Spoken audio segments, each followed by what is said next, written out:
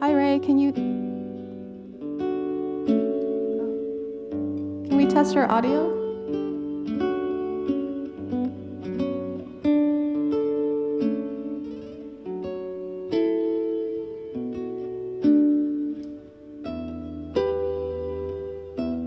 Sorry, one more time. How's the audio? Do I need to turn it up? Oh, we can hear you now. Thank you. Okay. All right. Is that good? The level is good? Yes. Okay. Thank you. Thank you.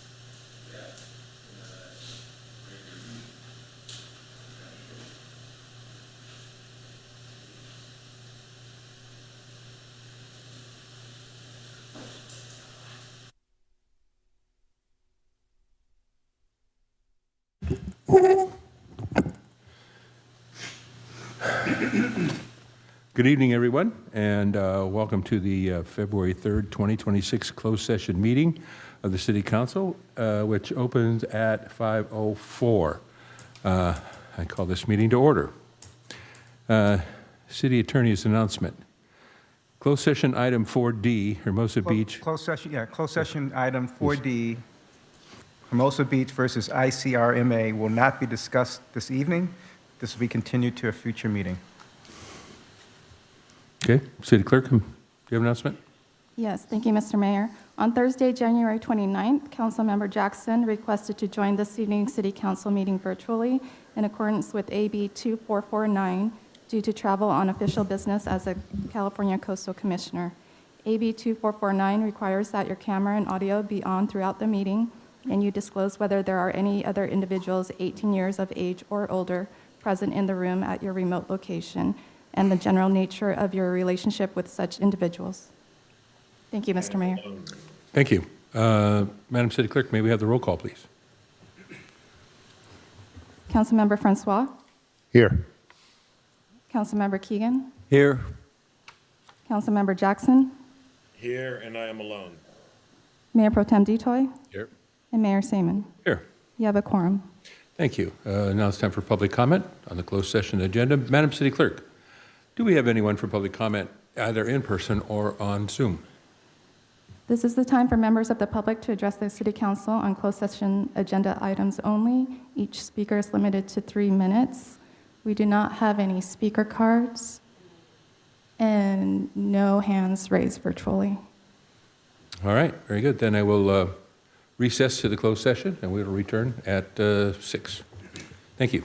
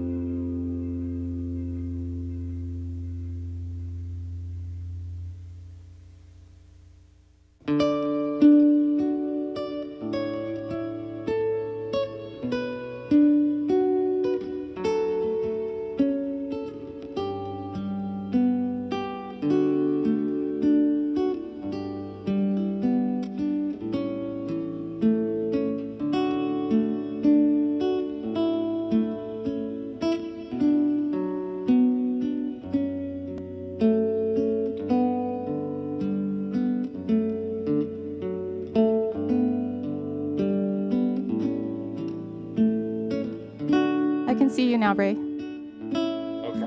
I switched to my phone.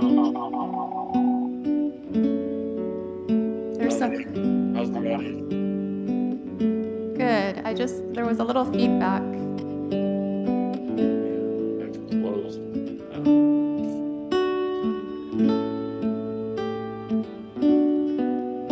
Okay, I'll tweak this.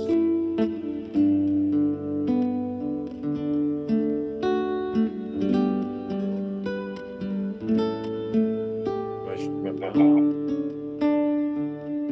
I think that's better. I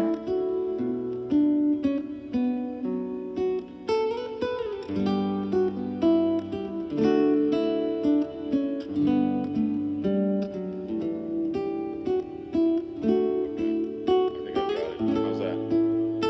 That's good. Okay, I'll stick with the phone then. Thank you. See you in a few. Okay.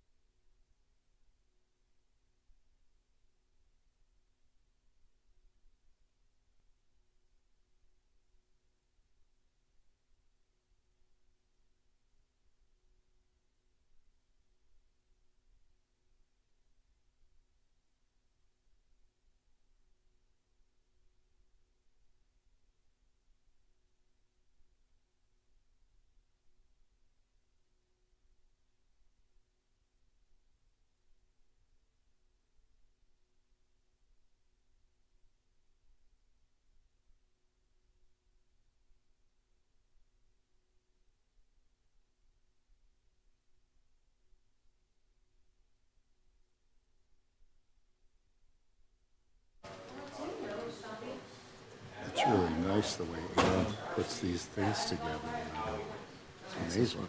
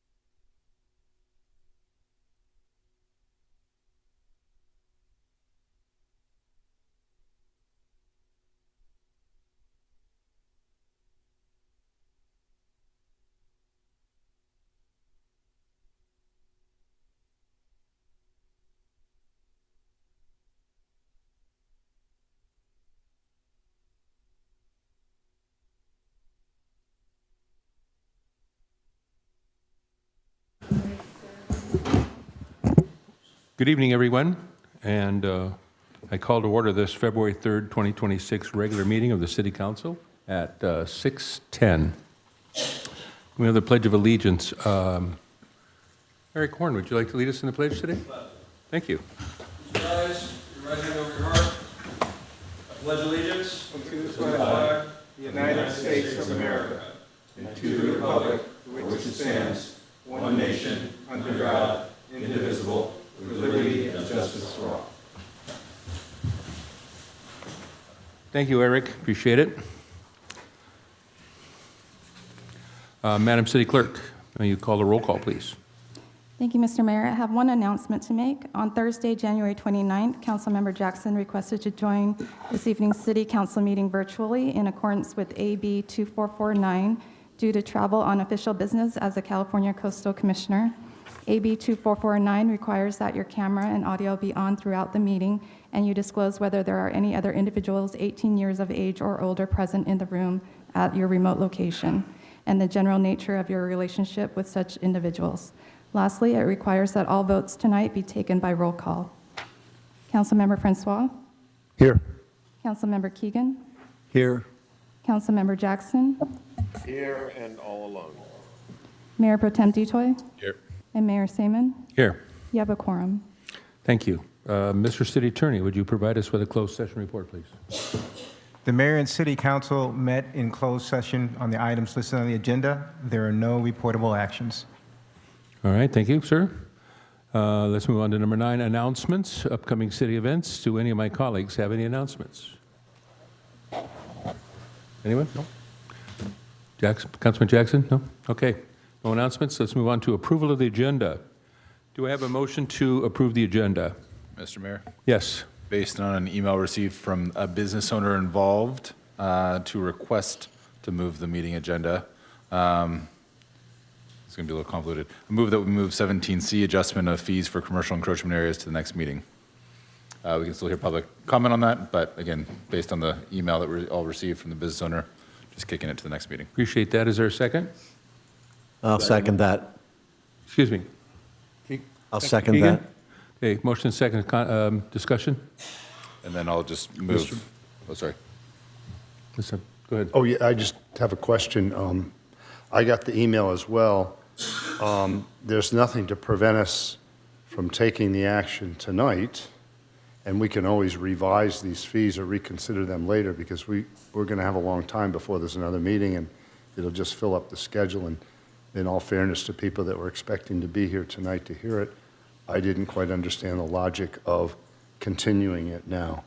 So if you could chime in a little bit more on why, because the email we got didn't really explain why it needed to wait. We can always revise these again. So, Well, I honestly don't really see any reason to hear the issue tonight, make a decision on it tonight, and then bring it back again in another meeting. We either do it tonight or we move it forward for another meeting.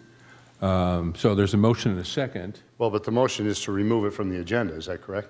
Yes, and to move it to another meeting. Which is, the I don't next see why meeting, we is that can't correct? keep it there, collect public testimony. If we can come to an Okay. agreement on some Well, things, we can go ahead and do it. I appreciate that. If that's your opinion, you Yeah. want to have a substitute motion, you're welcome to, but at the moment, we have a motion and a second. Well, I will oppose that order for that reason, so unless anyone wants to chime in on it.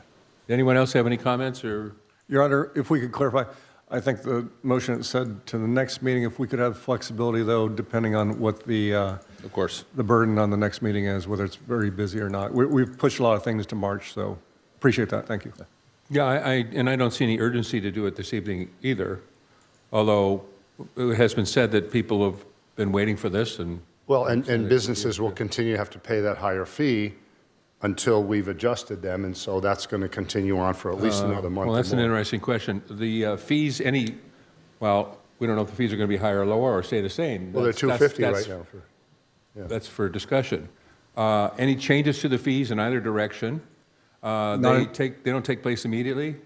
Well, no, Your Honor, the fee schedule that is actually in the staff report, increased fees 23, 24, 24, 25, 25, 26. So the new schedule that you see in there where it says proposed actually should have said adopted, because those fees went into effect at the beginning of the fiscal year in July 1st, 2025. So they're already in effect. It's already at 250. So if we make changes to it, when will those changes come into effect? You would have to adopt those changes, and then I believe it's 30 days after you adopt the changes. So if you change them tonight, it would be 30 days from now. Right. Otherwise, they're We going to change it continue next- on that higher. We change it the next meeting, it's 30 days after that. So it's not really a problem, it seems like to me at any rate. Yeah, or, Okay, you know. so there is a motion on the floor. Unless there's any other discussion, I'll call the motion. Councilmember Francois? No. Councilmember Keegan? Aye. Councilmember Jackson? Aye. Mayor Pro Tem Detoy? Aye. Mayor Seaman? Aye. Motion passes 4-1. Councilmember Francois voted no. Okay, Mr. Mayor, I move that we approve the balance. I'll second that. Jesus. Any discussion? I'm sorry, what's the? Approve the balance of the Oh, okay. agenda. Yeah. Seeing none, oh, yes, Councilman Jackson. Oh, I'm sorry, I thought you had, I apologize. That's okay, I thought you had your hand up. All right, Madam City Clerk, would you call the question, please? Councilmember Francois? Yes. Councilmember Keegan? Yes. Councilmember Jackson? Aye. Mayor Pro Tem Detoy? Aye. Mayor Seaman? Aye. Motion passes. All right, let's move on to proclamations and presentations.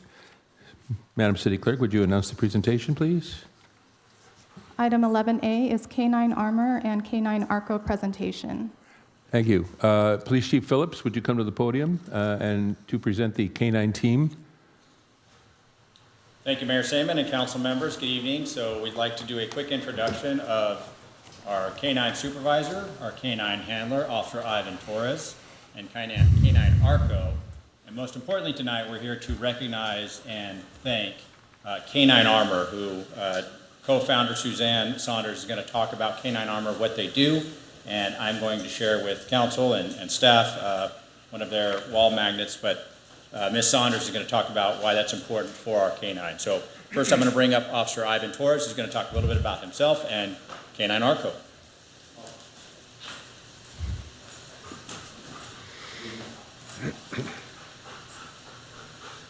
Is he going to smell our luggage or anything? Good evening, everyone. I'm Officer Torres of the Hermosa Police Department. Oh, yeah, thank you. Thank you. We don't have bulletproof. Hello? All right. Good evening, everyone. I'm Officer Torres of the Hermosa Beach Police Department, and this here is K-9 ARCO. ARCO is a 3-year-old Belgian Malinois imported from the Netherlands. Specifically, the Netherlands is important because they breed and train some of the most impressive police dogs. ARCO holds a KMPV title, which is a prestigious title from the Royal Dutch Police Association, which emphasizes in control and apprehension. You can see he's excited. With this title, you can see that prior to arriving in Hermosa Beach, K-9 ARCO already established an elite standard in police work. Now, prior to his arrival, or excuse me, after his arrival, ARCO and I attended a 240-hour intensive police training program in the city of Riverside. This training program covered a wide variety of obedience, a wide variety of searches, and real-life scenarios where ARCO can be deployed. Upon certification, our training doesn't end there. ARCO and I are required to train a minimum of 20 hours per month in order to maintain his crucial skills, apprehension tactics, and keep his physical and mental skills sharpened. So with that being said, ARCO is an apprehension dog, and eventually he will be an explosive detection dog. So what apprehension means is ARCO, in a very dangerous situation, could be used to locate and apprehend a violent suspect who may be concealing himself from officers and possibly armed. This means that, well, crucially, his mere presence is a tool in and of itself because it can encourage the safe surrenders of these kinds of situations, of these kinds of suspects, and allow us to not use force, allow us to not get in any particular situation that allows officers or the public to get hurt. So he is a de-escalation tactic, which more often than not, if you hear this guy barking, you'll come out. Eventually, he'll be trained in explosives, where he'll use his powerful sense of smell in order to detect explosive materials, to where basically, to the mere human eye, it's nearly impossible to detect. This is a crucial skill in which ARCO will assist the city in keeping our schools, public events, and any other facilities safe. So all that is being said because a crucial piece of gear for ARCO in order to maintain safe while performing his duties is a ballistic vest. This ballistic vest will allow ARCO to still effectively perform his duties, but allow him to be safe. Just like officers here in Hermosa Beach, where we run towards the danger first, ARCO will as well. So having a ballistic vest is very important. So with that, I'd like to introduce Ms. Suzanne Saunders, co-founder of K-9 Armor. Sit. K-9 Armor is a public charity which takes donations in order to distribute police vests like this one to canines all over California. And Ms. Suzanne Saunders has graciously chosen ARCO to be the next recipient. Thank you, Officer Torres. Thank you, K-9 ARCO. Good evening, Mr. Mayor and council members. Thank you so much for inviting me. My name is Suzanne Saunders, and I am co-founder of K9 Armor. It is a public benefit charity that raises money to give bulletproof vests like this one to California police dogs like K9 Arco. Now, sadly, some dogs are injured and killed in the line of duty when they don't have a bulletproof vest. So they need them and they deserve them, but most departments don't have the budget for a $4,000 vest. So I'm here tonight to ask the council to vote for a $4,000 donation so that I buy these and then give them to the officers for free because we love them and want them to stay safe and they deserve it.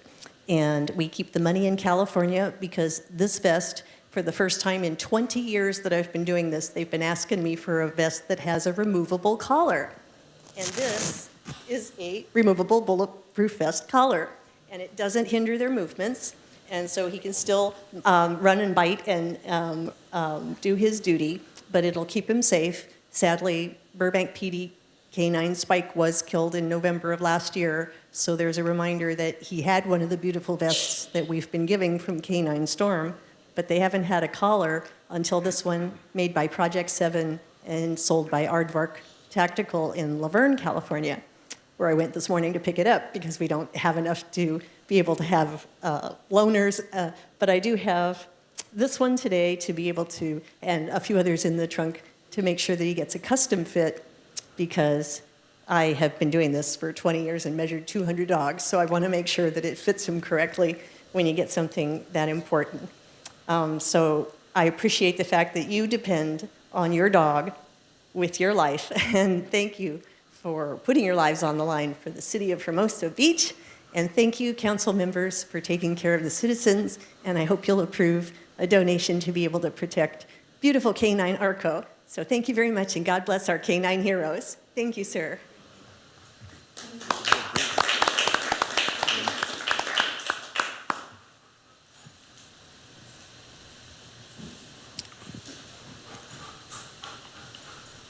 Any questions? Questions? I have one. Sure. Thank you.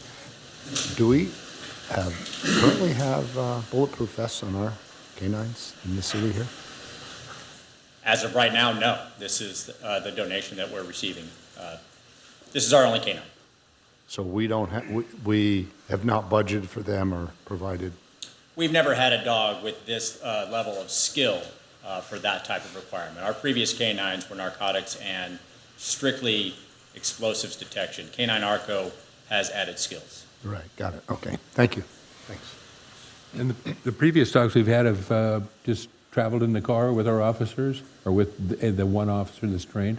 Yes, the dog stays with the handler all day, every day.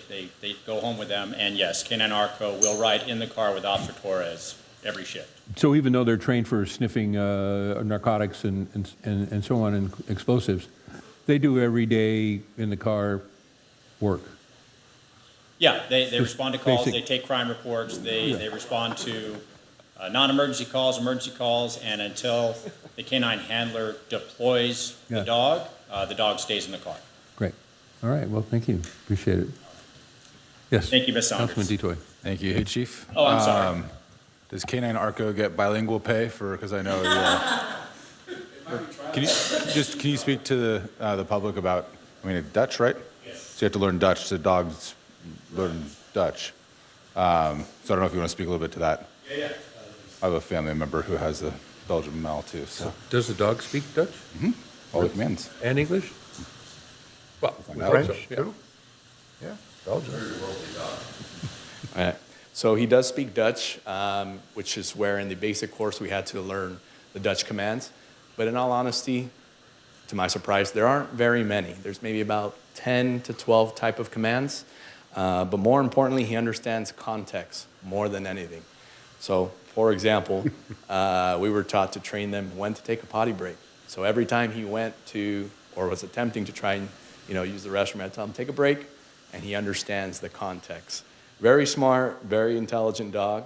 But on top of that, when he's ready to work, when he's in drive, he's just all go. I'll give you an example. If I go out in the morning to come to work And if I come out in my police uniform, he's not eating breakfast because he sees me in my uniform and he's ready to go. So this guy makes me come out in PJs first, has his breakfast, and then I come out and let's go to work. But yes, very smart, intelligent dog. Commands are important, but like I said, context is everything with it. Thank you so much. I appreciate it. And we appreciate that dog on our force. Thank you. Appreciate it. Thank you. Thank you. Okay, let's move on to 11B. Madam City Clerk, would you announce the presentation, please? 11B is Hermosa Beach Chamber of Commerce presents review of 2025 programs and vision for 2026.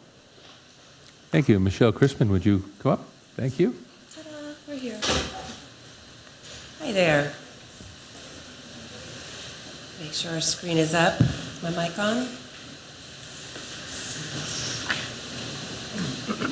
There we go.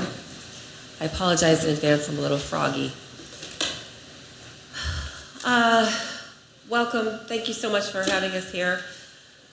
Mayor, Mayor Seaman, Pro Tem Michael DeToy, City Manager, City Staff.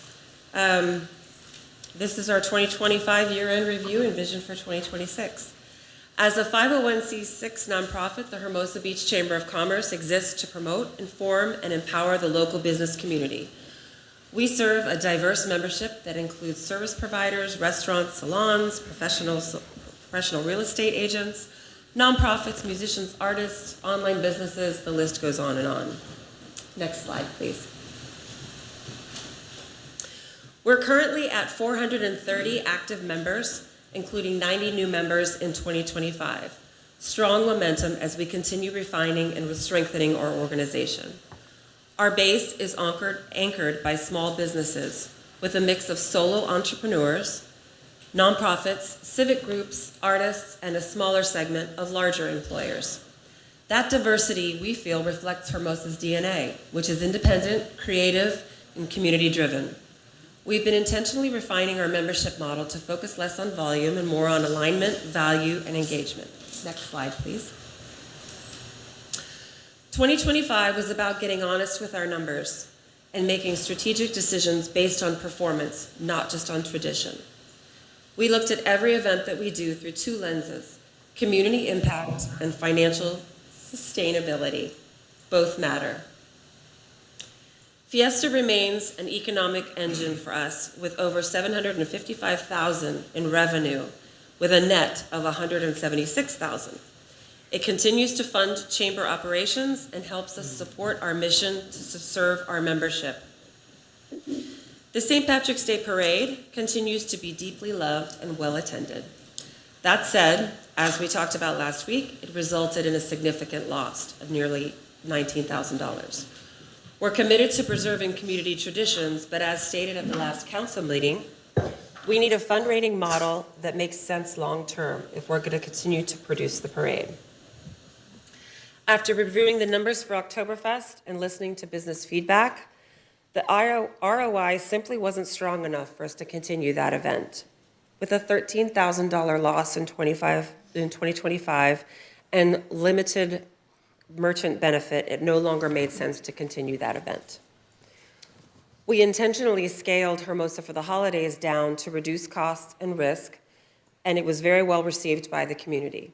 The streamlined approach that we took resulted in a positive net of $4,869, showing us that right-size events can be both meaningful and financially stable. Next slide, please. We hosted the Best of Hermosa at St. Roch, which we miss dearly, to celebrate standout local businesses and community members, and we're continuing that tradition next Monday at the Lighthouse. Lemonade Day featured 23 young entrepreneurs across 12 stands across town, with students from grades 3 to 8 completing a hands-on business training program before they launched their lemonade stands. We held 3 seasonal sidewalk sales, winter, spring, and summer, to drive local shopping and create pop-up space for small and non-brick-and-mortar businesses. Our tiny chamber concerts and monthly songwriter showcases have supported local working musicians, energized local venues, and helped celebrate Hermosa's robust music culture. We partnered with local experts and the city to host lunch and learns on practical topics like emergency preparedness for businesses, AI, marketing, trademarking, and branding, just to name a few.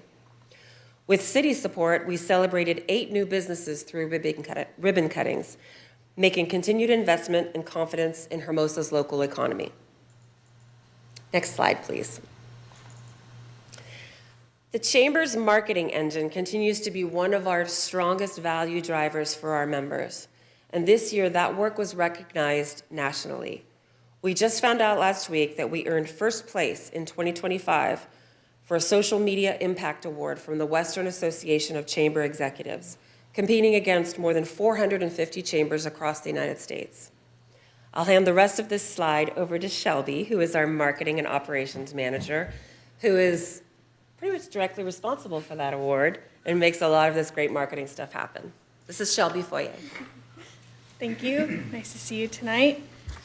In 2025, we sent a total of 59 promotional emails to a subscriber list of 22,000, which promoted chamber members, events, and local initiatives. Promotional emails remain one of the most direct benefits we offer our members, giving them exposure to over 1,000 engaged subscribers with each send. We manage 2 key social media accounts, Hermosa Chamber and Truly Hermosa, on both Instagram and Facebook, which together reach nearly 25,000 organic followers. That's no payment, all organic. In 2025, we achieved 596,600 social views on our Hermosa Chamber account and 350,000 views on our Truly Hermosa account. With no paid social media spends, these results speak to the authenticity and impact of our storytelling and community voice. We're consistently ranked in the top 10 influencer accounts in Hermosa Beach. In 2025, we produced 1 edition of the Truly Hermosa magazine and destination guide, which was fully designed and created in-house. 10,000 copies were distributed to regional hotels, coffee shops, community centers, and local businesses throughout the South Bay. This edition focuses on Hermosa's roots. It promoted chamber members, it told local stories, and showcased the small businesses that make Hermosa what it is. Due to limited ad sales and ongoing business hardship, we did scale back from 2 editions to 1, which is a reflection of the need for sustainable tourism funding. We also advertised in South Bay Magazine, which featured downtown Hermosa Beach, and a curated shopping guide, which extended our regional reach and positioned Hermosa as a destination for locals and visitors alike. Thank you very much. Next slide, please. Beyond events and marketing, another role in the Chamber is being a voice and resource for our business community, which is where advocacy comes in. These are just a few examples of our advocacy this year. We've worked closely with businesses in the city to streamline permitting with clearer communication and timelines. We've gathered feedback on employee and holiday parking, supported permits and liquor licenses, and shared resources while compiling input from members impacted by ADA compliance lawsuits. With an even sharper focus in 2026, we're ready to build on this work and expand our advocacy efforts. Next slide, please. EDAC, led by our chamber board member and head cheerleader, Tony Cordy, EDAC focuses on identifying the real drivers of local economic growth, including how we attract visitors who stay longer and spend more. Our EDAC committee is proposing a quarterly dashboard of key metrics built in partnership with city data so that we can track real progress, spot trends, remove obstacles, and make smart, data-driven recommendations moving forward. Next slide, please. All of this work, events, marketing, advocacy, economic strategy, everything comes back to how we manage our time and resources to best serve our mission. The Chamber's revenue comes from events, membership, sponsors, and magazine advertising. Our largest expenses are event production, staffing, and core operations, all of which support the programs and services we provide to our business community. We operated at a loss in 2025. And we made the intentional decision to use reserves during our reset to stabilize our operations.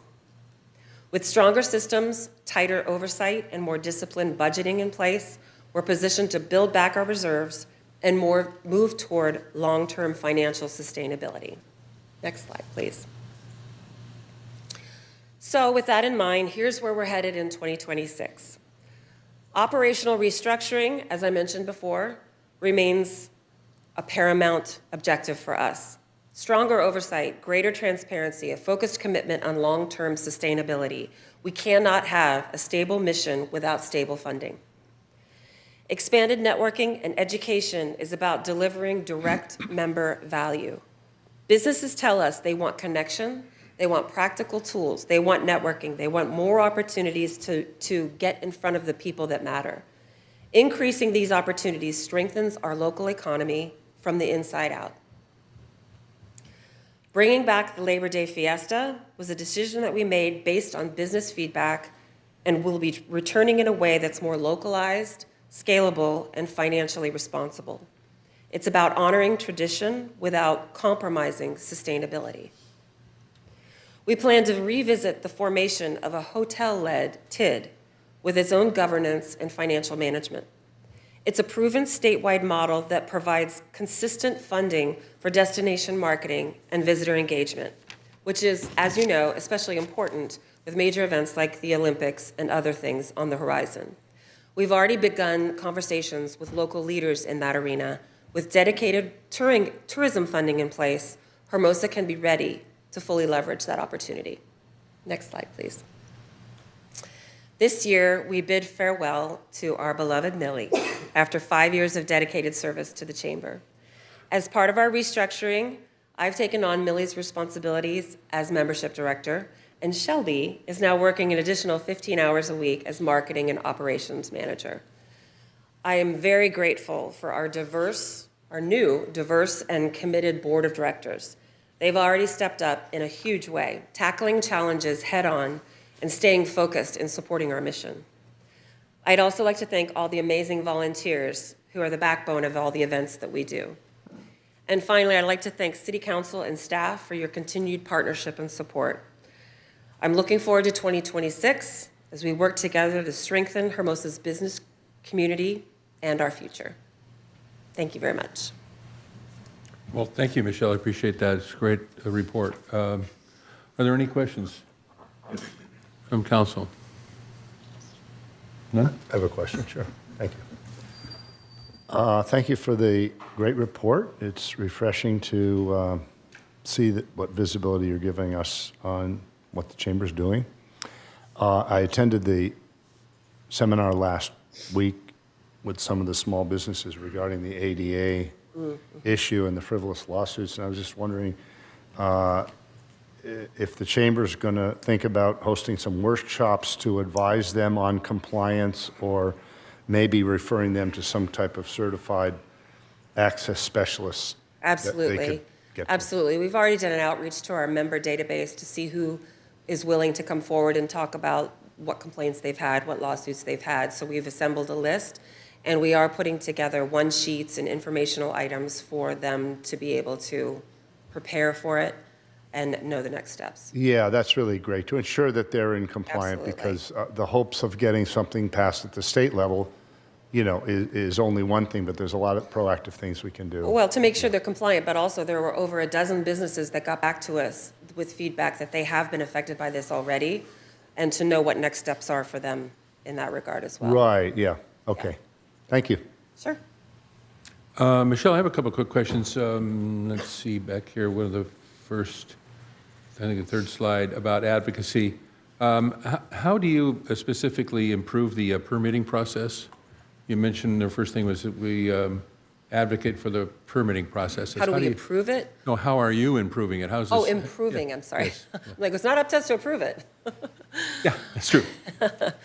Basically, we just try and, it depends on what level that our member is at when they come to us. Sometimes they're just looking for just straight up advice on what's the process, who do we go to, where do we start. Yeah. Sometimes they're further along in the process and they show us all of what they're going for, and we know it's coming to council. We take all under advisement. We talk to other businesses as well to see what their experience or their input might be, and then we form what our level of support is for them on that. It really depends on what level they're coming in as far as what support they need. Okay. Everybody's Right. different.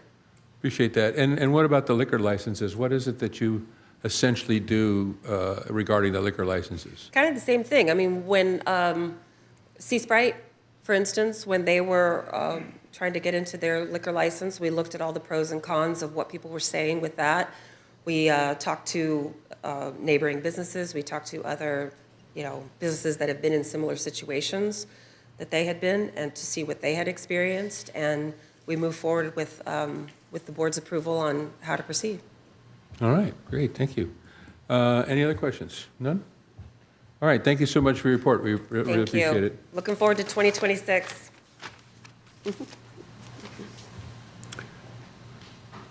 Do we go to public comment on this? No, okay. So let's move on then to item 11C.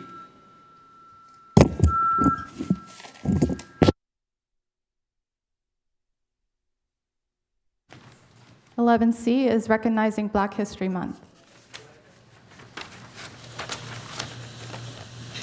Okay. I'd like to, are we good to go here? Yeah. I'd like to read this proclamation regarding Black History Month for 2026.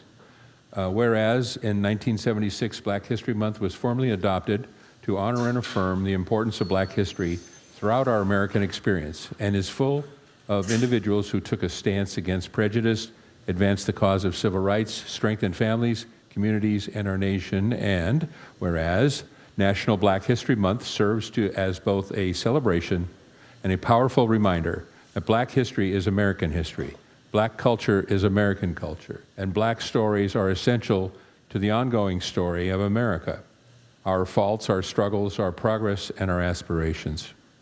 And whereas shining a light on Black history today is as important to understanding ourselves and growing stronger as a nation as it ever has been. That is why it is essential that we take time to celebrate the immeasurable contributions of Black Americans, honor the legacies and achievements of generations past, and confront those injustices that still fester today. Now, therefore, I, Rob Seaman, Mayor of the City of Hermosa Beach, and on behalf of the entire City Council, do hereby recognize February as Black History Month. Let us all recommit ourselves to continue the fight for justice, equality, and a more diverse, supportive, inclusive, and protective union. Thank you all very much.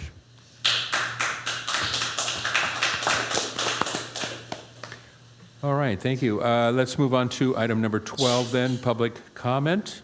Madam City Clerk, do we have anyone for public comment in person or in Zoom? This is the time for members of the public to address the City Council on items on and not on the agenda, but within the council's jurisdiction. Each speaker is limited to 3 minutes and will be taken in person and Zoom. A reminder that if you address the City Council on items listed under public hearings or municipal matters, you will not be able to address the council on the same item when it is heard at a later part of the meeting. We have a speaker card from Sarah Harper.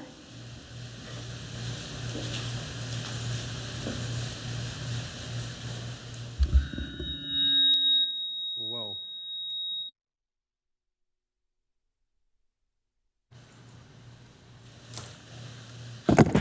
Good evening. Okay.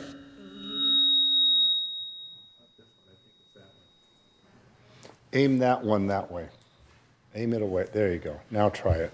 And is the handheld still there? Yeah, try it now. That should help. There we go. Beautiful. Black man. Residents of Hermosa Beach, I am happy to announce that today the Hermosa Beach Library reopened for service. They are continuing to work on our restroom remodel project, but we are open again and we are happy to be providing programs. This Saturday, we will be having the Iwalani Family Music Show at 10:30 a.m., especially for ages 0 to 5 and their parents and caregivers. Next Saturday, February 14th, we'll be having toddler art time in honor of Lunar New Year. We will be making paper Chinese lanterns, and that's for ages 2 to 5 with their parent and caregiver. And then the Saturday after that, we will be having another family music concert on February 21st at 10:30, Music Time with Mr. Michael. And that's especially for ages 1 to 5 with a parent or caregiver. On Wednesday, February 18th, for our school-age children, we'll be having History of the Traffic Light in celebration of African American and Black History Month. We'll be learning about the inventions of Garrett Morgan, prolific Black American inventor, and making our own traffic light bookmarks for ages 5 and up. And that is all I have for tonight, and I hope to see everyone back at the library. Thank you. Appreciate your presentation. I know that we've got many public comments about when is the library opening, and a lot of people are very excited about it, and myself included, and really happy to see it back in action, and I see that we've hit the ground reading instead of running. So thank you so much for that. And let's, any other public comment? Next is Elke Warner. Good evening, Mayor and council members. I'm here tonight to support Lana and the Green Store, a place near and dear to my heart. Growing up, my friends and I would stop at the Green Store on our way home from the beach. We'd walk in with sandy feet and wet bathing suits to buy Abba Zabbas, Bitta Honeys, and Slurpees. Thankfully, not much has changed at the Green Store. Lana and her brother have been able to keep the same atmosphere and sense of community that we all know and love. They have added a small patio and deli. Lana works the deli and register from 7 a.m. to 7 p.m. every day. The cool thing about the Green Store is that you can order food inside and eat it on the patio or take it home. But the Green Store is not a restaurant, and the patio is not a major revenue generator like it is for the Pier Plaza restaurants or Martha's across the street, which is known for its outdoor dining or outdoor seating. The Green Store patio, and I live up the street from it, is a community space that Lana created for her customers and to make the store more welcoming. At the January 13th council meeting, you proposed a $2 square foot fee, encroachment fee for businesses that don't have table service or alcohol on their outdoor dining decks. While $2 may not sound like a lot, it adds up for a small store like the Green Store and Mickey's. The staff report says the city will lose about $4,000 a year by reducing the rate to $2. Why are we hassling small businesses over nickels and dimes when we just gave the chamber $51,000 for the St. Patrick's Day parade? Don't get me wrong, I love the parade, but we should also be supporting small neighborhood stores that have been here for decades. Once these small, iconic businesses are gone, they don't come back. They get replaced by something generic or corporate, something that doesn't reflect the character of Hermosa Beach, the best little beach city in California. I respectfully urge the council to roll back the encroachment fee to $1 a square foot for businesses like the Green Store. That rate reflects the difference between neighborhood grocery stores and full-service restaurants. It also helps ensure we don't price out the very places that give Hermosa its soul. Thank you for your time and consideration. Thank you. Next is Mark P.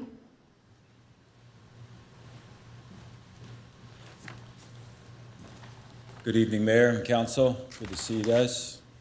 I just wanted to come up here and talk about the Sales on the Beach opportunity. I think it's going to be a great opportunity for local businesses and for sponsors for the event in helping support both here in the community. So I think it's a great ad. With the alcohol on the beach, I think it's also something that we should be considering and working with, maybe even starting with some of the local sponsored events that the city is a partner with, like the Hermosa Beach Open, the music on the beach. Those could be great starts to really see and really get an idea of how that will work on the beach. I think it's a great opportunity to look into that, and it's been successful for many other cities on the beach that I think it's worth the time and effort to put into that. I also want to express my support to the Green Store as well. I live down the street from there, and I meet some of my friends there to have a little drink or food and stuff on the little patio there, so I think it's very valuable. Lana and her family do a great job, and her staff are really making it a community-based location, and so it really reflects what Hermosa Beach is truly about. I've lived here for almost 50 years now, and grown up on the south side where we had the smaller restaurants and bars down by 2nd Street and the Mickey's Deli, and now I live up by 19th and 20th Streets, and the same type of vibe still exists there, and I think it's great between the restaurants we have there, the Bottle Inn, and the Green Store. So if we can continue with that and supporting those local restaurants, bar, that's what makes our city, and I think that's what why we all moved here or live here now. So if we can keep that as much as possible, it'd be great. Thank you. Thank you. Next is Lana, aye.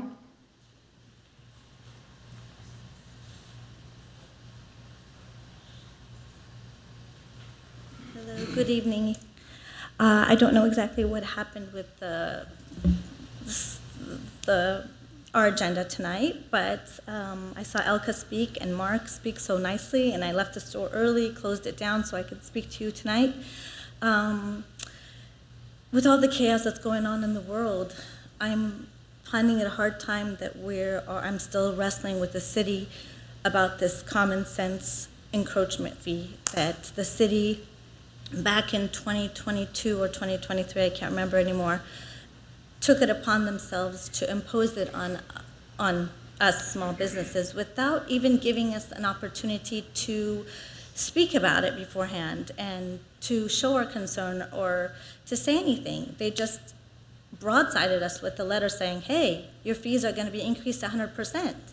And when I got the letter from the city and from Mia, a city colleague, I was shocked. And I reached out to Douglas Cross twice, emailed him, called him, had him come over, and I was like, what basis did you guys come upon this fee? And how do you increase it 100%? It's absurd to me.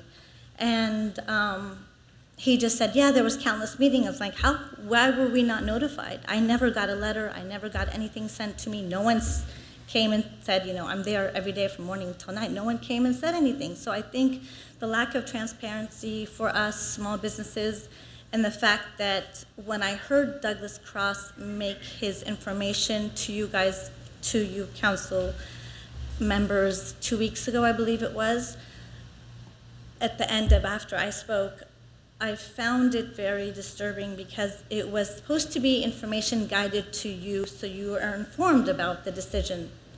But it wasn't, it was misinformation, and I don't believe it was informative correctly because it was very framed. Basically, I have to speak fast. There was no set criteria. If you all go back and listen to it, I was shocked because there's no set criteria. I heard he could not speak to the factors leading to the increase. He never took anything in consideration besides the fact that it was between retail and plaza. There was just the type of business and the hours of operation. So they didn't take in consideration that we don't have sun on our patio like over half the year. And people usually want to sit in the sun. And we don't serve alcohol. I'm very different than Martha's and Bottle Inn that serve alcohol and have table service and have all this stuff. my average ticket is different than theirs, but that's irrelevant. Even my business is very, oh, sorry, so time finished. Even my business is very different than Mickey's, but I think factors were not considered. Sorry for going over. Thank you. We didn't receive any additional speaker cards. One more in chambers? Your Honor, you might want to announce again what the action was. I'm sorry? You might want to announce again what the action was to remove. Oh, yes, of course. 17C was moved to the next meeting, which... A future meeting. A future meeting. So I was going to bring this up during council member comments. So I'll wait until then and then address that. So please stick around for a little bit, please. Thank you. Eric. Good evening, Mr. Mayor, council, staff. It's good to see you guys. I agree with what Elka Warner said. Postmark that for future use. I think that these are two businesses. They're two of our oldest. These are pillars of our town. I think what we heard from Lana is, the story of somebody who is trying to make it work and trying to create a convening place in the north end of town, and I think she excels at that. I will say I grew up on the south end of town, and me and my friends would always hang out at Mickey's. Maybe somebody would buy a meatball sub, but a lot of the times we just hung out at those benches. You didn't actually need to buy anything really to access those benches. You don't need to go into the store to access the patio. People are just hanging out there. It is practically public space. I think that either lowering the fees for these two or waiving them would be a nice gesture. Later in the evening, my understanding is that you are considering retiring the 2022 economic development strategy. Now, I'm sure that this doesn't mean that you are just throwing in the towel on economic development and that you intend to think about as a council how to move forward with advancing the business priorities of our town. But I would offer that at Mayor Seaman's town hall, there was a commenter that suggested doing a town hall just on business concerns. Now, I've been thinking about this for a while. We have a structure in council manager form of government where it's very hard to actually put broad agenda items on the calendar. The tool that seems most applicable to taking a strategic look at, say, economic development is the study session. My recommendation to you would be, if you do intend to retire the economic development strategy, you should, at one of the next city council meetings, hold a study session on economic development. You should specifically inform the chamber to bring their priorities forward. You should inform local businesses. You should inform the public. When you broaden an agenda item and make a specific council session about that topic, you bring more people into the chambers to speak. I think it would be a good idea to do that. We heard earlier that the chamber is still looking at doing a TID for advertising for Hermosa Beach, especially in the run-ups to the World Cup and the Olympics. I would very much like, again, to hear from our city manager about what his colleagues are doing in Manhattan Beach at a local level to think about using that opportunity, the Olympics, to drive economic development in Manhattan Beach, and what we can be learning and doing here in Hermosa Beach to replicate those efforts. I would also be interested, if we're trying to gauge where the public and where our businesses are at on the effectiveness of the economic development strategy, doing a survey. Do a survey either to businesses or to the public. I know that they do them in Manhattan Beach. My belief is that the city manager would like to do one. I urge you to appropriate the resources to do so. It's a good bang for your buck. Thank you. Thank you. Next is Laura Pena.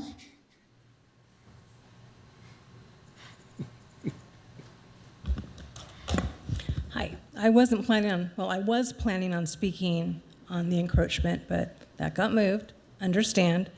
I won't be here for your next meeting in person, so I know you guys are sad about that. I'm here to talk about the encroachments. I have received a tremendous amount of feedback from our community on this one issue, and so that's why I feel, because Luna's taken the effort to come here twice to speak to you guys, how important this is. 1914. That's how old the Green Store is. I'm wearing this hat because when I went to the State of the City and the Town Hall, it talked about our business community. It talked about the long-standing, iconic businesses that we have here. And I'm thinking, we should want to do everything we can to keep them thriving and supporting our community. One of the things I noticed on our Economic Development Strategy Progress Report is we haven't had a lot of progress on the placemaking. And I go, oh, well, why not? We don't have resources. Got it. When I look at it now, it talks about the city does endeavor to activate underutilized spaces. And I'm thinking, this is a great opportunity. People go to Mickey's Deli. Since 1953, that's been open. People go to the Green Store. And so I'm thinking, why don't we look at this differently?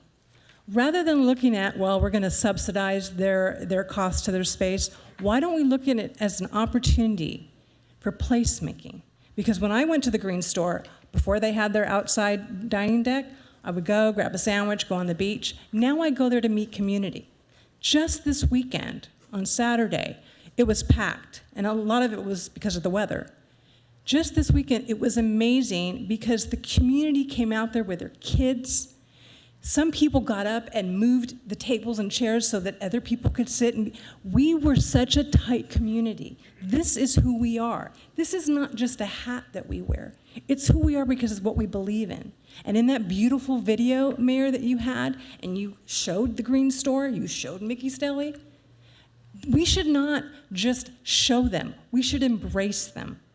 And one way to do that is to help them. $1 per square foot.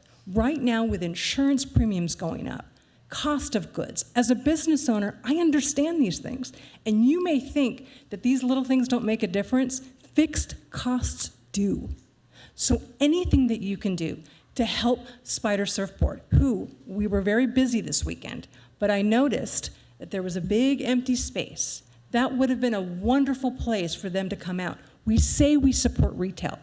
Why don't we support our retail that needs us now? Thank you. Thank you.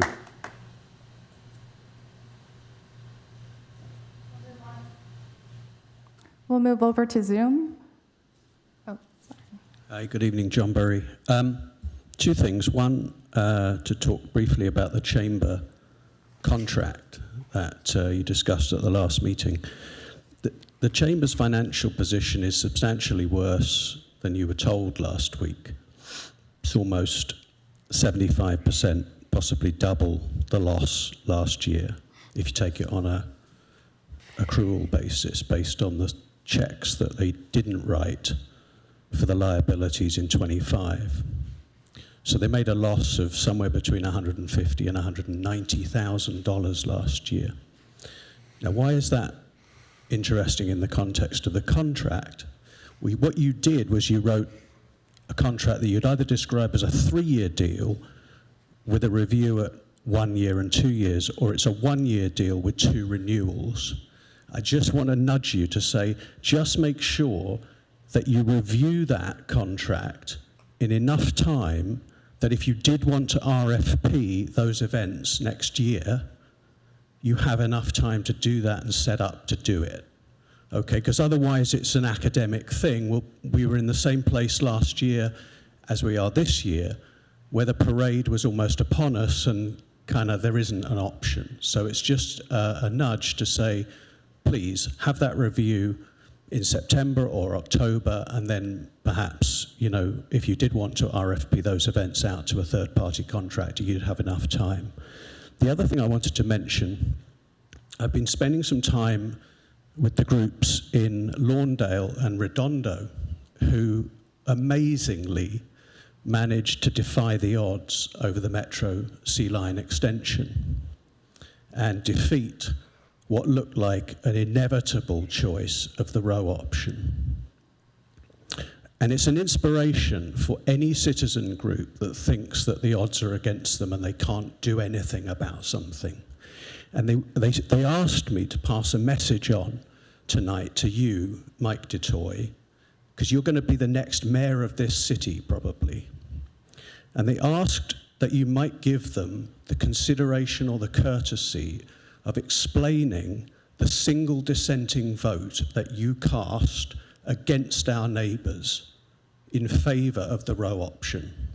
against our neighbours who supported us when we needed them on oil and will undoubtedly need them in the future. So you said not one word in the session, not one word to explain your vote, and you're going to be the next mayor. So give them a ring or write them a letter or have the courtesy to sit there and explain your vote. They'd really appreciate it. Thank you. Thank you. Moving over to Zoom, we have Nancy Schwabach.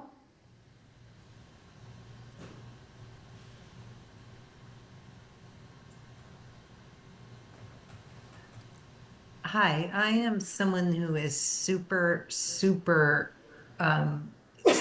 of transparency in government. And moving agenda item 17C related to the dining decks, that was super confusing. I don't know what open quote, the email, close quote, was all about, which led you guys to continue this. That could have used some explanation. But if Lana and other businesses are paying a higher fee for another month instead of getting a reduction 30 days from now, I am with Councilmember Francois. Why not do that and give them the lower fee even for a month and then figure it out? But again, not knowing what the email was, that was super weird. Sorry. My main point of talking tonight was to thank Mayor Seaman for his town hall. I really appreciate the opportunity for civil engagement. And then I'd really like to thank Joe San Clemente and his team in Public Works, Brandon, Brianna, and Andrew. We had our first shovels in the ground on Monday for the North Hermosa Utility Undergrounding District. It's a project that's been in the works since 2014, and we literally had shovels in the ground on Monday. Much to the consternation of everybody, it's really loud, but we are so grateful. And it couldn't have happened without Joe's team, and they are awesome, and we're so grateful. And then I reached out today to Guillermo in the building department related to private conversions. It's complicated, but he is all on board. He's providing as much information up front as is reasonable to do, and he's standing by to respond as needed. And I just want to say, in my opinion, this is now a city which gets stuff done. And I am so grateful for that. Thank you to everybody. Thank you. Next is Tony Higgins. Yeah, hello. I wasn't going to call in tonight, but listening to the reordering of the agenda on 17C, patio encroachments, I sure hope that you're going to provide in your council comments a good substantial explanation of why it was removed from the agenda or put to a later date at the last moment, because you know and I know that testimony has a shelf life, and all these people that have come down to testify now or to speak on behalf of reducing the encroachment fees, you know, that's is going to fade into the memory, or it could very easily. So I think we deserve an explanation, a precise explanation of why the agenda item was moved at the last possible minute. We need to understand that that patio is a community space. It's not a dining facility or any of that other stuff that you've heard over and over. I can't tell you how many times I've been down there and seen 6 teenagers sitting at one of the tables sharing a bag of potato chips. That's community. I would also like to point out that even if you were to reduce it to $1 per square foot per month, I looked at the staff report just now, it would still cost Lana almost $4,000 a year for that patio. It's 312 square feet times $1 times 12 months. So it's still a substantial expense. I hope you give us an explanation of why this was put off. Thank you. Thank you, Tony. Next is Ann Gotthoffer.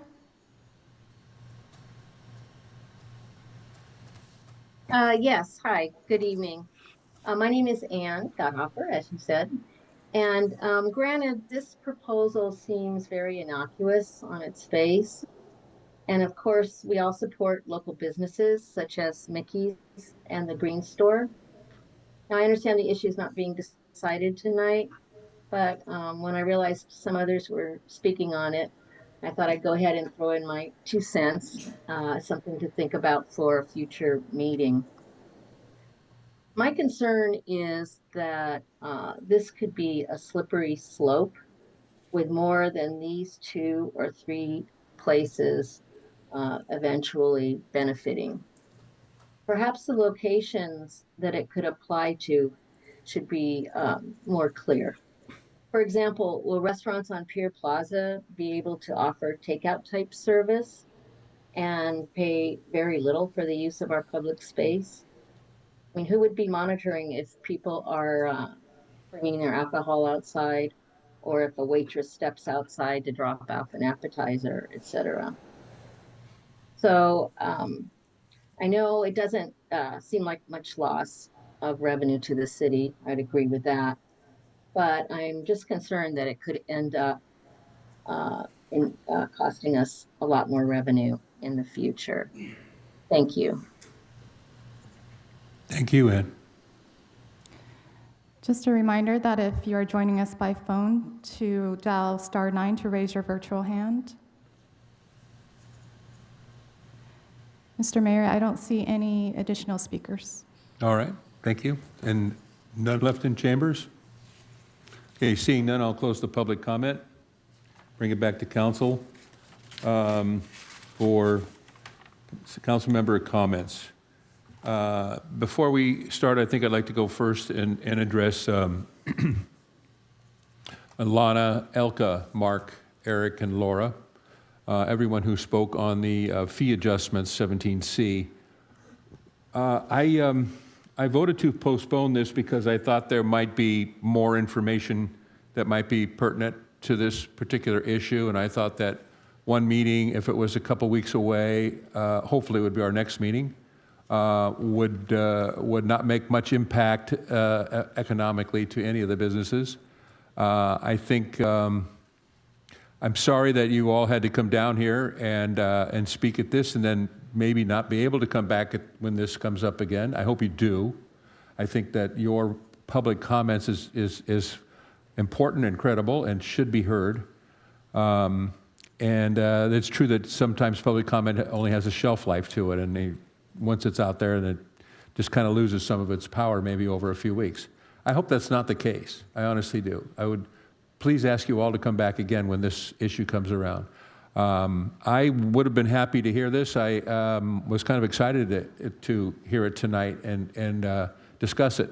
But I think that if there is information that might help us, something else that we haven't heard yet, I think it's worth a wait for a couple of weeks, which I hope that is the case, and it's not a month or 2 months and so on. So appreciate your words. I agree with you. When I was 20-some years old and a bachelor, I lived across the street on Hermosa Avenue from the Green Store. That place was our lifeline for food and beer and everything in life at the Green Store. None of us had cars or money and transportation to go up to Vaughn's or whatever the market it was back in those days. It was 1969 or 70. And that's my recollection of the early days of the Green Store, and Mickey's too, but nonetheless, the Green Store. So I appreciate everything you said. I agree with you, but I hope you do come back, because This is an important issue. This is, as it was mentioned about at the city, state of the city, those places are our heart, our soul. This is our city here, and I don't think anybody wants any of them to disappear. We want to help those businesses. So we'll have to wait and see when it comes back around again, but please be patient. We will hear it again, and I hope you all come back. So that's what I have to say about that. Anyone else have any comments? Yes. Mayor Thank Detoy. you. Excuse me. Not yet, but Councilman Detoy. Thank you. As I said it in the beginning of the meeting, we did receive an email at 11 a.m. today for your public records request to make it easy, going to the city council and to the city manager. I'll read verbatim. That said, I am asking you that you please do not make any finality of the public right-of-way use/rental until we can meet and go over how it will negatively impact our constituents and shareholders. And then at the end of the email, can you please put a hold on the rate for plaza/business use of pedestrian right-of-way until we can all meet. And again, this is from a business owner of one that is impacted. So with those two pleas, that was the whole idea about pushing this item until we were all able to meet with said business owner. Thank you, Mr. Mayor. Thank you. I think that's important information. Thank you for providing that. Any other comments? Yes. I appreciate you sharing that email because it is frustrating for members of the public when we talk about emails we receive. In the spirit of the Brown Act, if we receive an email and it forces us to change a position or develop, we should reveal those things. You know, we've been through this issue twice now on an agendized item. Now we've delayed it once. At the last time we met on it, three of us on the council agreed to a compromise to bring it from $2.50 down to $2. I don't know why we couldn't have done that tonight. There's nothing new in that email that suggests anything different. We can do something in the future in the different. And, you know, it's too bad we can't do that. But eventually, we can't just keep continuing things all the time. We don't seem to move ahead in this city if we're going to continue to do that.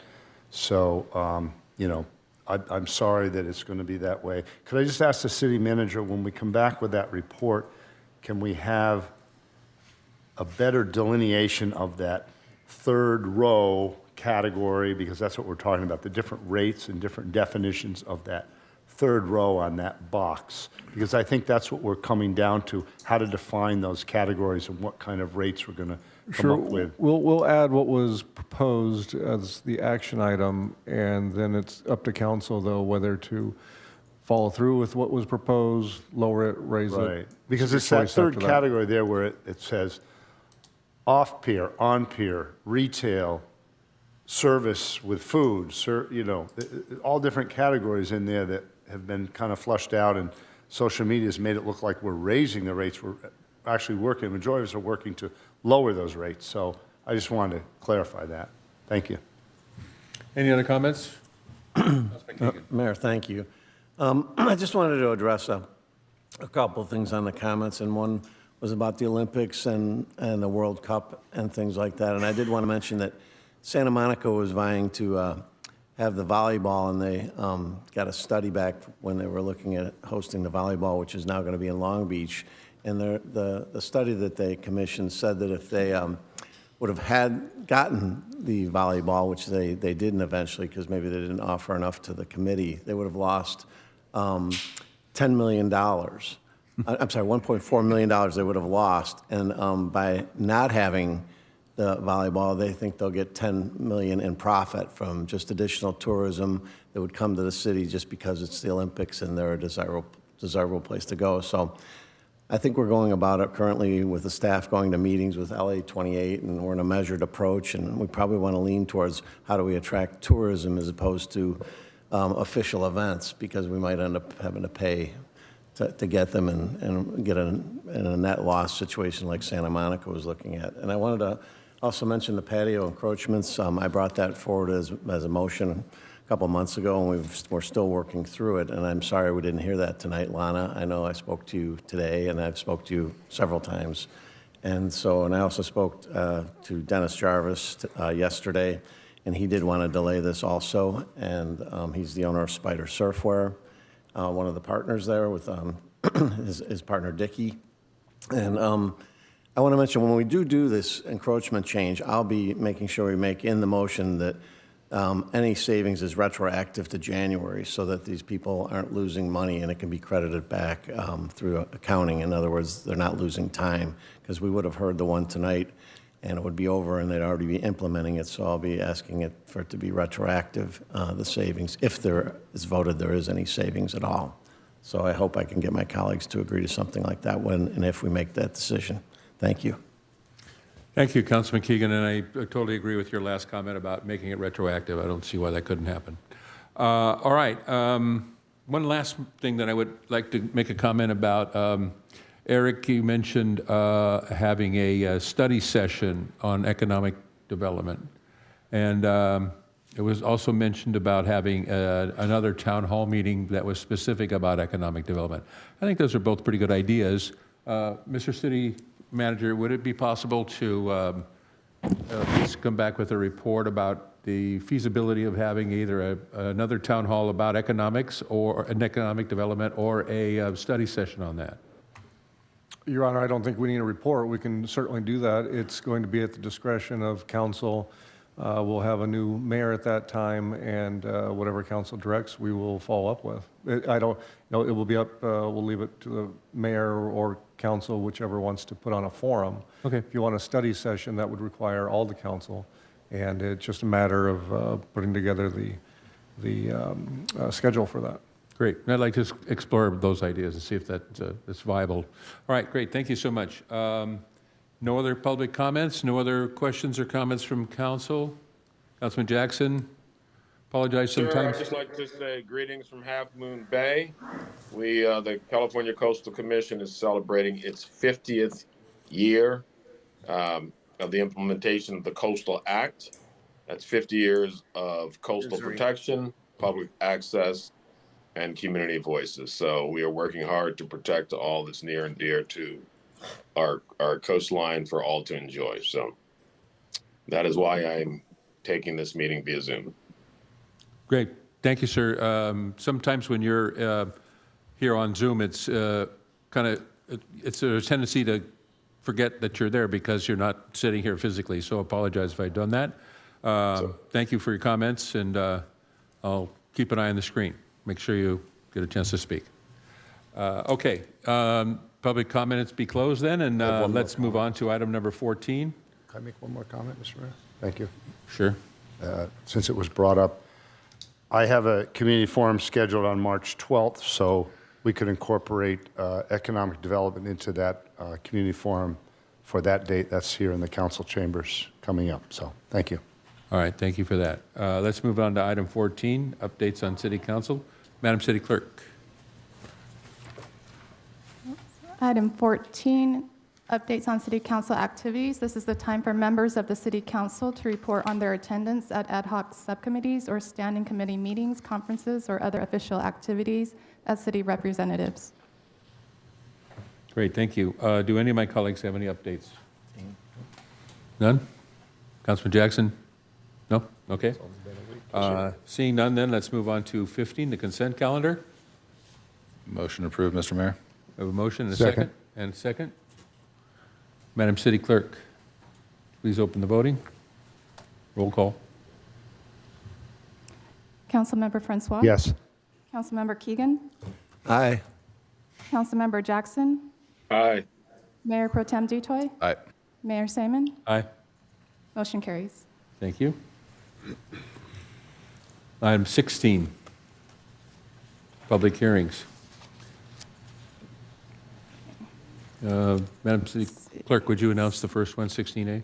16A is introduce an ordinance approving the zone text amendment, TA 25-03, amending various sections of Title 17 of the Hermosa Beach Code pertaining to appeal periods and the transmission of Planning Commission decisions. This item was continued from January 27th and will be presented by Community Development Planning Manager Alexis Oropeza. Thank you. Hello, Alexis. How are you? Good morning. Good afternoon. Or good night. Hello. Goodbye. Good night. Alexis Oropeza, Planning Manager. So good evening. This is a zone text amendment, next slide, that pertains to appeal periods for Planning Commission decisions. The Planning Commission considered the zone text amendment at its December meeting and recommended approval, and this was in a follow-up to Title II changes that the City Council made in October of last year. Next slide. The amendments recommended by Planning Commission create consistency throughout the municipal code and include changing the public appeal period for a variety of entitlements from 10 days to 15 days so that they're all in alignment. The public appeal period also begins the day after the Planning Commission's decisions. This amendment also makes an elimination of the reference to the Board of Zoning Adjustments, which is the defunct decision-making body. And the recommended amendments create consistency in the appeal and review timeframes, making the process more straightforward and more predictable for the staff and for the public. These amendments also aligned with goals and policies established in the general plan governance element, which aims to conduct a development review process in a predictable manner. Next slide. The proposed ordinance was reviewed in accordance with the California Environmental Quality Act, and as it relates to procedures, is exempt from CEQA. In accordance with the municipal code, legal notices were published in the newspaper, posted on the website, and around the city. That concludes my presentation. Staff is recommending that the City Council take action to approve the recommendation of the Planning Commission. And with that, that concludes my presentation, and I'm available to answer any questions that you might have. Thank you. Are there any questions? No? No questions? Councilman Jackson? No questions? All right. Thank you. Thank you very much. So let's move on to open public comment. Madam City Clerk. Each speaker is limited to 3 minutes, and we did not receive any speaker cards. Moving over to Zoom, we have Nancy Schwapak.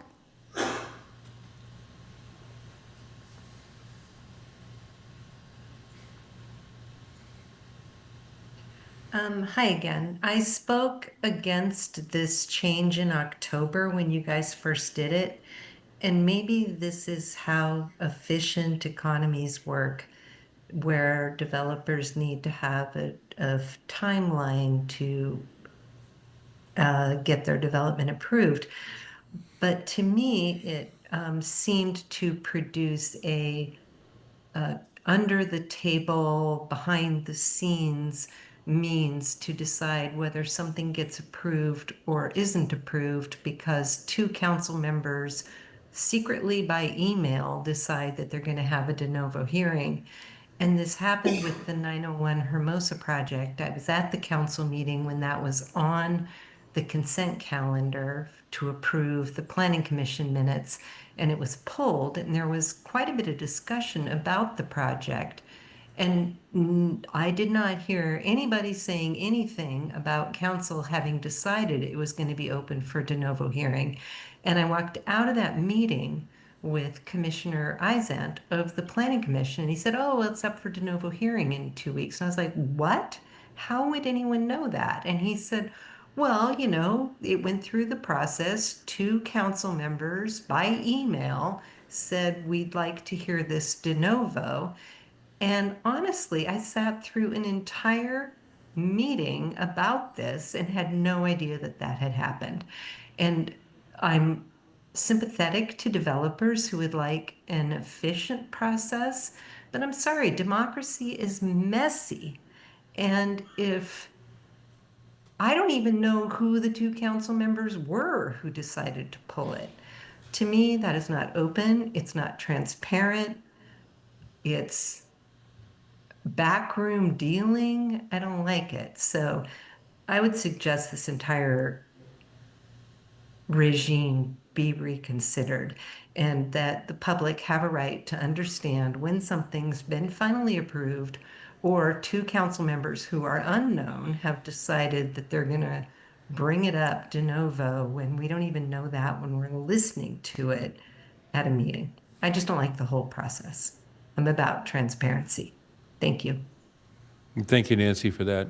Any other Zoom comments? Mr. Mayor, I don't see any other hands raised. All right, then seeing none, and there's no one else in chambers, I will close the public comment on this section, on this item, and bring it back to council. I'd like to ask the city attorney, Jason, can you clarify this procedure of de novo hearing? Is that the appropriate method of calling for a de novo hearing? Is any two council members can send a letter or an email in this case requesting a de novo hearing? Is that the proper way of doing it? Well, that's what's in your code. And so that was so that is the appropriate way to do it because you have adopted something that's now appears in the code. That is the process. So, okay. Yes. Yeah, I'm not asking this out of ignorance.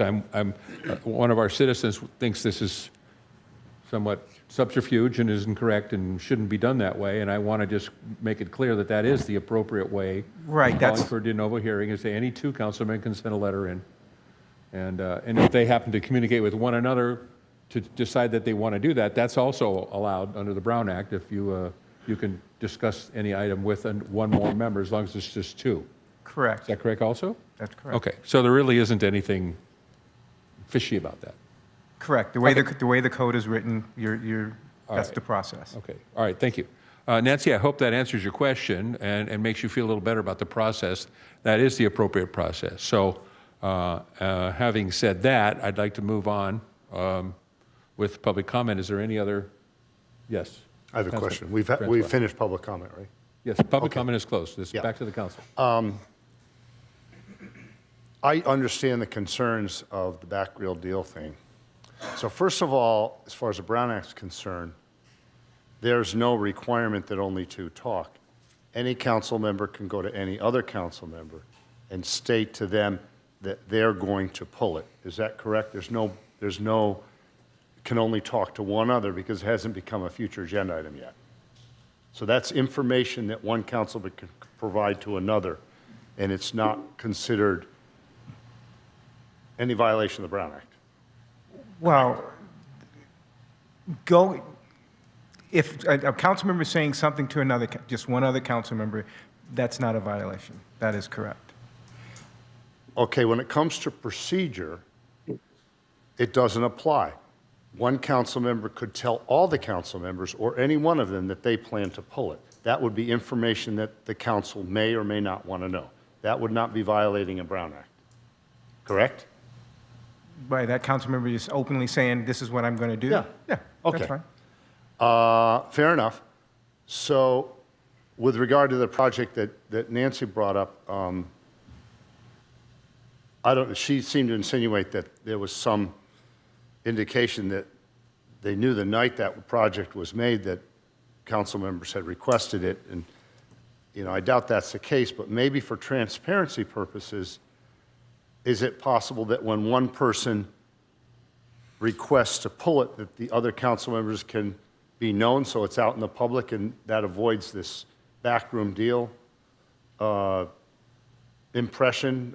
I don't know if there's some better way to divulge it so that we all know what's happening with regards to that. Well, Alexis, do you want to speak to? Hermosa didn't adopt something that hasn't been done in other cities. It is done in other cities just like this. When it's called up, yes, two councilors do it. It's really no different, though, than what the public does in calling something up, too. The public can file an appeal, pay an appeal process, and the names aren't necessarily revealed. The names, I believe, were revealed in the staff report going forward, but it is done that way to keep a schedule, again, for developers, so there's a certainty that, okay, after 15 days, it's either been appealed or not, because sometimes when, for instance, take a month, August, November, there's only one meeting, then it might be weeks and months before it's set for a hearing again. So it was brought to bring some certainty to developers and bring closure to the appeal period so it didn't just continue on until the next council meeting. Yeah, understand. I mean, I support this because we've done this and made it more equitable and easier for property owners to know what they can expect within 14 business days, and then they can move ahead with their project. But with regards to transparency, letting other council members know, I mean, if one council member wants to pull it, they obviously would have a desire to communicate with others, and there's this question, so is there a way where when a request is made, the other council members know that a request is made and, you know, they have an opportunity to request a second one? I'm just trying to make this more transparent if we could. But I mean, the process, last time I believe, it was, you filed it and then council was notified that an appeal was filed. So in just real quick, this zone text amendment is for the appeal period, public's appeal period of decisions, and it's a 15-day appeal period. With regards to the city council call-up provisions, the city council has the ability to call it up within the same time period. I don't believe we disclosed who the two members were in the last city council, but we could certainly adopt that as a practice going forward. And whenever an item is called up de novo, it is re-noticed. So there is a public hearing noticing for the appropriate radius. We repost the notices on site, mail them out, post them on the website. So there is adequate public notice that also occurs through that process.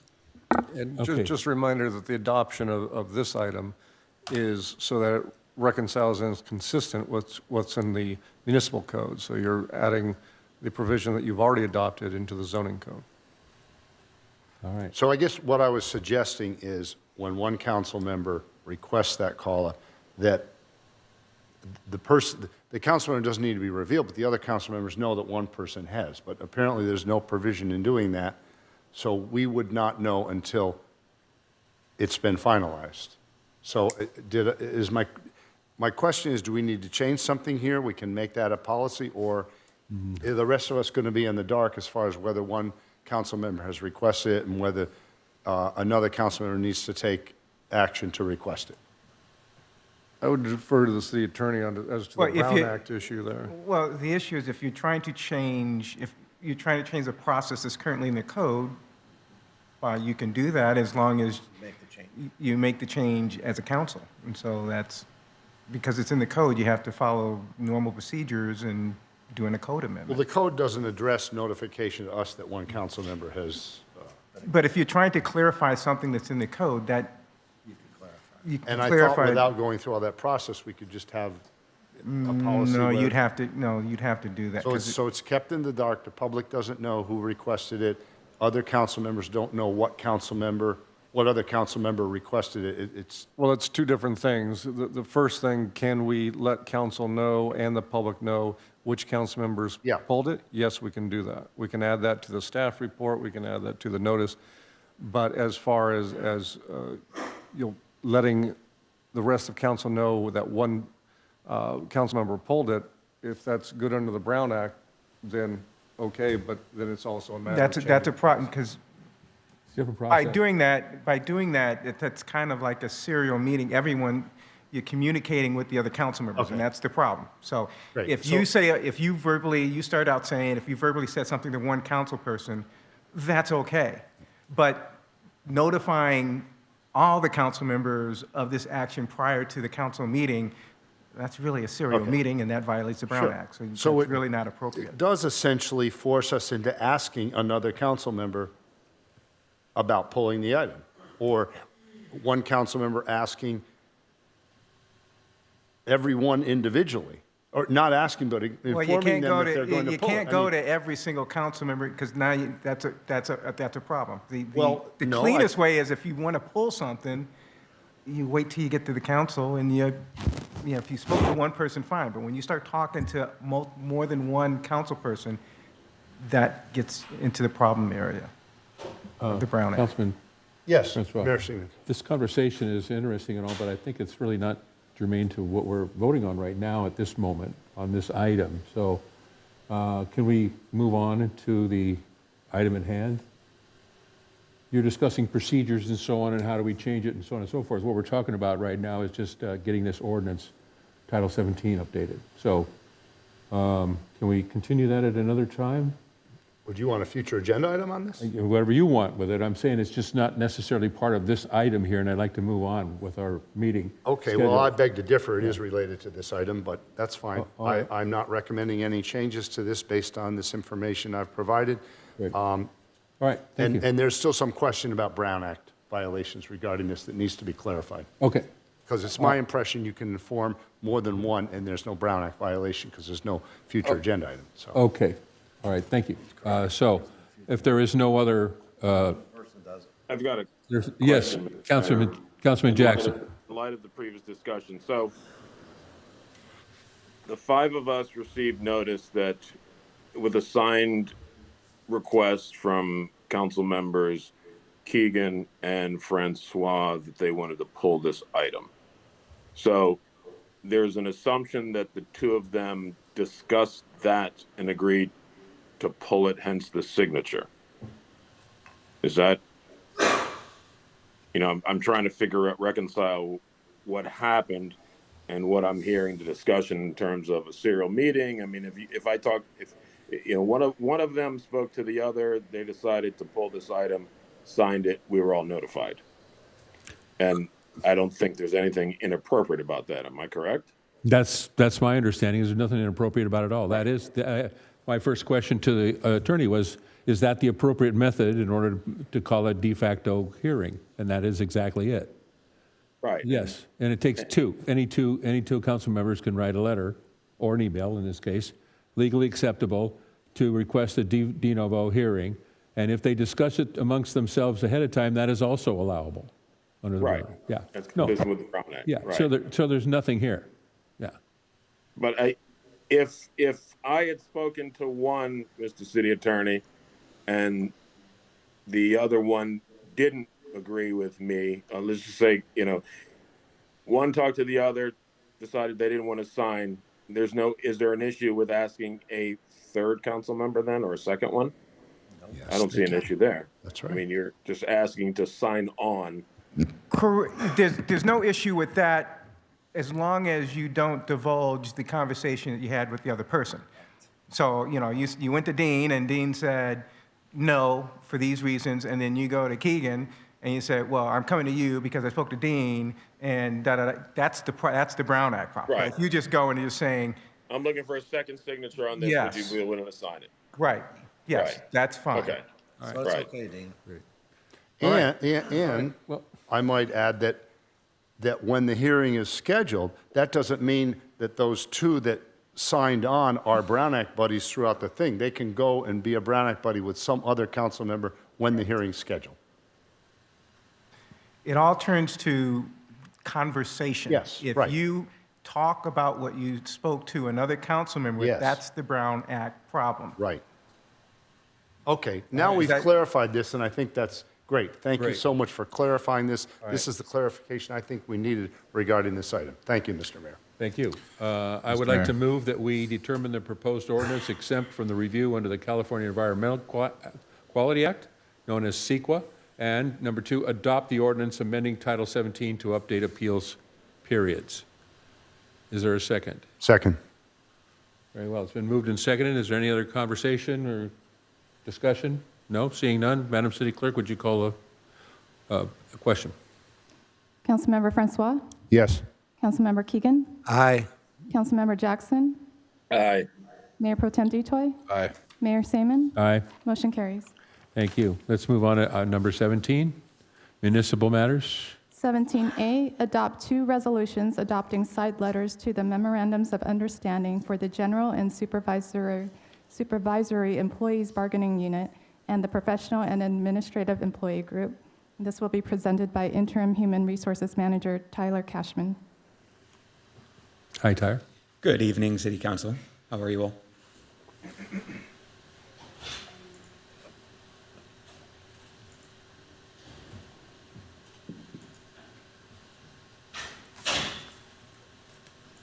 All right.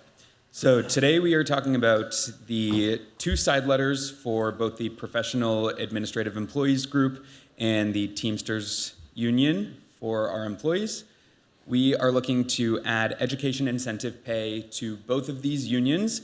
To give you a little background, the unrepresented group currently receives a $400 per month incentive for having a master's degree related to their field of work, and then $350 a month if they have a certificate related to their field of work as well, subject to city manager approval. This program began on July 1, 2025 with the most recent labor negotiations. And historically, the police unions, both police management and also the Police Officers Association, receive 5 to 10% of their base salary for having a post-certification, various post-certifications, or associate's or bachelor's degrees as well. Next slide, please. And the city enacted in fiscal year 22 a sign-on bonus program, which was for all recruitments that the city was putting forth, regardless of what classification we were recruiting for.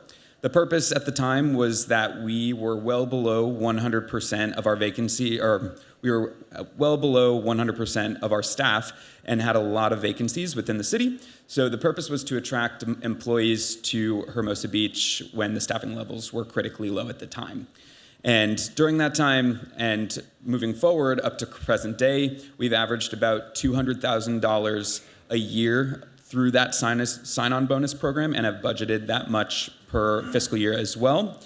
And the sign-on bonuses ultimately were created to boost recruitment, but with that not being needed as much now, we would like to redirect those resources towards harder to fill roles and move that budget over to the education incentive pay for Teamsters and PAE unions. So ultimately, the purpose of both of these side letters for both of these unions is to address the inequity in the education incentives that the other groups and unions are receiving, and aligning PAE and Teamsters benefits with the unrepresented group that was received in these most recent labor negotiations, and ultimately to maintain competitive compensation in a high-cost labor market. The fiscal impact of this would ultimately be very neutral, seeing as though we are currently spending over $200,000 a year on this sign-on bonus program, which we would be reallocating those funds to the education incentive pay, since we are planning on pulling back the sign-on bonus efforts. And as mentioned, those resources would be redirected to those harder to fill roles, and the remainder of that would move to the education incentive pay for PAE and Teamsters. So the recommended action from staff is to adopt the resolution for the side letter with Teamsters, Local 986 Union, and adopt the resolution for the side letter with the Professional and Administrative Employees Union. And I am available for questions. Thank you. Great, thank you. Are there questions of staff? Councilman Jackson? No? Yes, sir. Anyone? All right, thank you. Thank you so much for your report. Appreciate it. We know there are no questions of staff. Let's go on to public comment then, both in person and on Zoom. We did not receive any speaker cards. Moving on to Zoom, we have Tony Higgins.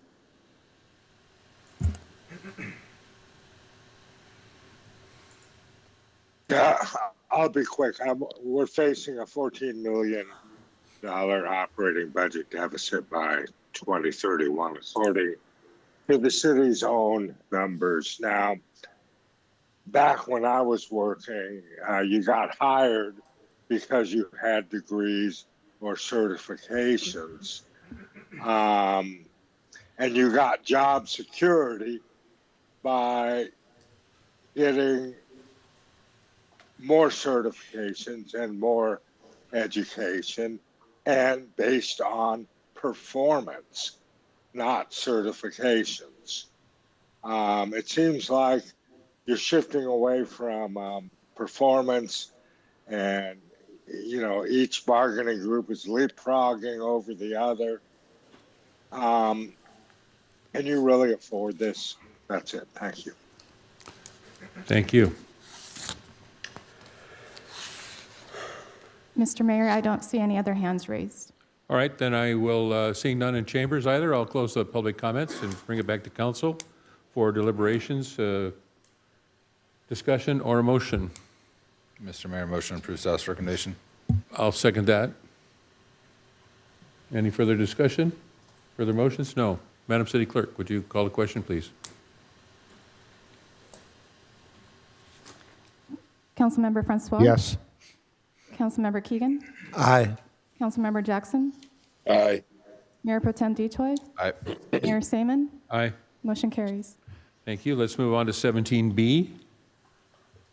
Madam City Clerk, would you announce the item? 17B is update on homelessness efforts. This was continued from January 27th and will be presented by Senior Management Analyst Sarah Russo. Thank you. Good evening, Mayor, members of the City Council. Staff will be providing information on the city's homelessness efforts related to the HB Cares program. Next slide.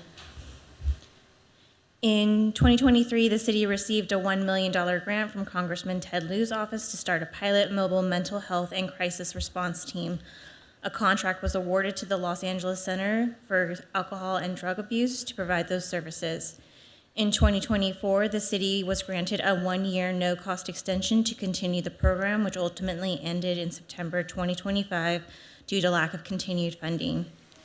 Next slide. HB Cares provided services Monday through Thursday between the hours of 9 a.m. and 8 p.m. from May 2024 through September 2025. Their goal was to take the 34 individuals experiencing homelessness in our city and move that number down to 0. In that time that they were here, they were able to assist 9 individuals, 3 continued to stay in their cars, and 22 were service resistant. Next slide. While the pilot program had success stories, challenges were met that made it difficult to accomplish the goal. Those challenges included staff turnover, limited staff during peak periods. La Cata was unable to set up a second team. It was difficult to engage with individuals who were service resistant, and there were barriers to housing resources. Next slide. Through the course of their service, HB Cares took a total of 336 calls and provided 234 services. Services range from providing emotional support to housing navigation to client advocacy. This concludes staff report, and I'm happy to answer any questions you may have.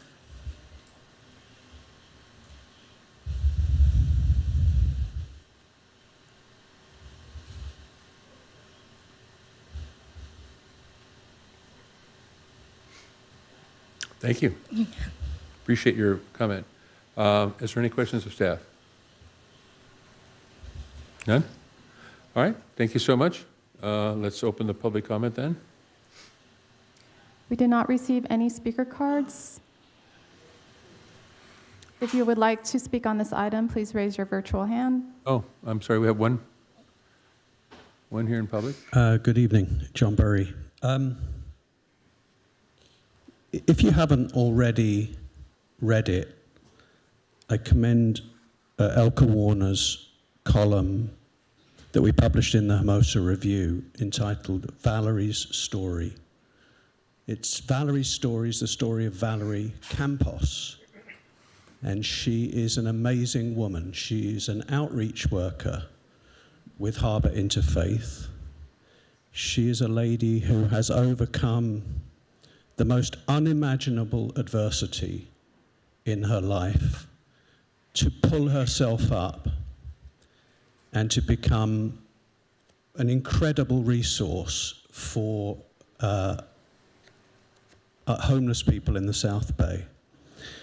And the reason I commend it to you is not just because it's such an inspirational story, but because she has some very interesting things to say about how we get some of these service-resistant people off the streets. And you know, some of the things that she has to say are not necessarily what you might expect her to say. So I highly commend that to everybody.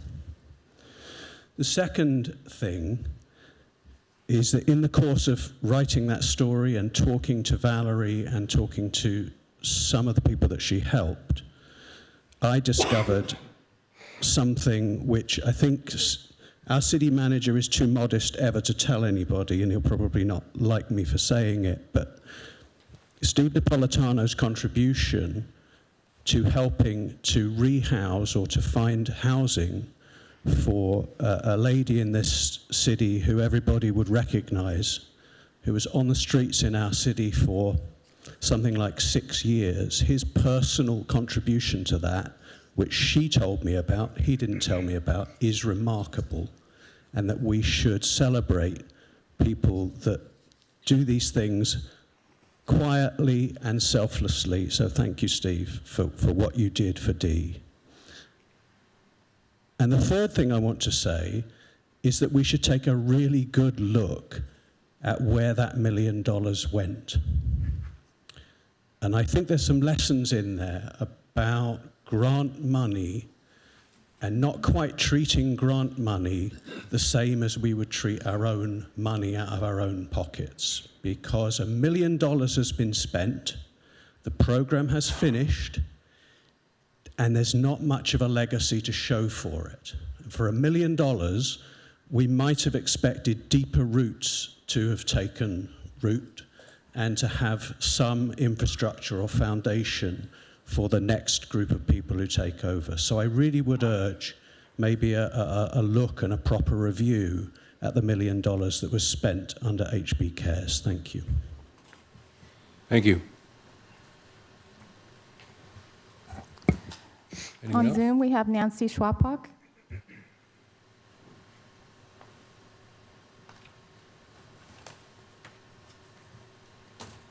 As usual, John Burry stole my thunder. Thank you so much, Steve, for what you're doing.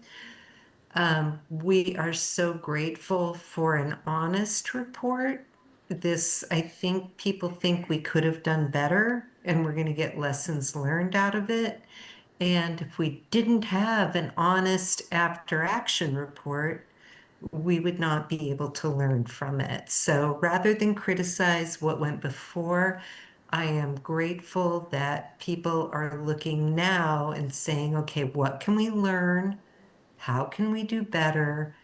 And that was an abject failure.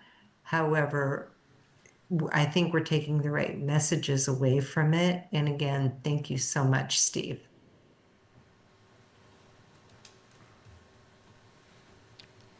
Mr. Mayor, I don't see any other virtual hands raised. All right, thank you. Then I'll close public comment, bring it back to council.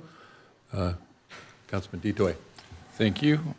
Mr. City Manager, I know this report was retrospective, but moving forward, what is the city doing regarding its homeless efforts, partnership? Are we seeing better, I don't say ROI on it, but... I'm going to call it the person I'd like council to recognize and give credit for, and that's Sarah Russo, our senior management analyst. She's been doing this for quite some time. She recognized the challenges of the last group, but we're really on the right track, we feel, with the new group, and I'm going to let her talk about that because she deserves to shine in this light. Perfect. Just so you can hit on it, some fund, like where's the funding coming from?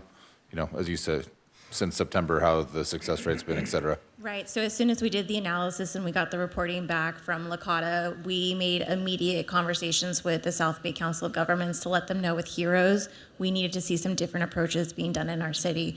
So we're now meeting monthly with them to have really honest conversations about the work and the outreach and navigation that's being done.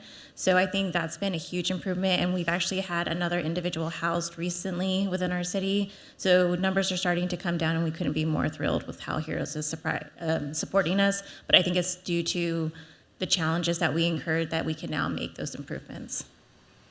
And Council, I'd like to also give credit to Chief Phillips. He has followed up on the anti-camping ordinance, and we've got cases before prosecution, which will most likely be in homeless court, to get these folks on a better path as well. So he's done a great job in stepping up and addressing those issues, especially the camping and vehicles. And then just regarding the HEROES program, is that funding through COG, or is that funding that from our general fund, or where does that funding come from? That is funding through the Measure H funds currently through the COG. So we are contracting essentially with the COG services in our city Correct. Hermosa Us, Outreach. Manhattan, and Redondo are all contracting for Heroes at this moment in time. And then how many teams are moving through the 3 cities at once, or is it just one team? Or? Just one team at the moment because they're still fairly new themselves, but they are dedicated to being here in Hermosa Mondays and Fridays.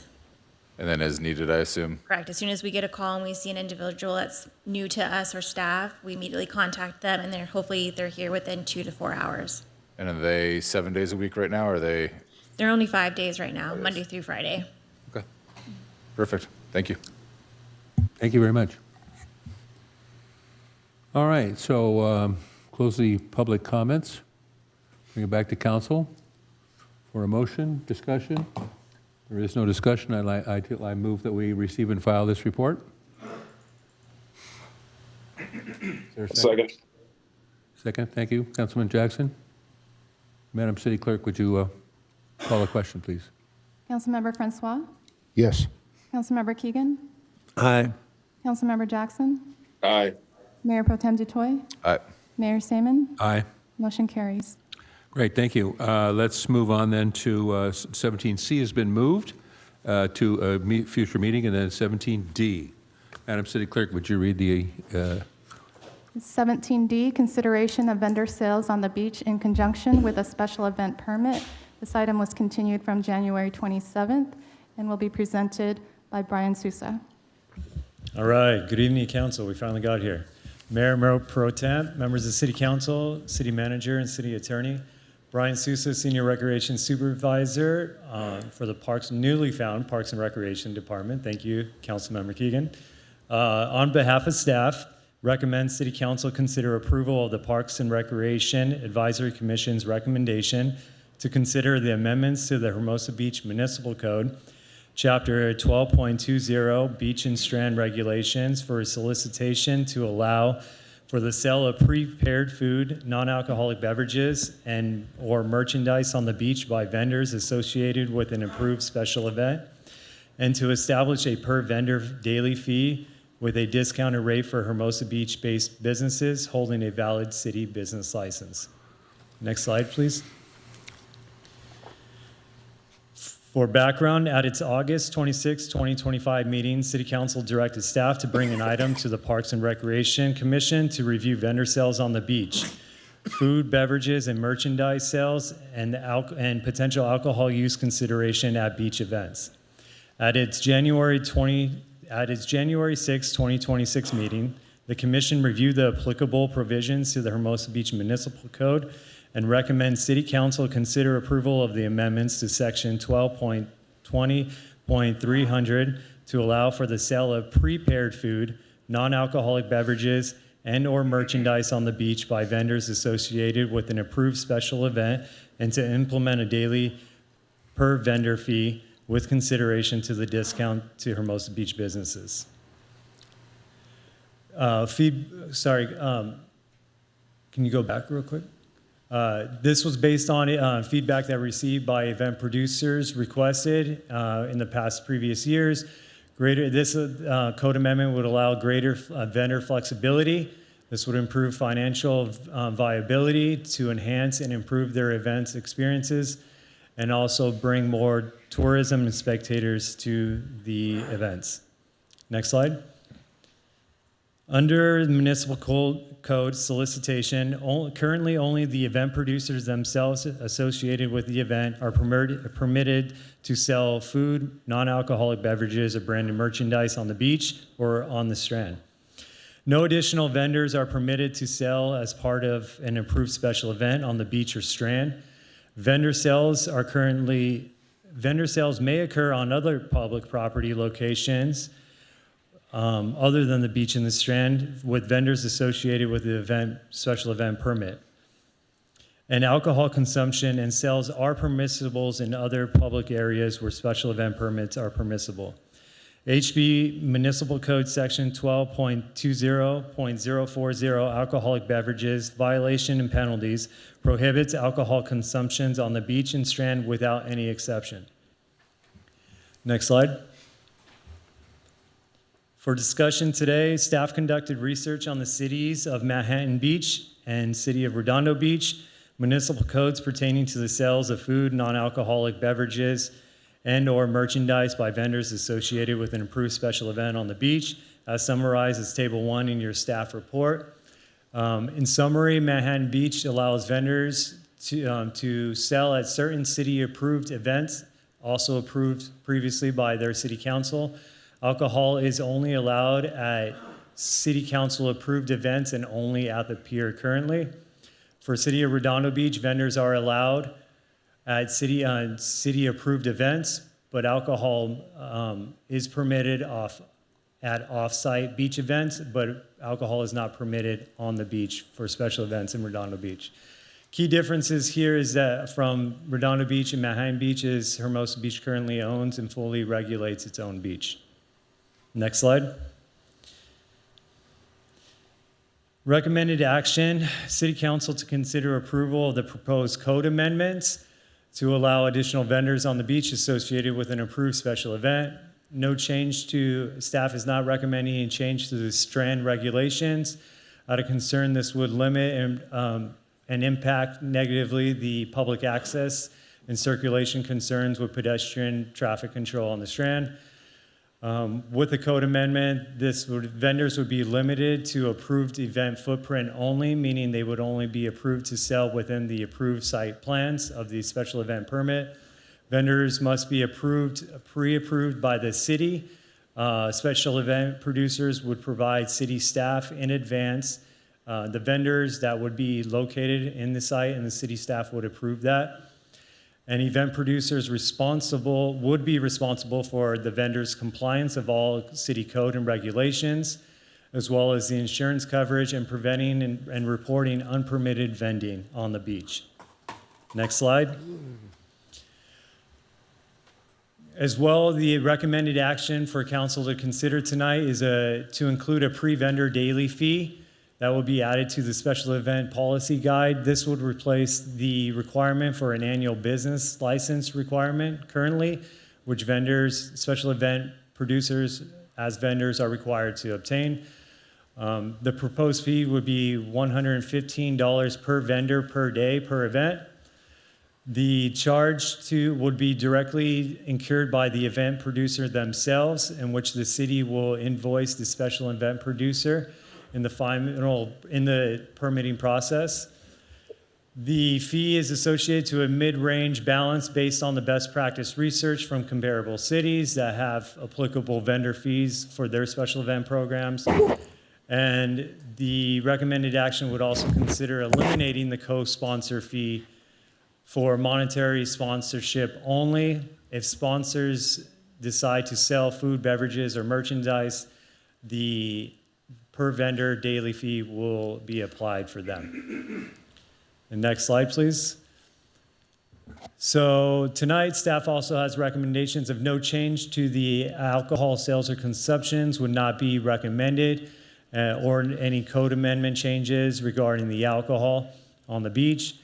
This is based on public safety concerns as discussed with our public safety team and our Hermosa Beach Police Department.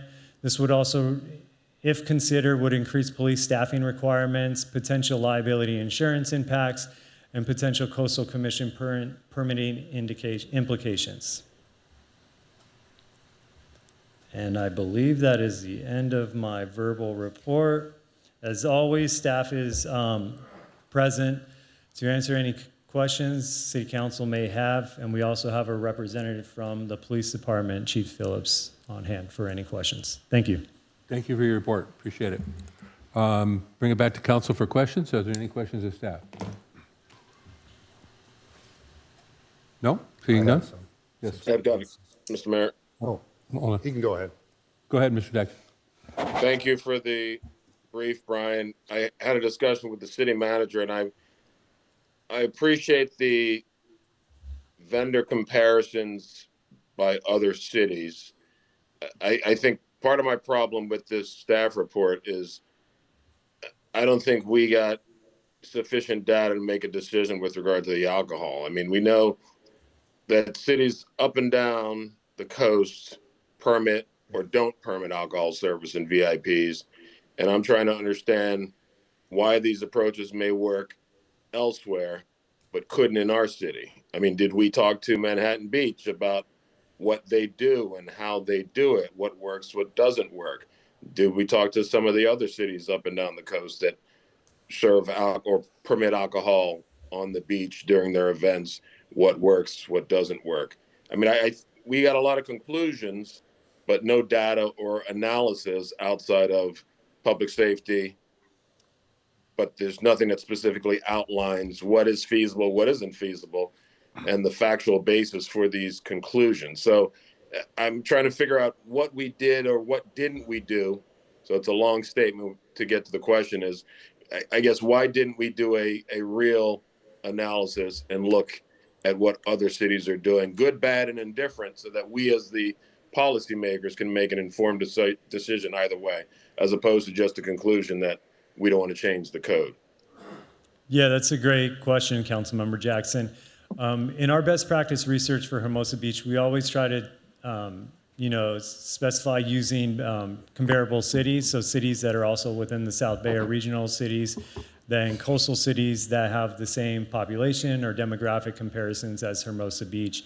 Manhattan Beach does allow alcohol use for city council approved special events, but only at the pier themselves.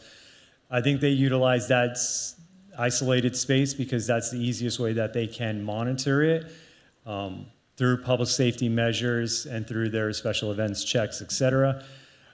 We did look at LA County Beaches and Harbor, who we've reached out to extensively several times in trying to get their best practices and information on how they manage and mitigate their beaches up and down the coastline here. Unfortunately, they were unresponsive in our attempts to reach out to them, but we do know LA County Beaches and Harbors do not permit alcohol use on any of their beaches, and which is in comparison and compliancy to what we would, if we decided to allow alcohol sales, we would be going against what a standard practice is from our other LA County beaches. But no, I appreciate their response, but this staff report tells me nothing about Manhattan Beach, what they do, what they don't do, how it works. And we're not just limited. I mean, you mentioned Imperial Beach and other beaches in here, so we're going outside of LA County. So I'm just trying to figure out, if we're going to make an informed decision, we should have a factual basis to do that. And what isn't, I mean, did our public safety folks talk to Manhattan Beach? And because I don't see any of that in the report, and I guess that's where I'm struggling. Right, Councilor, just speaks to some of that. We did revise parts of the report, and it does provide an overview of what the, I'll let Chief Phillips speak for himself, but what the requirements would be if a event organizer wanted to serve alcohol, what the considerations would be, the added security, the overtime police officers that would be necessary. Of course, it would depend on the event and the circumstances, so it's a little hard to say, well, this event gets this and this would not get that, because it depends what they do. Could there be a event organizer that wants to take on the cost of these things? Sure, there could be, and so that's up for council consideration. We did try to provide a little bit more balanced approach in saying, okay, these are the requirements because this is what was done in Manhattan Beach, for instance, for the AVP. They have, I know the chief, and I'll let him speak for himself, but I know the chief did talk to them. They do use overtime police officers there. They do require security, and I'll let him speak to that right now. So I don't want to say that this was totally not part of it. I think what was meant to said that the commission recommendation was not to have alcohol. Staff is here to provide options for council. So, Chief, do you want to address Was that information in the staff report? Did I just mention that, Steve? There should be information there, because what I approved was information regarding, let me get to the alcohol part.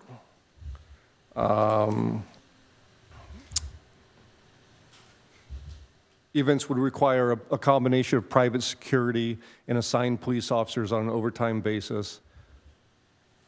And whatever plan there would be evaluated in conjunction with, but not in place of assigned police officers. So we wouldn't be taking police officers off the beat to do this. It would be overtime officers. So that information is later in the staff report on page 7. Chief, do you want to address So did we do an analysis with regard to potential applicability in our city if we were to move forward with say, a pilot program?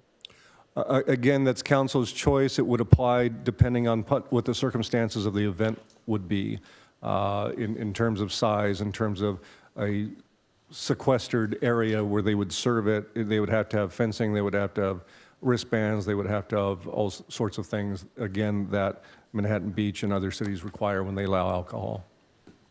Chief, do you want to address any of those? Thank you, Mr. City Manager. Sorry, I think you've covered pretty much everything I was going to say. That was perfect. But yes, we did talk to Manhattan Beach. We did talk to Redondo Beach as best comparison. We talked to Manhattan Beach regarding their AVP deployment, and it has a very separate area. It's access controlled. There's dedicated security at every access point. There's ID checks. There's limitations on service. There's a lot of other considerations. It's not just open and about for the entire event, and that's not something that could be safely controlled.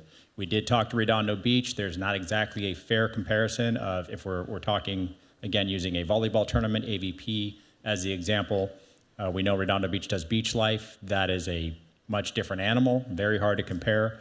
But that has the same access control, security checkpoints, a lot of staffing.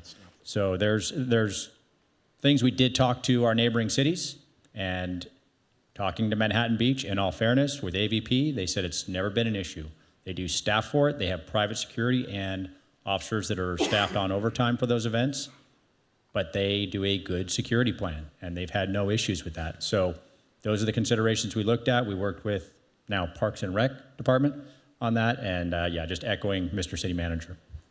And Councilmember, I'm happy to speak about Manhattan Beach and their experience there.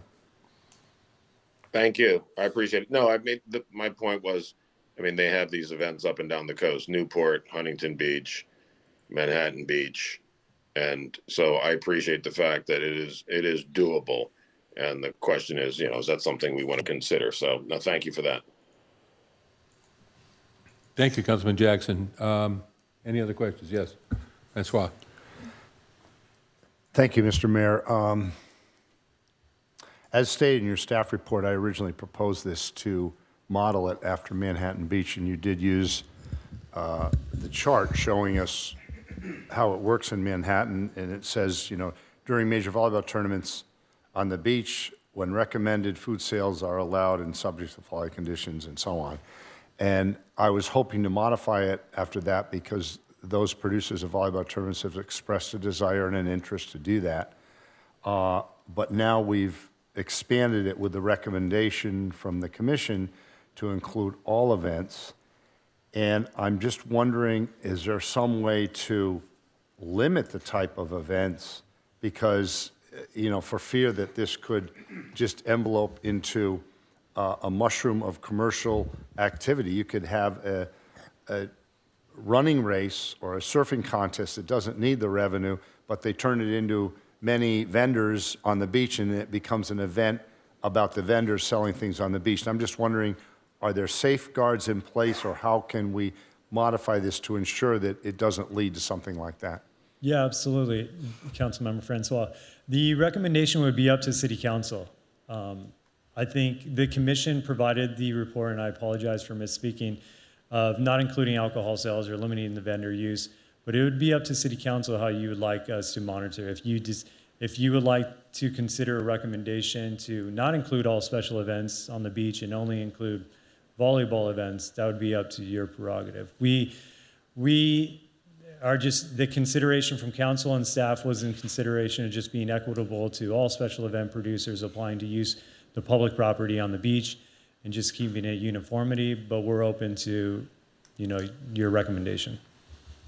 So when we say all special events, are there some events that are not considered special?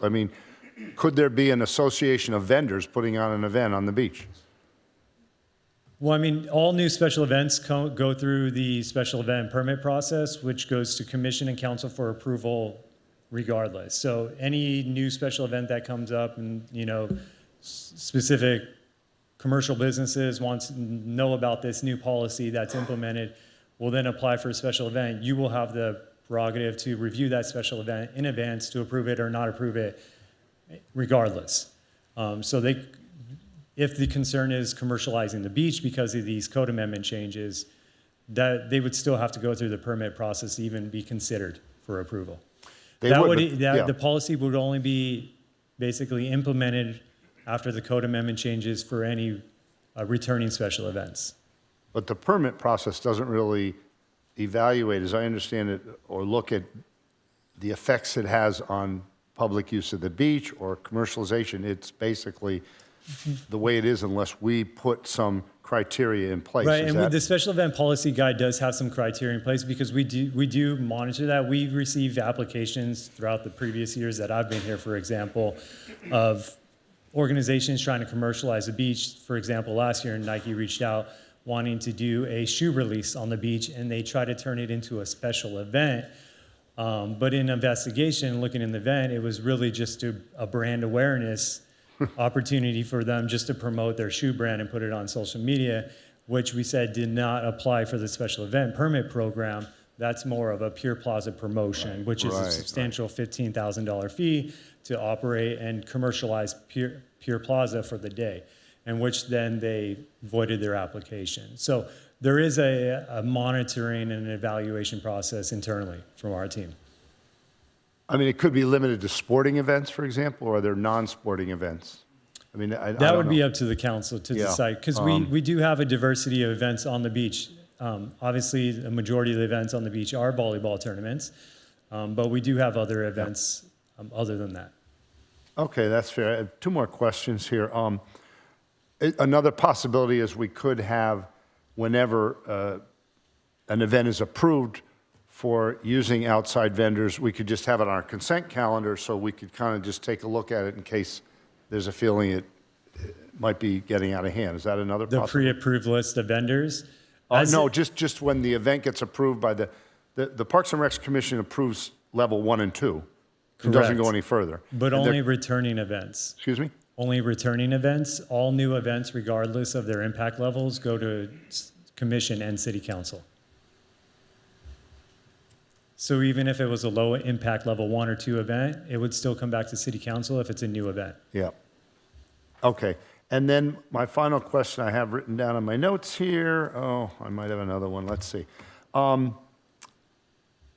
noticed there was language in there that the vendors will be vendors and then they will be waived paying the producer a sponsorship.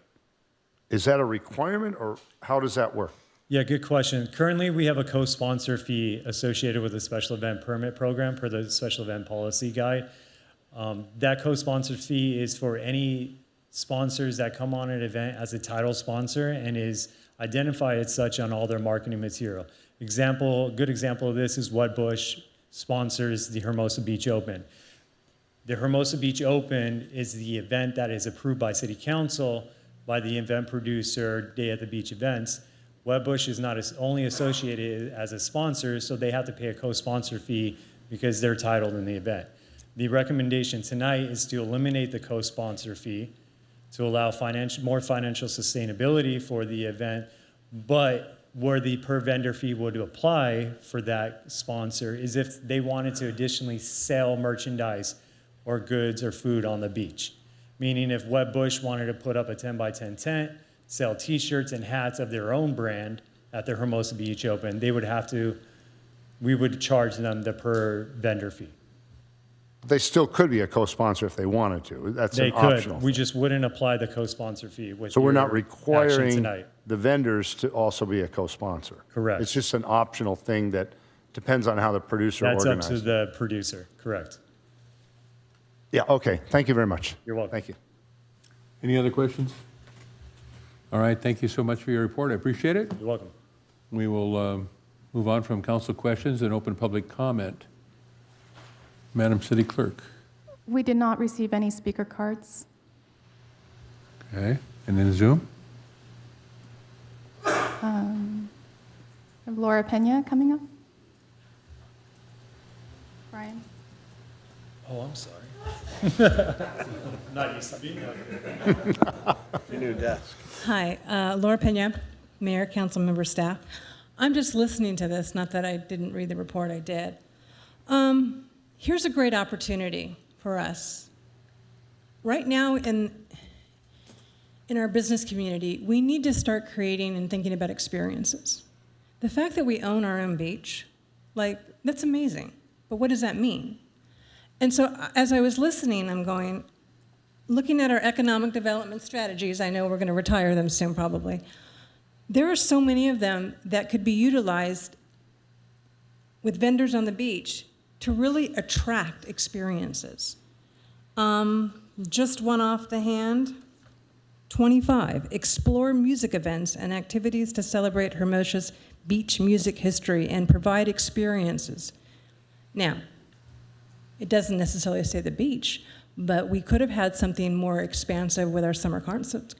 And so I'm just hoping that we take an open mind approach. Let's look at activating some of our places and think creatively out of the box. That's what we need. That's what our business community needs.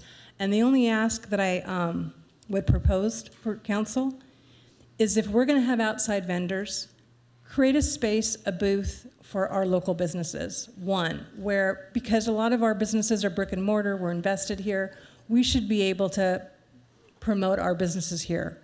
So that's the only ask that I would have on behalf of all of our businesses. Thank you. Thank you. Moving over to Zoom, we have Tony Higgins.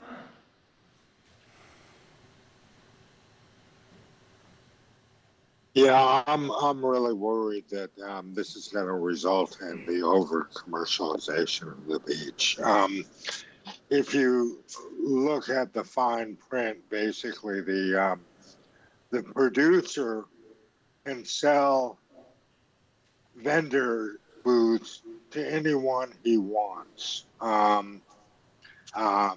Maybe subject to approval, but he's going to be selling this as a, for profit. And, you have to ask, who really wants alcohol on the beach? Who really wants food service on the beach?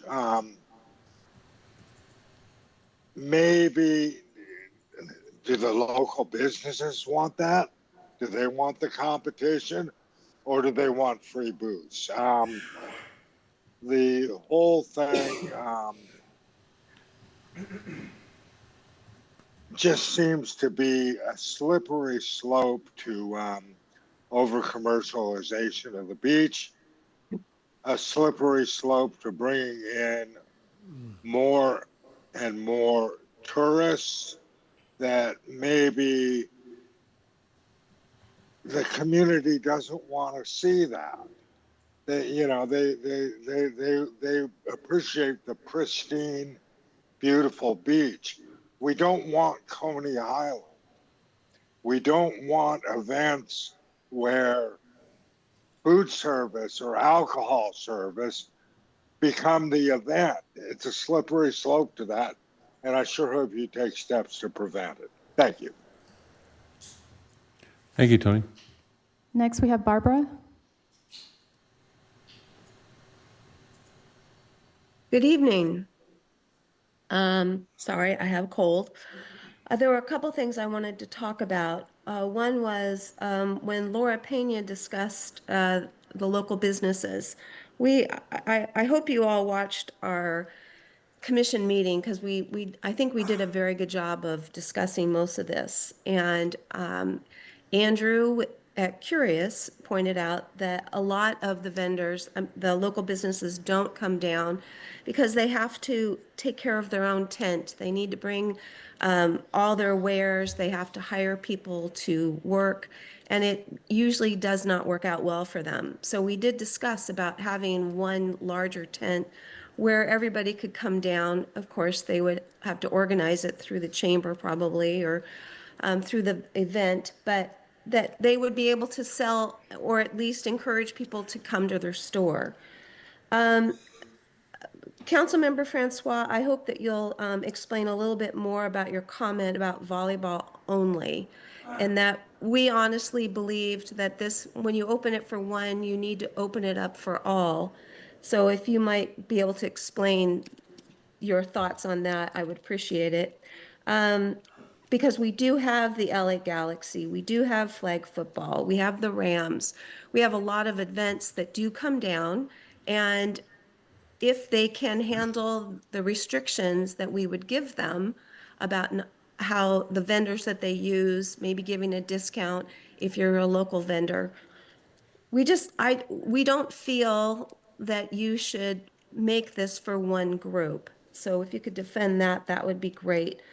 I'm also curious, Councilmember Francois, you didn't want a VIP section for an event earlier tonight. So I'm hoping that you can explain the difference between having a VIP area for one event, but you seem to be happy with the thought of having another, something different for a different group. So I'm just very confused about that. The vote was 5-0 to not have alcohol on the beach. I did reach out to Manhattan Beach and other cities. I reached out to our city manager. And yes, we all agree that Manhattan Beach doesn't have a problem. Keep in mind that Manhattan Beach has very few events. We have a lot of events. So I did talk to the chief of police. He made a comment that, you know, it's not mandatory that our police officers take overtime. So if we have a lot of events, we ask them to do a lot of overtime, we don't have a guarantee that they would be able to do this. So these are all the things that I just want you to keep in mind. I think we did a good job of going through everything about not having hot food on the beach. We have so many restaurants that we would like to keep it local. So I think I'm done with that. But again, Councilmember Francois, if you could just explain some of your thoughts tonight, I would really appreciate it. Thank you. Thank you, Barbara. Next is Nancy Schwapok.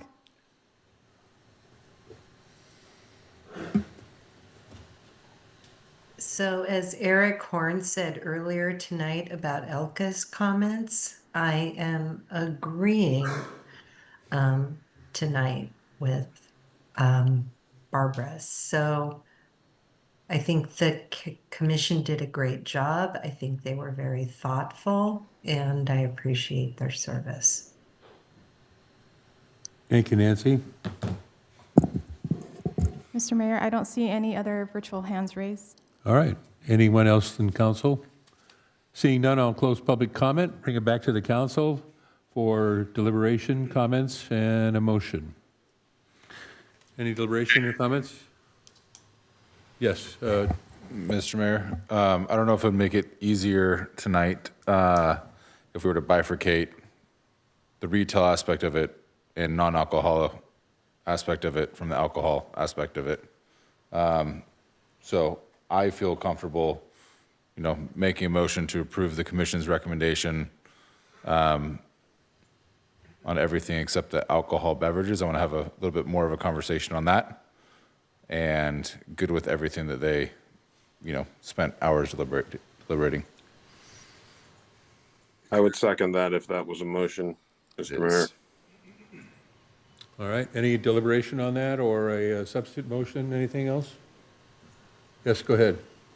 Francois. So, Mayor Pro Tem, you're recommending staff recommendation, which does not address alcohol, correct? It does address alcohol. No, we're not making any, there is no recommendation to change anything with regards to alcohol. It still will be not allowed. So you're comfortable with that recommendation, correct? That's the first part of this, and I think, you know, I've heard interest from different colleagues about, is there a desire to have alcohol? What does it look like? And, you know, versus what the commission has recommended. Right. So that would be a different discussion at a different time, because that's not it would on be the tonight. agenda. It'd be tonight. What? It would be tonight. But again, I think the low-hanging fruit, I think the commission did a great job, staff did a great job working through, you know,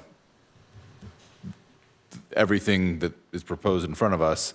The only thing I would want to have is a deeper dive on the alcohol conversation, whether there's interest for a pilot program, et cetera. I would like to make a substitute motion then to approve the staff recommendation without bifurcating the alcohol issue. Just leave it as is and approve the whole thing.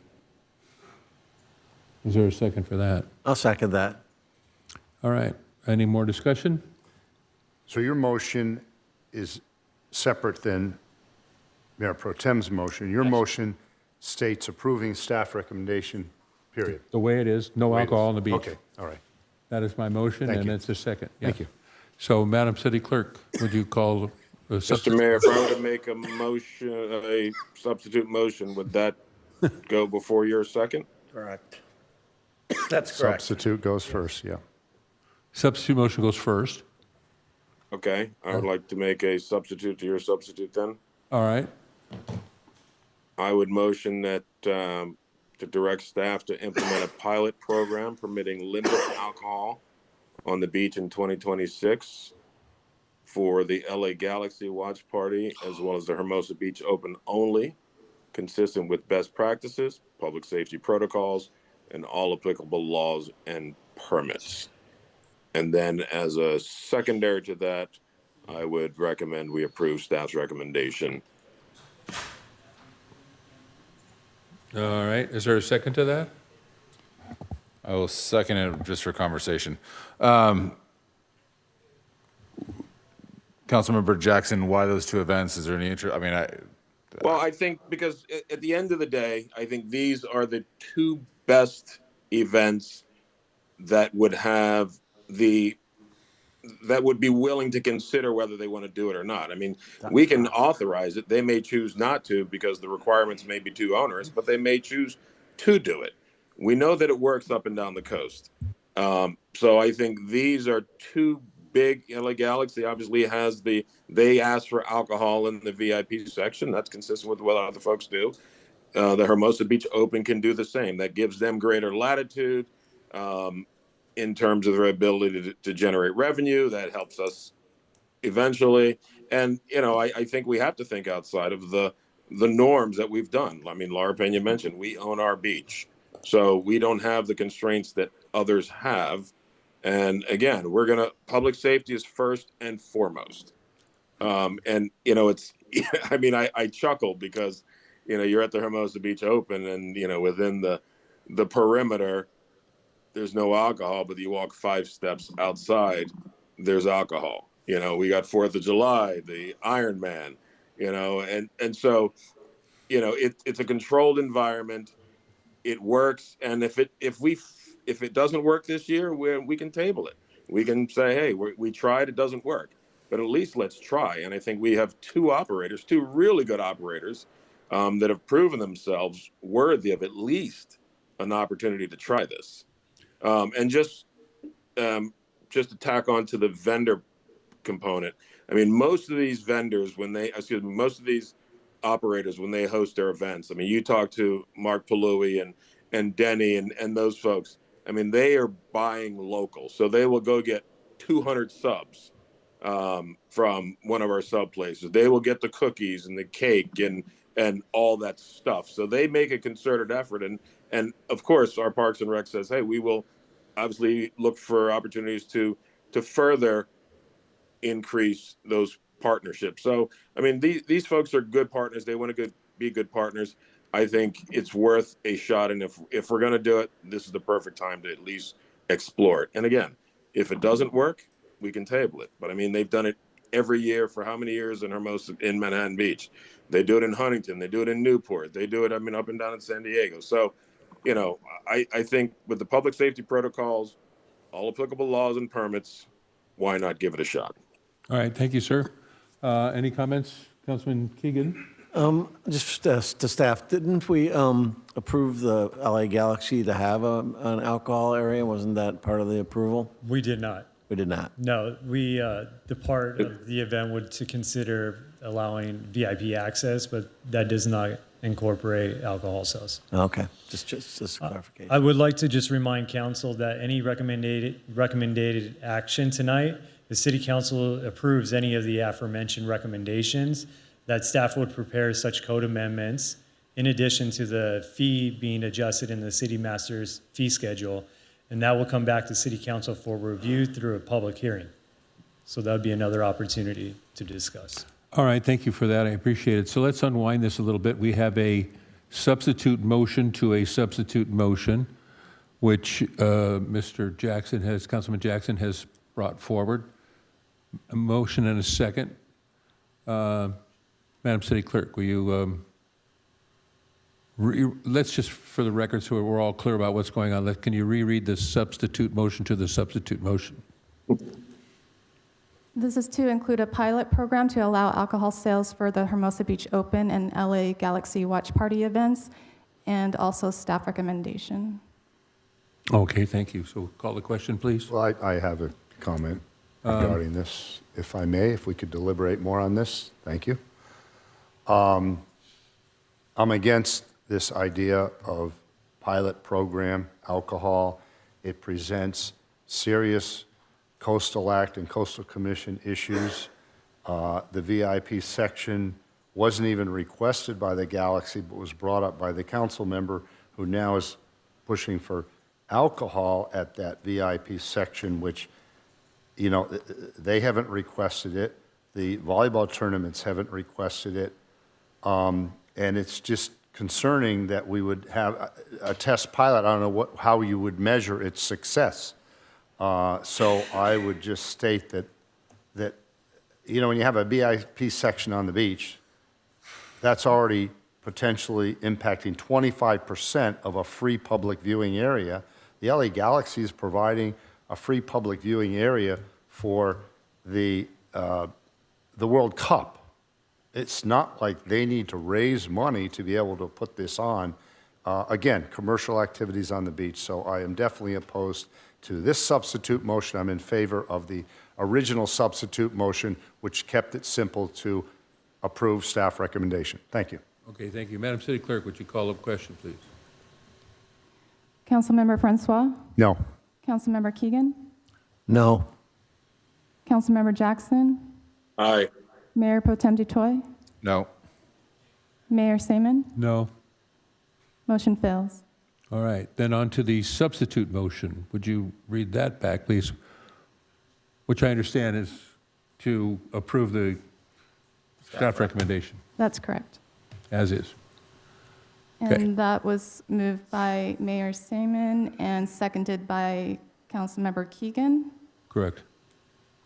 Councilmember Francois? Yes. Councilmember Keegan? Aye. Councilmember Jackson? Aye. Mayor Pro Tem Dutoy? No. Mayor Saman? Yes. Motion carries 4-1. Mayor Pro Tem Dutoy was a no. All right, thank you. So the question's been answered. Let's move on then to 17E. Madam City Clerk, would you read the item, please? 17E is report on Planning Commission's review of land value recapture ordinance and adopt a resolution amending the city master fee schedule to amend fees for the land value recapture program for affordable housing. This item was continued from January 27th and will be presented by Community Development Planning Manager Alexis Oropeza. Good evening, Mayor, members of City Council.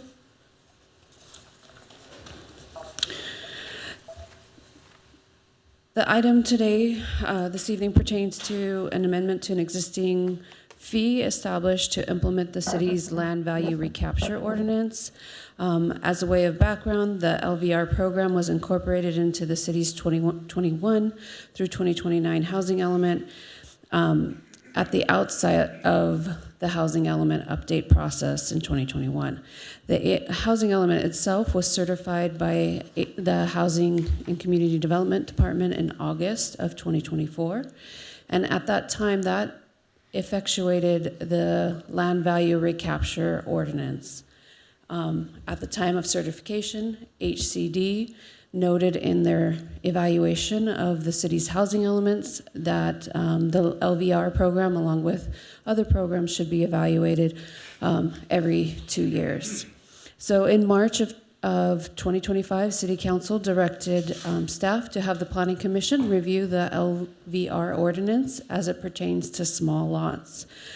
Small lots, as defined in the ordinance, pertains to lots that have a maximum density of no more than 4 units. So in October of last year, Planning Commission did undertake its review of the land value recapture ordinance and made recommendations to change the fee structure. So with that, I just want to take a moment for members of the public who may not be familiar with the land value recapture, discuss what that is, and then give some policy context to land value recapture as it relates to the city of Hermosa Beach. And at its core, land value recapture policies are based on the principle that properties gain value from city or government actions such as rezoning or large infrastructure projects, and that those actions add value to a property, and that some portion of that value that's added should be retrieved or captured and put into public benefits. And so in the city of Hermosa Beach, the LVR policies that were adopted are intended to fund affordable housing in the city. And so with that, if I can go to the next slide. And so land value recapture, as mentioned, is program 7 of the housing element.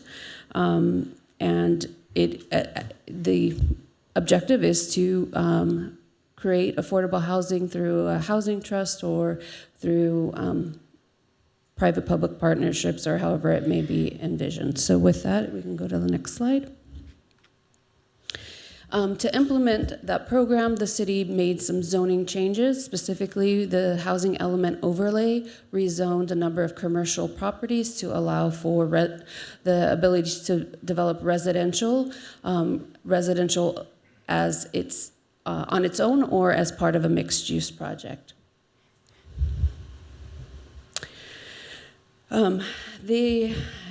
In follow-up to the rezoning, the housing element overlay established which properties would be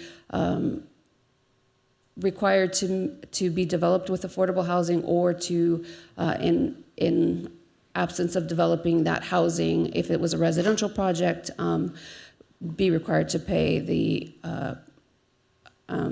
LVR fee. And so projects that are exempt or sites that would be exempt would be sites that are not developed for residential. So if you maintained commercial development and did not propose residential housing, you would not be subject to the fee. Next slide.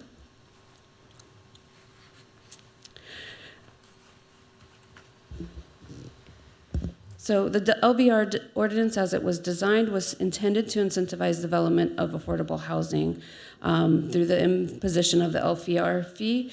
The fee was set at rates that were intended to encourage the development instead of the payment of the fee.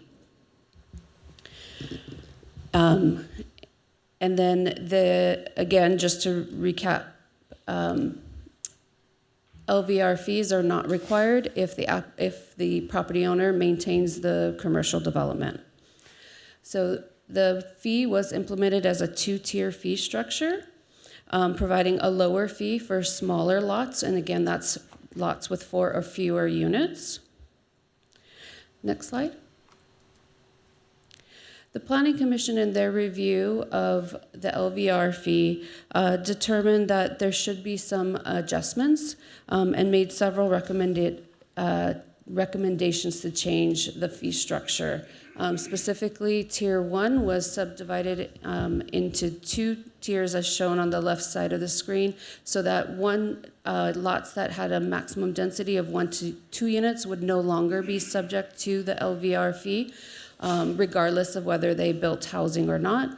And then lots that have a maximum density of 3 to 4 units are being recommended to have a reduction for 24 months from $76 to $40. And Planning Commission also made a third recommendation, which was to undertake zone text amendments that could help to facilitate the development of residential units on these smaller lots. Staff's recommendation is that if this direction is given from the City Council tonight, that the zone text amendments be incorporated into the broader zoning code work that's being done and not taken forward as an isolated item so that we can continue to make progress on the larger work effort. Next slide. The amendments to the fee schedule are exempt from the California Environmental Quality Act. And with that, next slide. The recommendation is to find the project exempt, to amend the fee schedule as recommended by the Planning Commission, and direct staff to pursue zone regulations that would facilitate residential units on small lots as part of the larger zoning code update. With that, that concludes my report. I stand by for questions, as is Director Becker available.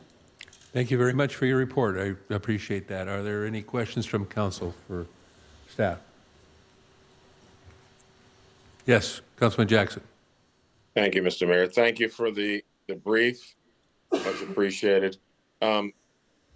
Question one is, has any developer or business owner, anyone within the city, come to your office with actual plans or even conceptual early stage proposals for a mixed-use project anywhere in the city?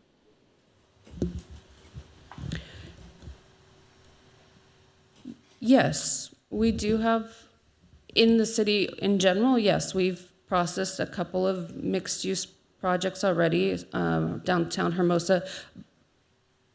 But Can you tell me, I'm aware of one that's outside of the downtown area. Is there another one somewhere that I'm unaware of? On Hermosa Beach, the Planning Commission approved one, Hermosa Avenue, excuse me, approved I think it was a 2-unit with ground floor residential, but it's in an existing mixed-use zone. On the overlay site specifically, we have not had a mixed-use project. Okay. And how are we doing overall with our HCD numbers? How many units have been built, period, with regard to affordable, very affordable, market rate, et cetera? Where are we with those numbers? Because we're talking about, the focus is affordable housing, and we had a policy to hopefully promote affordable housing, but the rolling back of this land value recapture would promote market rate housing as opposed to affordable housing. So I'm trying to figure out where we are overall with our HCD numbers, because we're focused on the land value recapture component, but where are we overall with those general numbers? Thank you for the question. With regards to affordable housing units, so non-market rate, we have no devoted or deed restricted units thus far. Okay, and that's throughout the whole city. And are you familiar with land banking? In concept, yes, I'm familiar with it. And so would this current proposal prevent land banking, where the landowner basically holds onto the property indefinitely without building or contributing to the economic activity within the city?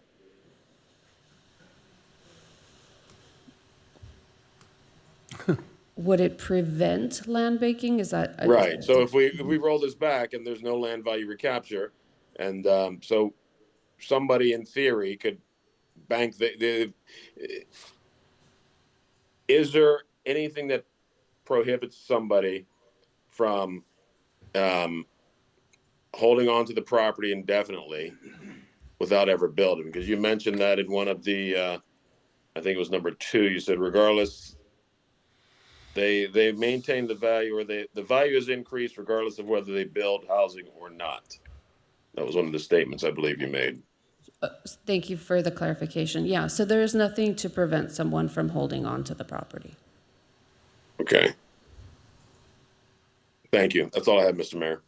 Thank you. Any other questions? Yes, Councilman Francois. Thank you. It was several years ago when the land value recapture program was added into the housing element, is that correct? Correct. Yeah, and I believe that at that time, Mayor Pro Tem Detoy and myself voted against including it, but it got included in the housing element, and so now it's part of a housing element. It is Yeah, a part okay. of the housing element. And at the time, I personally voted against it because I didn't think there was any evidence to show that it was going to help our housing stock at all. So now that it's in our housing element, are we in jeopardy at all if we remove the land value recapture from the housing element, if we realize that it's not really a known incentive? Is there a problem with our housing element if we do that now? So today, the city has a certified housing element that includes one of the strategies being land value recapture. So I think it would put the city in a situation mid-cycle to make such a change. I think if city council wanted to make such change, a more appropriate time would be to think of the next cycle, and the city would have to have other mechanisms and strategies for facilitating affordable housing in the city in place of that. Right, and you will be pursuing other avenues, developer fees and other things that could help with those numbers, correct? That would be in the process? For example, well, on the agenda, you have future looking at explore zoning regulations that encourage development, right? That's what we're talking about, right? That is a part of today's action, correct? So your recommendation tonight is to remove the fees for 1 and 2 units, the lowest size, because those are least likely to ever be developed if we have this fee structure in place. Is that correct? That was the Planning Commission's recommendation, was to eliminate the fee for 1 and 2 units. Now, is there any reason why they didn't recommend that for larger units? So lots that with 5 or more units. The discussion was not focused on the larger lots. Based on City Council's direction, it was really focused on the smaller lots. But what I will say is, in terms of the history of the LVR ordinance, 5 is kind of opens up avenues in terms of the development potential. It's linked to the density bonus at state law. So I think the thinking there is there's a greater potential to likelihood for development of affordable housing with 5 or more. Gotcha. So if we were, for example, to recommend this evening that we eliminate fees for not just 1 and 2, but 3 and 4, that's under the 5 threshold, we would not be jeopardizing our housing element by just reducing those fees to nothing. Is that safe to assume? Or are you just going along with Planning Commission's recommendation to eliminate fees on 1 and 2? I'm just wondering the difference between 1 and 2 and 3 and 4. She isn't going along with anything. She's just reporting. Well, it's The Planning Commission better the recommended. impact on our housing element. That's the stickler here, I think. Yeah, for the record, this is Allison Becker, the Community Development Director. I recommend that we be, we're gingerly handling the request from the council to consider changes to the land value recapture program. We're mid-cycle. We will be beginning our process to develop our next cycle housing element within 2 years. And at that time, if we are really not seeing uptake with land value recapture in terms of revenues which can help us subsidize or otherwise support affordable housing production, we can design a new program. But LVR is a foundational piece of our affordable housing development strategy. And so I would be very careful about expanding the reduction in potential impact of the program. Okay, I appreciate that answer. I thought there was some legitimacy to it being okay to make it apply to under 5 units. There was a 5-unit cutoff that the state would not, it wouldn't affect our housing element if we reduced it to 0 on up to 4, so. So as we were preparing for the Planning Commission meeting, we did look very specifically at the total number of parcels that are covered by the affordable housing overlay, the percentage of them that meet the very small definition versus the not quite as very small definition, and are, again, really trying to kind of find that balance and reduce the total impact on the units, the affordable units that are associated with particular parcels that are on our survey. Okay. Thank you very much. Thank you. Thank you for answering those questions. All right, thank you. Are there any other questions of staff? Seeing none, I will move to public comment, open public comment right now. Madam City Clerk. Mr. Mayor, we did not receive any speaker cards for this item. On Zoom, we have Matt McCool. Come up.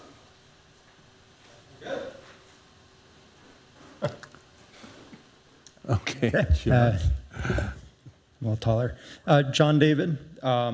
So I've been up here since 2022, 2023. I've warned that this is a poison pill program. It does no pathway for affordable housing, and it just blocks housing altogether. It functions as a regressive tax. So it reduces any possibility of development, reducing supply, drives up cost, and that doesn't help people with affordability. Hurts the lower income people the most. That's just not my conclusion. A study from UCLA concluded that. So what is the program? It is just a program that's programmatically makes small infill housing in Hermosa Beach unfeasible on our commercial lots. It's not me again saying it, just go look at page 13 through 16 on Cosman study. By the city's own math, you can't build a 6-unit, an 8-unit. All you can build is a density bonus 12-unit project. So it's literally a war on our small development. It forces property owners to build density bonus projects or nothing. And what you got is you got nothing. That's an ineffective program.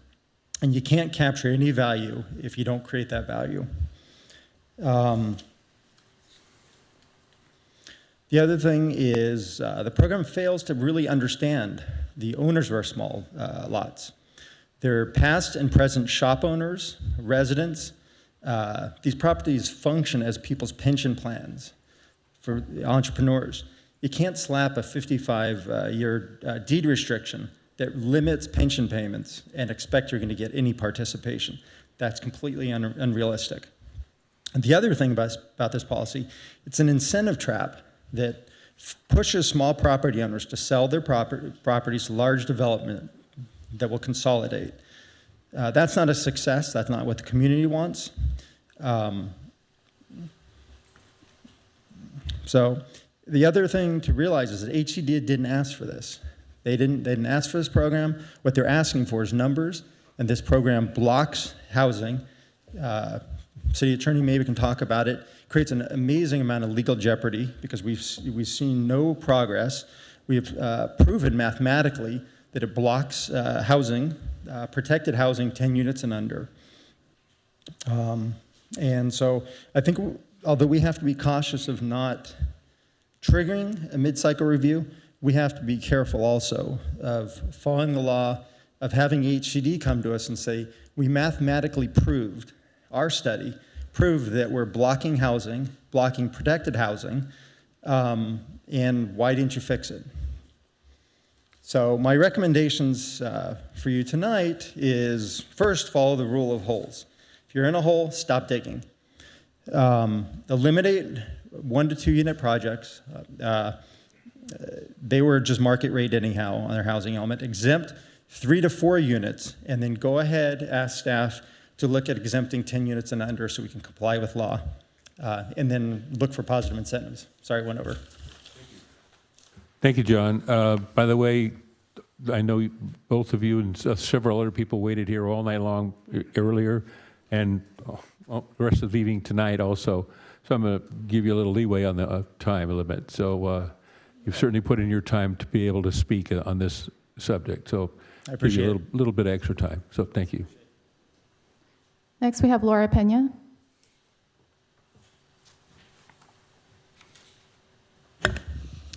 Laura Pena, 2021, that's the only correction I want to give to John's statement. We've been up here talking about land value recapture. So I went back to some of the old meetings, and I can't believe we're still talking about it. There's a correction on the PowerPoint. You didn't increase tier 2 to 112 or 114, not that I know, so, wrong. I recently heard 3 interesting quotes. It appears to me land value recapture has become a constraint on the development of residential properties on Upper Pier. 2, so far it has generated 0 for low-income housing. The program has failed. 3, I cannot fathom another hurdle, restriction, cost. If I had it my way, I would like to see this go away completely forever. These are not my words. These are the words of your own planning commission, appointed by council, who reviewed the evidence, read the reports, talked to business owners, listened to residents, and voted unanimously to remove LVR on our smallest lots. Now, this unanimous vote matters because it reflects clarity, not politics. It reflects reality, not theory.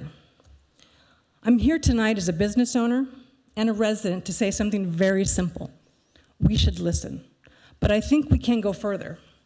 Because what I did is I went back to Plan Hermosa, that 240-page document that we're supposed to rely on.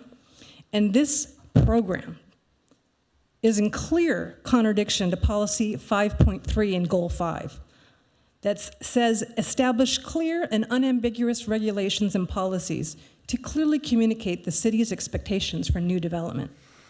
LVR revolves on an evolving assumption about value creation and future market conditions.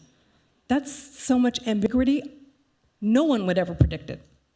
The general plan assumes that property owners will respond to incentives. They will like regulations that enable, not block, the desired outcomes. So if you've got 0 application and 0 housing projects, this is a failed policy. And pretending a failed policy is working is making our housing crisis worse. I agree with staff's recommendations to explore zoning regulations that encourage development. Your planning commission has told you clearly. Now it's your turn.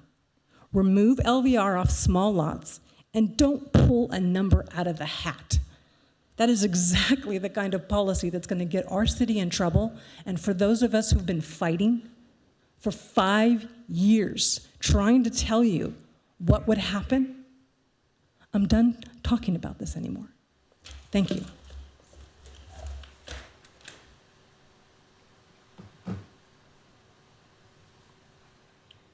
John Burry.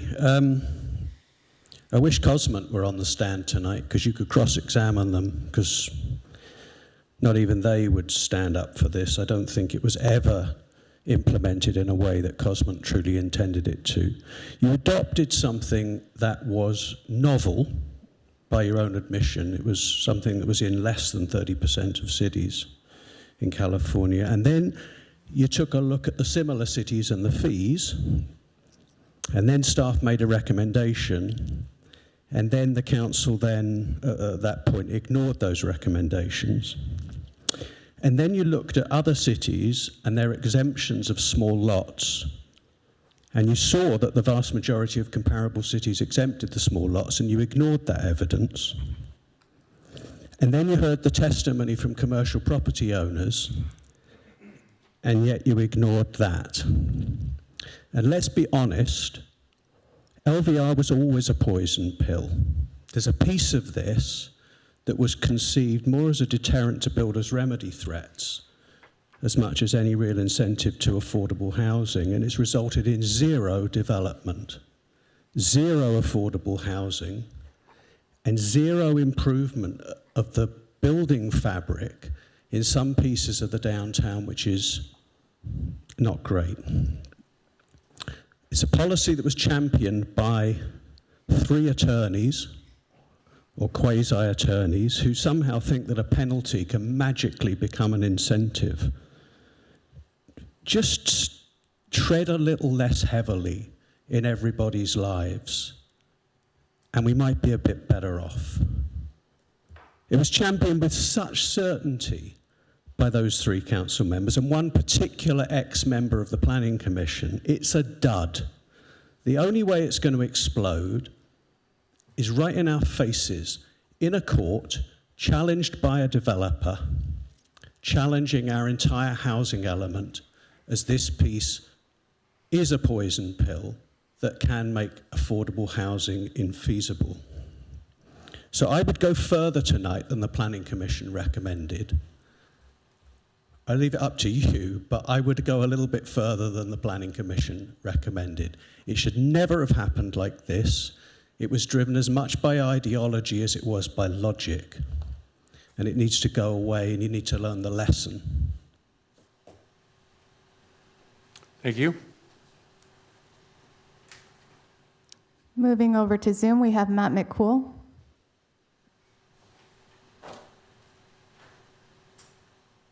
Hello, City Council staff, Matt McCool. Great public comment so far. Appreciate it. I'm not going to repeat any of it, but I want to go ahead and say I called this out when this happened. I told you so. Nothing has happened. And Mr. Burry talked about ideology. This was driven by woke ideology, and you have 2 conflicting ideas working here. You want to have mixed use in the downtown area, but you also want to have affordable housing. Councilman Jackson, when he's gone over this for many years, and he's talked about affordable housing. First off, there's no such thing as affordable housing. It's called government subsidized housing. And I have always said this, and I said this when we had these meetings, there is plenty of affordable housing in Hermosa Beach. I know this because I took advantage of it. It was early on in my life, in my 20s, it was called having roommates. So there's plenty of affordable housing. But this government restriction is preventing mixed use happening in the downtown area. I consider myself a foremost expert on this because for many years, I live in the only mixed use building in the downtown area in Hermosa Beach. I had many, many parties where people would come over and they said they would love living on a mixed use building on Pier Avenue. The city is restricting this development. They're restricting the culture and the development of the city that everybody wants to have. My heart goes out for Laura Pena and her frustration. The demand is there. The demand is there from the people who want to go ahead and live on Pier, and there's demand there for the people, the owners and the developers. This needs to be addressed. I don't know how far and how deep you're going to get in this tonight, but at the very least, I agree with Councilman Francois. You need to go ahead and do the zero reduction to the 4 units. That's my time. That's my piece. Thank you. Thank you. Next is Nancy Schwapak.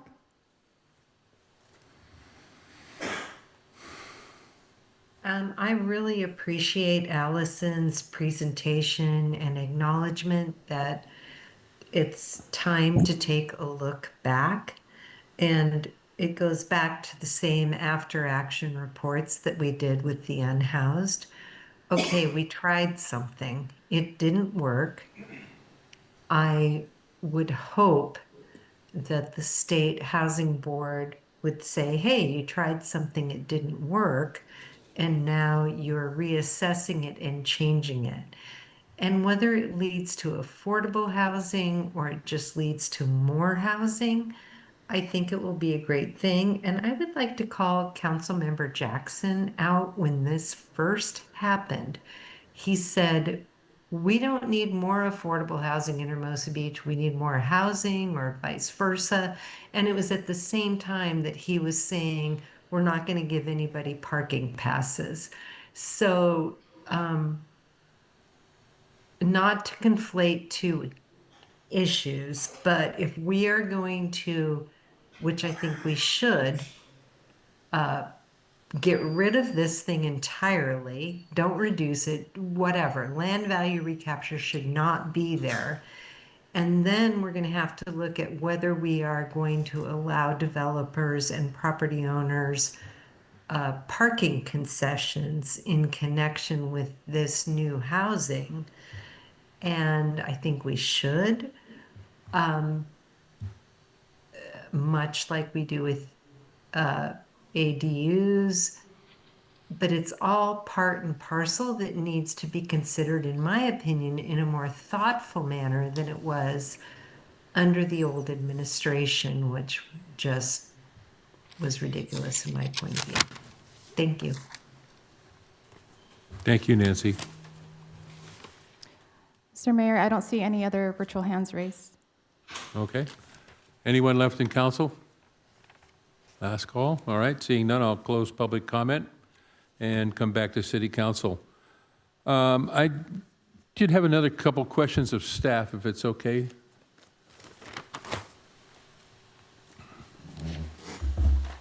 The question of parking actually just did come up, and if on a mixed-use development, let's say, for instance, on these small lots that we're talking about, land value capture or otherwise, on a mixed-use thing, there are parking requirements for the residential unit above the commercial unit for mixed use.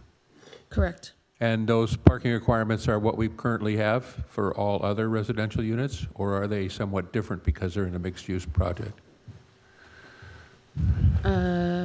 I believe we have in the mixed-use section that there is considerations for shared parking between the commercial and the residential. And offhand, I can't remember what other, if it's a reduced parking rate. And then when you get into projects that are utilizing the state density bonus, there's alternative parking based on that. Right. Yeah, they get density bonuses. Is it possible for a mixed-use project that has no possible way of providing parking? Would they, how do we deal with that? Do they buy in lieu spaces like a commercial property would? Would they pay a fee for? So in the downtown zone, they could be eligible for, I think, an in lieu fee. I don't think there's a restriction on the program as to only being commercial, but I think if it was a mixed use, it would still be eligible, but I think I would need to double check how that in lieu fee was written. Okay. Also, I know from years and years of experience when you develop a residential property, not necessarily mixed use, but a residential property on a residential lot, that you have to pay sewer use fee, developer fees, school tax, and so on and so forth. These units that would be built in a mixed use project would be the same? Correct. Would they be subject to all of those? Yes, they would. And I know in Manhattan Beach, they're discussing a developer fee for these projects. Do we have anything such like that? I'm not familiar with what Manhattan Beach is currently. Impact fee. Oh, an impact fee for new development. I'm sorry, what type of impact fee? Yeah. Do we have anything like that? A per unit impact fee for infrastructure. So in other words, they pick up.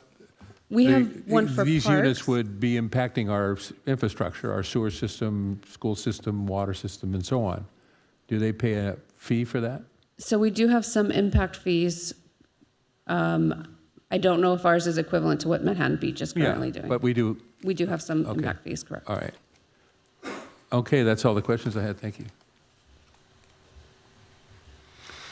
And discussion. Let's bring it back. Public comment is closed. Let's bring it back to the council for discussion. All right, I'd like to start, and if no one else does.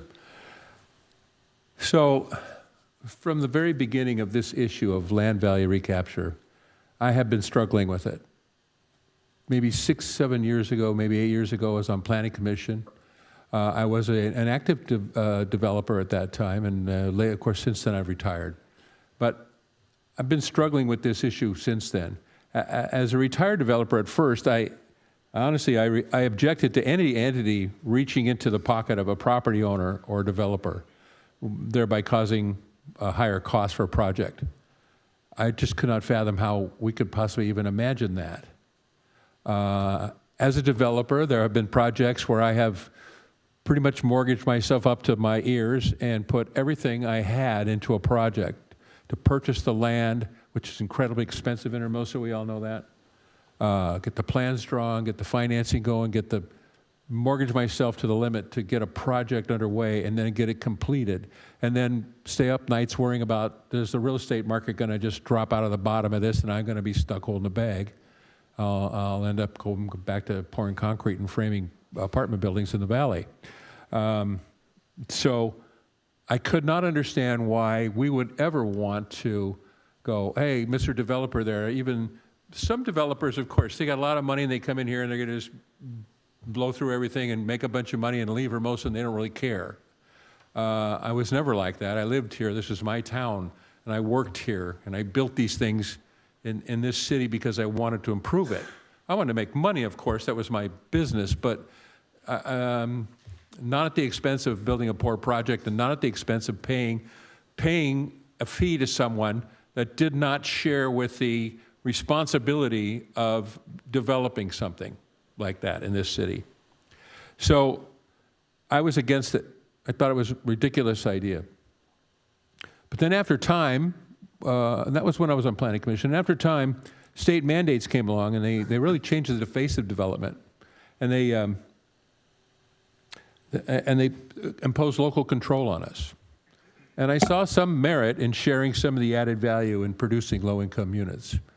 So I was, changed my mind a little bit, and I was sort of for it. And I voted for it on Planning Commission when we did this. And then I'd like to just stop right here for a second and say that I think that being able to change your mind as a planning commissioner or councilman or mayor or wherever you are in city government, I think is a plus, not a minus. I don't think it's can't make up your mind, you're wishy-washy, you don't really know what you're talking about, why don't you just pick a side and stay on it? I don't think that way at all. I think it's a plus to be able to reevaluate something, a decision you made once, to reevaluate it and say, the world changes, the situation changes, life changes, and so your opinion should change to go along with that. And so I changed my mind at one point and I agreed with land value recapture. Now we're in a different world. Everything is different again because we're here, we're doing it. And I realize that it is a failed experiment. It isn't working. Honestly, I think that what we have to do is change our mind again. We have to change the direction in which we've been going. And I think land value recapture is a place that we can do that.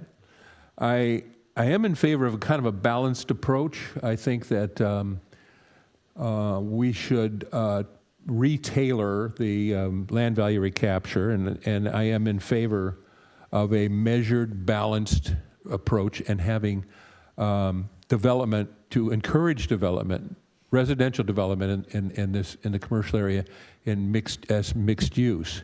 And I think that's best done in increments if we want to just do this the way that I think is the right way to do it now. I think that we should eliminate land value recapture on small lots of 1 and 2 units minimum.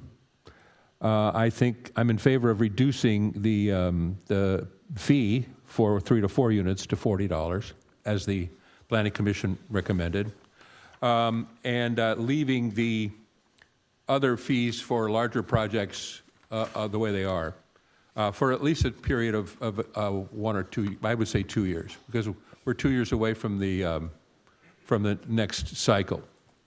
I think we can evaluate how that works. If it works on lower and smaller lots and it encourages development and makes more sense, then next time around we'll maybe eliminate it completely.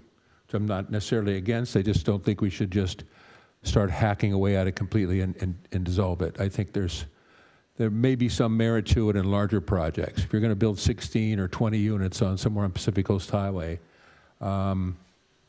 maybe the land value recapture, there might be some value to that then. Let's see what happens. But for right now, I think the very best thing we can do is follow the Planning Commission recommendation. I think they got it right. I'm glad they thought of it. Well, I'm not there anymore. They did that on their own.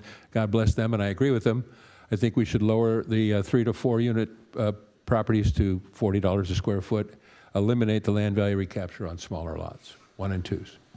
And that's where I am with that. And so I'm sure there's more comments and suggestions, and if there isn't, I would like to make a motion to follow the Planning Commission recommendation.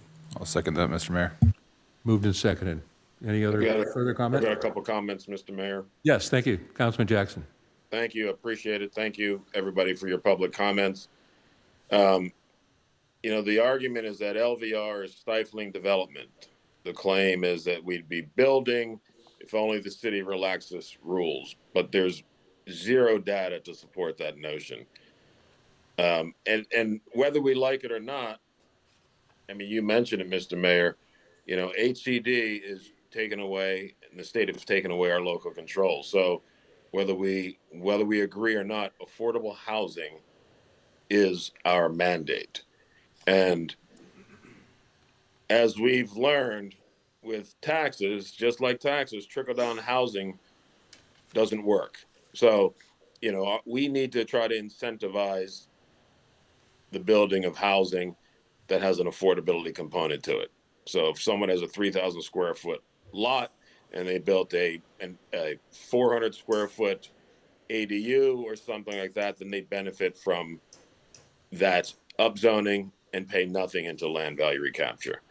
You know, there are folks that are this panacea that if we relax the rules, all of a sudden everyone's going to be building downtown. But we know from public comment that the most vocal folks who have been pushing this have no plans to build. They are not displacing their tenants. They have no plan to build. And I don't know of anybody else. We've got one person that's building, and that's outside of Pier Avenue. I mean, there are multifamily homes on either side of Pier Avenue right now. So the thought that, you know, building a couple, again, there are no plans to build, would somehow, you know, jumpstart downtown. But the downtown is a whole separate issue, and that's the business mix that we've talked about. So whether we like it or not, affordability is the component. Our community development director said, you know, maybe the recommendation is we look to the next cycle before we make any changes. You made one comment, Mr. Mayor, that I think, you know, if you would support this, a LVR waiver structure that would apply to these small scale projects. So we could waive the land value recapture, but it would expire in 3 years if construction doesn't start. So it's performance based. Somebody wants to build, they show that they're making a good faith effort to build, and that incentivizes action, which at the end of the day is what we're looking for. We want projects that are actually going to activate underutilized spaces and contribute to our community needs. So, and at the end of the day, you mentioned infrastructure and everything else. That's the purpose of the land value recapture, to provide that revenue stream for roads and lighting and all those things that come. So, you know, I don't know if there's any support for a waiver structure that would apply to these small projects, but they have to show that there is some actual performance moving forward, and they just don't bank the value of the upzoning for that property. Well, thank you, Councilman Jackson, for your discussion, and I appreciate your thoughts. I have to disagree with some of what you said.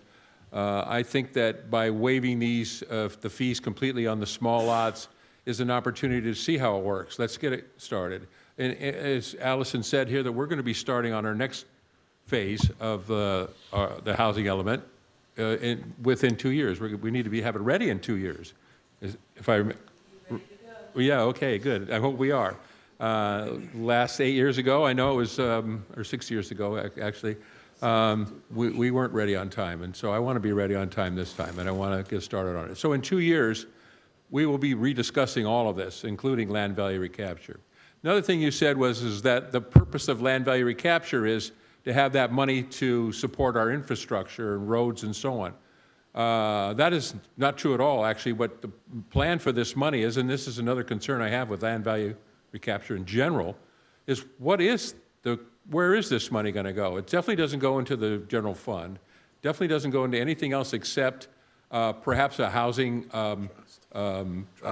co-op, where we actually give this money to some other place so that they can develop low-income housing.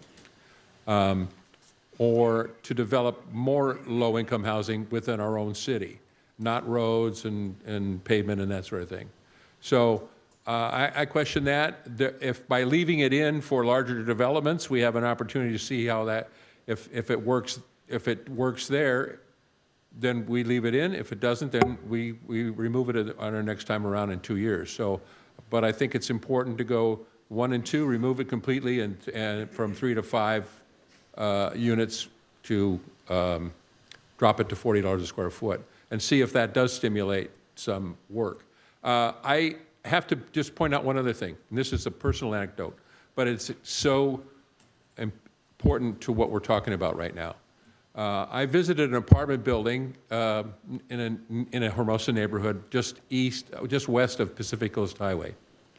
It was a 25 unit, I'm not sure exactly the number, but it was around 25 unit building. They're completely remodeling the building. They ripped out all the windows, all the doors, everything. They're putting new kitchens, the hardwood floors, the whole works. Redoing every single unit in the building. But along with that, they have a central driveway into a central garage parking area, common gate, and parking spaces on both sides of it. Probably 15 or 20 spaces on each side. One for each unit above them. And again, forgive me for the numbers because I didn't go around counting front doors or parking spaces, but at least 15 parking spaces on both sides. Presumably then maybe around 30 units. They took out 15 of those parking spaces and are putting in 6 or 7 ADUs. Replacing that many parking spaces, 15 or so parking places that was required parking at one time. And this is an older building. This building was built in the 70s, and they've taken out 15 of their required parking spaces and replaced it with ADUs. No other parking requirements for those ADUs. So now there's 15 more cars on our street. And now there are 6 or 7 more ADUs. Also, 6 or 7 or maybe 10 or 12 more cars on the street. And they're allowed to do this because of the housing element. This is not a good thing for Hermosa Beach. So why are they doing that? Well, because it's profitable, that's why. That building sat there for 30, 40 years, just the way it was, and it just made money for the landlord over and over again for all those years. But now, there's added value to that building now.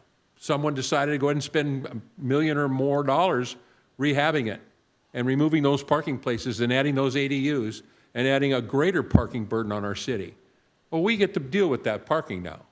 So there is some added value there that some developer is going to catch. So maybe on these larger buildings, if that's what's going to happen, and it is happening right now, it's already underway. They're almost finished with it, by the way. If that's what's going on, then maybe there is some some merit to catching that value, that land value that's there. Maybe we should get some of that money. So my recommendation is on the small lots, I think it's clearly, that isn't doing anything. It isn't doing any good for us. And that's why my recommendation is what I made it. I think that's a wise thing to do. I think if we stimulated some development in the commercial area on the smaller lots, we would be gaining housing, we'd be gaining property tax for the city. If they pay some fees to handle the infrastructure, and if there was some way to make them supply parking when they can, or if they can't, perhaps pay in lieu fees. And I hope that's the case, is that there's one way or another that we can work that parking problem out, because there is a big problem. But if we can figure that out, I don't see any reason why we shouldn't do this. We should open the gates here. Let's let's get this land value recapture thing out of the way on these smaller lots. And let's see if it works. Let's give it a shot and find out what it works. So that's my motion. It's been seconded. If there's any other discussion. Can you restate that motion? Because you just said 1 to 5 units, but the staff report says 1 to 4 units. Excuse me, 1 to 4. So it's Yeah, my original motion was 1 to 4. Oh, okay, you just said that and I was reading. I misspoke a moment ago, but my original motion, I said remove it on 1 to 2 units completely and lower it to $40 square square on from 3 to 4 units. Can I speak to the item? Yes, please. Thank you.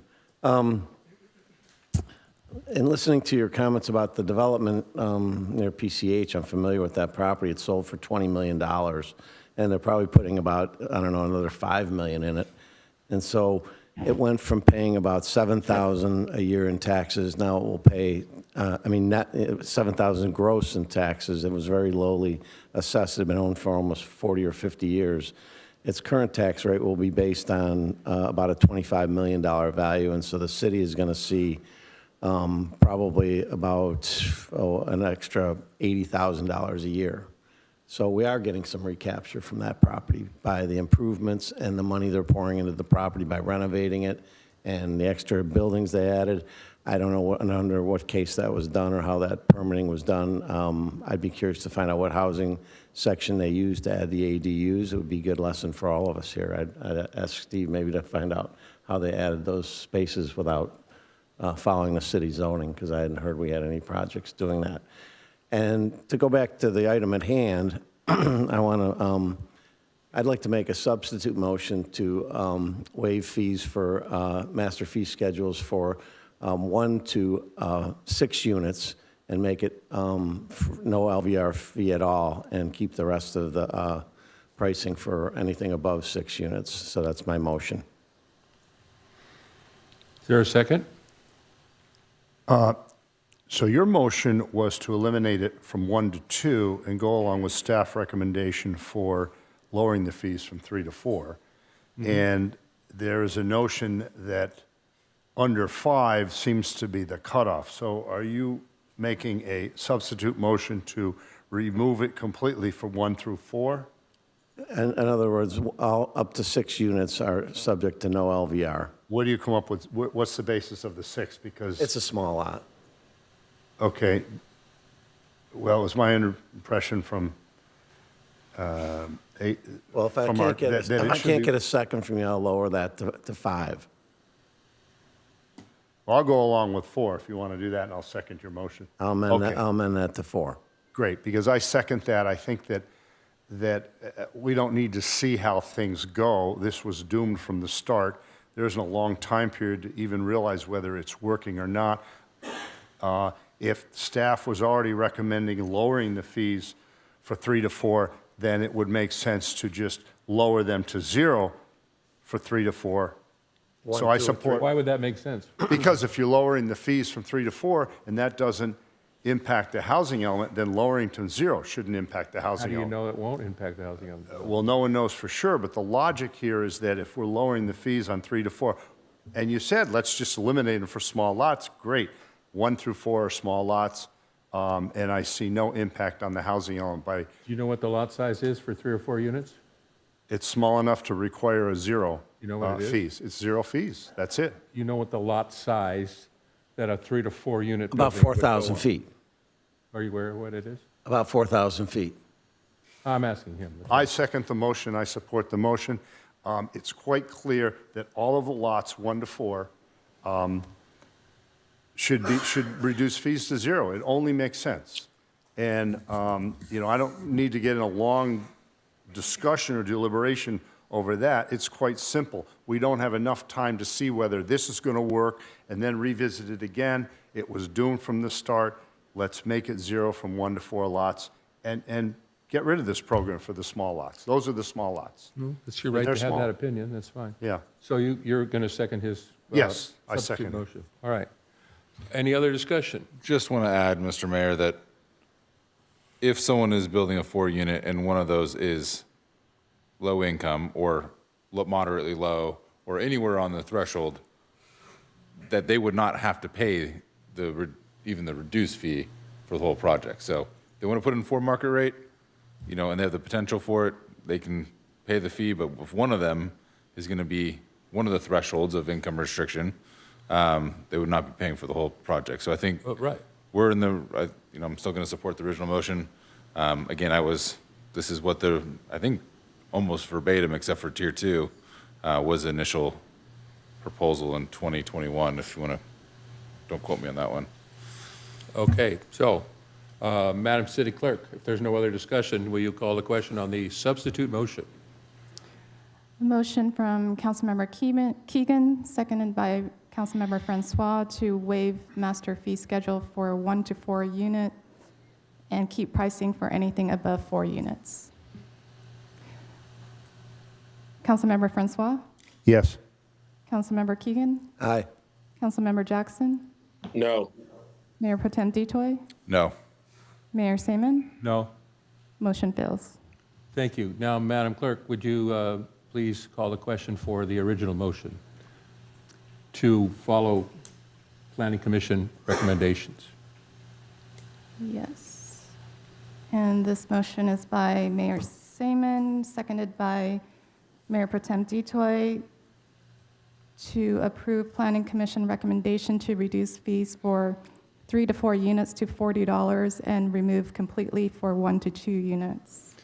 And before you start, can I ask one more question? Just a little bit more discussion on this. I think the council member online spoke about how many applications have been proposed about low-income housing. How many doors have we even added in this housing cycle? I know that we approved the development on 2nd Street, which is, what, 16? I'm sorry, in general, how In many? general, market rate. I don't have that number off the top of my head. We're actually starting to look at the last year, Allison. I don't Well, there's know at if least you the one on 2nd Street, Second and there's Street. 6 more, the one in the That, building that I'm one is talking about. 12. First Street, 911 First Street. That one is 12 units. Okay. But we do have net increase more than that. I just don't know the number through ADUs. But in terms of entitled projects, that's the largest, and then we have lots of 2 units where we're gaining, 1 unit here, 1 unit there. So I'm sorry, I don't have a figure for you off the top. And, a lot of this is, yes, we have an affordable housing issue. We also have a housing issue. We have a massive missing middle issue with housing.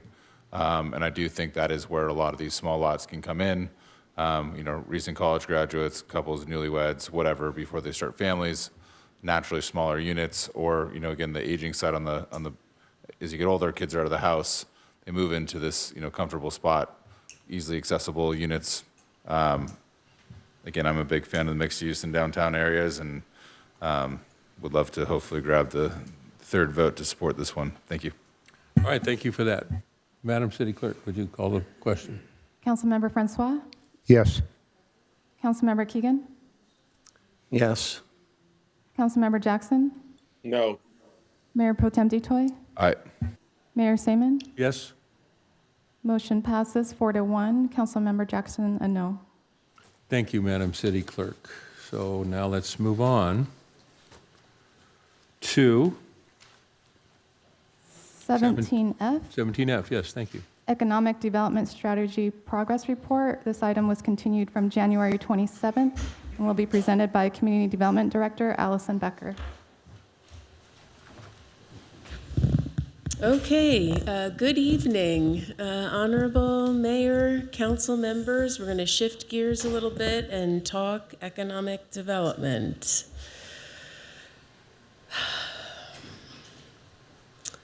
Okay, next slide, please.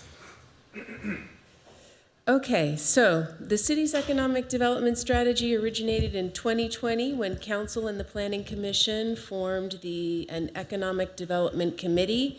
Over 2 years, the committee and a 20-person stakeholder working group met regularly to develop a comprehensive plan for Hermosa Beach's economic future. Council adopted the final strategy in July of 2022. Next slide. The strategy The strategy contains 30 strategic actions organized into 5 categories and prioritized as short-term, mid-term, or long-term initiatives. Next slide. The implementation involves multiple city departments, the Chamber of Commerce, and occasionally outside experts. For several years, staff has provided council with twice-yearly progress reports to monitor our work and adjust priorities. So in the realm of community beautification, you'll notice the highlights from the last year. 24 utility boxes were wrapped with art, 2 beautification awards were presented, and major funding was secured from a local donor for a new gateway monument sign on the community center campus. Next slide. For the downtown, holiday parking program was renewed, 13 major special events were hosted, and 13 local businesses secured permits for dining decks. Next slide, please. In terms of our work on code amendments, we updated the rules for temporary special events, and that was our key deliverable last year in this category. Next slide. Business outreach efforts were spearheaded by the police department and our city manager's office. Next slide, please. In terms of process streamlining, we instituted and expanded concurrent plan review, finalized the workflow mapping, coding, and configuring for the electronic permit system, which will be rolling out next month. Next slide, please. Now, so where do we stand? The 6th progress report shows that our comprehensive progress over the past 3.5 years suggests that all actions are aligned with our work program. The report itself includes a table which represents all action items in numerical order as they are presented in the strategic plan, and detail what we have completed from the initiation point to date. As I mentioned, the good news is that we've successfully aligned our work program to address most of these strategic actions. And on those occasions where we haven't made a lot of progress, that has primarily been due to staffing constraints and budget constraints. Given that this strategy was formulated as a 1 to 5 year plan, and it is now reaching the end of its useful life, staff recommends retiring the reporting cycle. We will continue to advance the strategic actions until they are renewed or replaced through a new strategic planning process. Could be kicked off with a study session or a town hall, as was discussed earlier. So that is the substance of my report. I'm happy to answer any questions that you might have. Thank you, Allison. I appreciate that. Are there any questions of staff?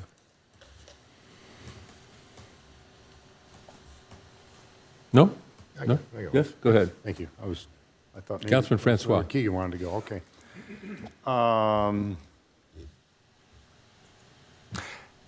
Has the beautification subcommittee met since it was formed? Yes, it has. It has. So what has come out of that subcommittee then? We have had myself and the community and the public works director convened the subcommittee just a couple weeks ago. The committee had its initial meeting, and I am tasked with preparing the meeting minutes, which will then be circulated. Okay. Who's on that? Your Mayor Pro Tem and Council Member Jackson. Okay. Thank you. Now, the beautification awards you mentioned in April, I believe you're referring to the ones that I gave out during my State of the City address when I was mayor. Is that correct? Yes. Okay. That wasn't, okay. So by retiring this, and I understand these strategic goals are from several years ago, does it make sense to, from an efficiency standpoint, instead of a study session or survey or all that, to have a subcommittee of 2 council members here that can assess our needs for future economic strategies and work directly with businesses and retail experts to come up with some best practices for the future so that we can reinvigorate these economic strategies going forward. Does it make sense to do something like that? The council is free to design the process Right. that That's, it that's feels a policy best. decision for council. Yeah, okay, all right. No, I was just wondering if that would make sense. Okay. Thank you very much. Thank Of you. course. Any other questions of staff? All right, seeing none. Thank you, Allison, appreciate it. Let's then open public comment. Mr. Mayor, we did not receive any speaker cards.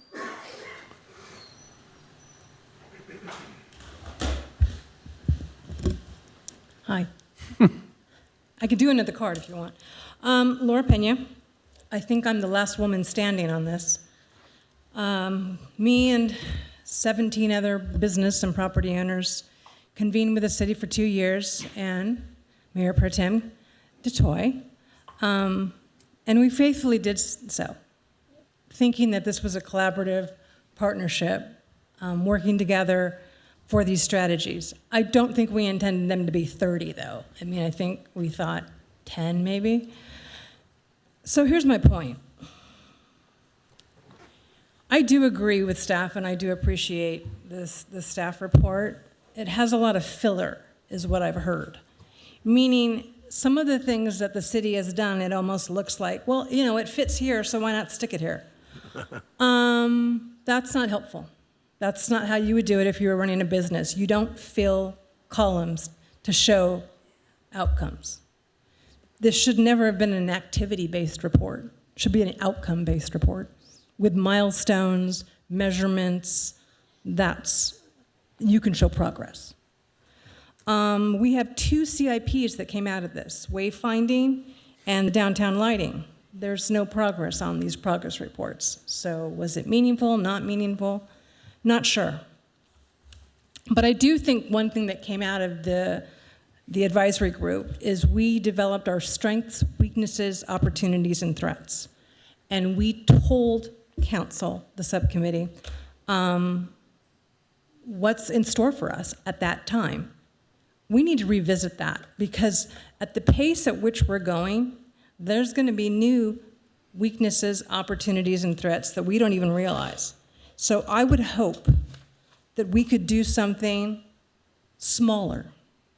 I love the idea of a study session, but it needs to be action-oriented. Because you're not going to get buy-in from businesses to come and participate again, because they're going to ask me.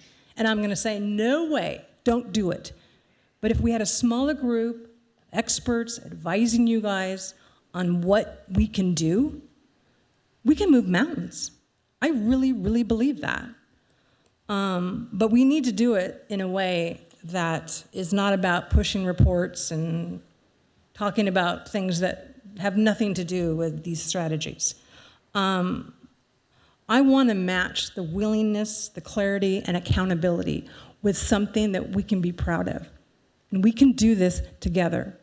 I'm looking forward to it, but I want it measured. Thank you. Thank you, Laura. Your Honor, staff would request a short recess. Apparently, we're having some issues with Zoom. Oh, okay. So we need to clear 10 those minutes, up. 10 Given minutes the be new okay? rules. Recording stopped. Well, that was Given the fast. new rules, we have to make sure that Zoom is Recording available. in progress. Oh, that was fast. Are we okay? No. We still need the recess. Okay. So let's take a 10-minute recess, come back here at 5 after 10. Is Councilmember Jackson still on? Yep. Okay, just making sure. All right, 10-minute recess. Thank you.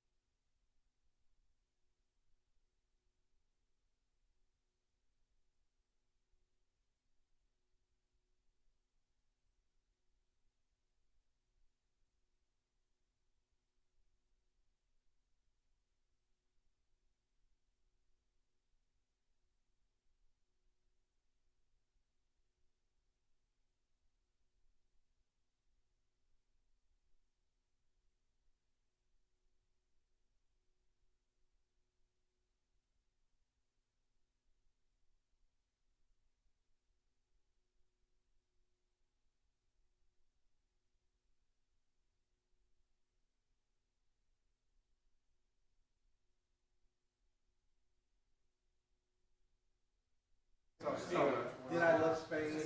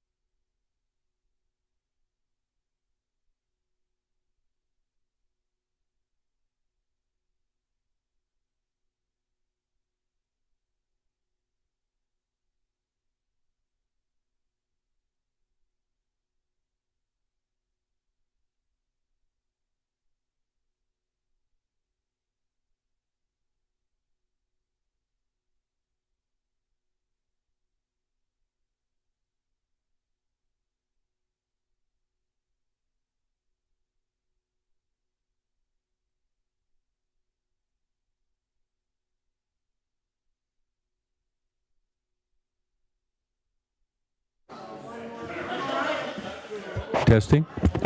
Gentlemen, please take your seats. We're about to begin. Keegan. Michael Keegan.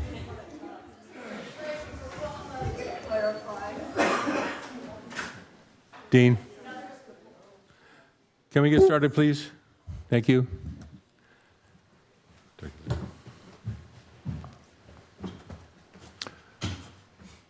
All present again. Mr. Jackson, can you hear us? Are you good? Okay. Madam City Clerk, would you take roll call again, please? Councilmember Francois, Here. Councilmember Keegan, Here. Councilmember Jackson, Present.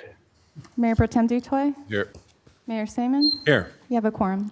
Very good. So let's move on with item 17G. Madam City Clerk. We were on 17F, Yes. and next public speaker is Maggie Bove-LaMonica. Oh, I'm sorry. That's right. We were in the middle of F. Sorry. Good evening, Mr. Mayor, Council. Reminder, we're on the Economic Strategy Plan. And I came here tonight because I heard comment earlier about a one-off town hall or perhaps a study session. And I wanted to put forth my recommendation that you have a vehicle with this plan to meet twice a year. And I think with the council being really strategic about what the performance measures are off of some of those strategy items, you can have a different conversation twice a year about what you want staff to think about, what you want them to measure, and how we're going about putting out a vision for the city. So I think there's a lot of really good actions in there. You had obviously a committed group of business owners, community members who put a lot of time into it. For us to shelve it and bring it back again in 2-3 years, you're burning time, you're burning resources and good relationships. So I would encourage you to keep it, but tweak what the outcomes are. Thank you. Thank you. I don't have any other speaker cards. No other speakers in council chambers? Moving on to Zoom, we have Nancy Schwapok. Performance measures are off of some of those strategy items. You can have a different conversation twice a year. Hi, I have stuff going on in the background. I'm sorry. Hello? What was that? Of business owners. Hi, I think put a we're lot of talking time about into the it. economic development plan, and I think this is one of Again, those. 2 years, you're Oh. burning I time. Hold have on. back noise. I'm I sorry. encourage you to keep it, Something's but delayed.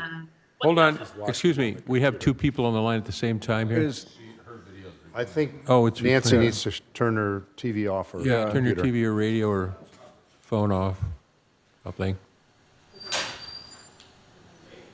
Okay. Nancy, are you there? Nancy, if you could mute your background noise. or off of some of those strategy items, you can have a different conversation twice a year. Hi, I have stuff going on in the background. I'm sorry. Next person. Same problem. She needs to turn the sound off on her laptop if she's coming in on her PC. Okay, Nancy left the meeting. She may come back. But I don't see any other hands raised at the moment. Yeah, I was going to suggest we go on and then come back to her. Nancy, can you hear us? She's not online anymore. Okay. I would really like to have her comment. So why don't we bring it back to council, and then if we do get connected with her, Madam City Clerk, would you let me know? And we can take her comments. Okay, so temporarily here for the moment, let's come back to council for comments and deliberations. Anybody want to start? Sure.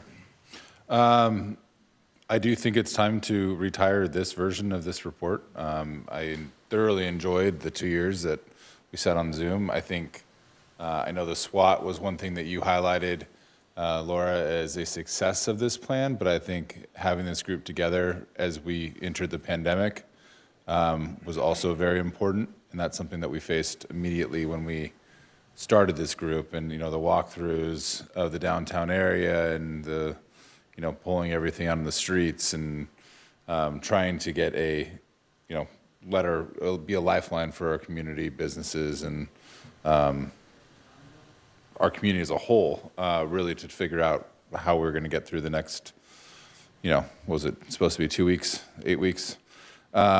So this plan started off on a rough footing in that regard, and I think, eventually we got to a place where, sure, we have our 30 strategies, and I know that we were not able to touch a lot of them, but I think that we need to narrow down our focus.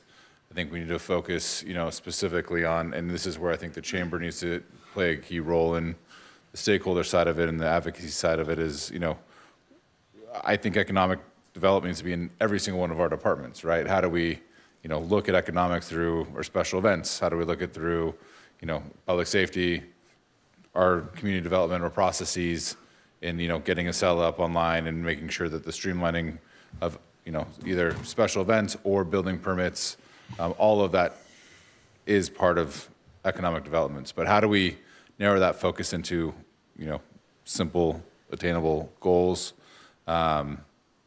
so that we can actually not necessarily just check a box, but actually improve as a city moving forward. So how does that look? Does it kick off with a study session? Does it, do we look at a consultant to come in to moderate, to kind of goal set for this group and the chamber to get together to, where do we really need to define our goals moving forward? So in favor of retiring this set of strategies, but looking forward to developing and not spending 2 years in developing a new set of lists. Thank you, Mr. Mayor. Thank you. Any other comments? Councilor Francois. Thank you, Mr. Mayor. I go along with what Mayor Pro Tem suggests. I think that a good way to do that would be to form a subcommittee at the council level, and we can put together stakeholders, shareholders, business owners, experts, come up with some new goals and strategies.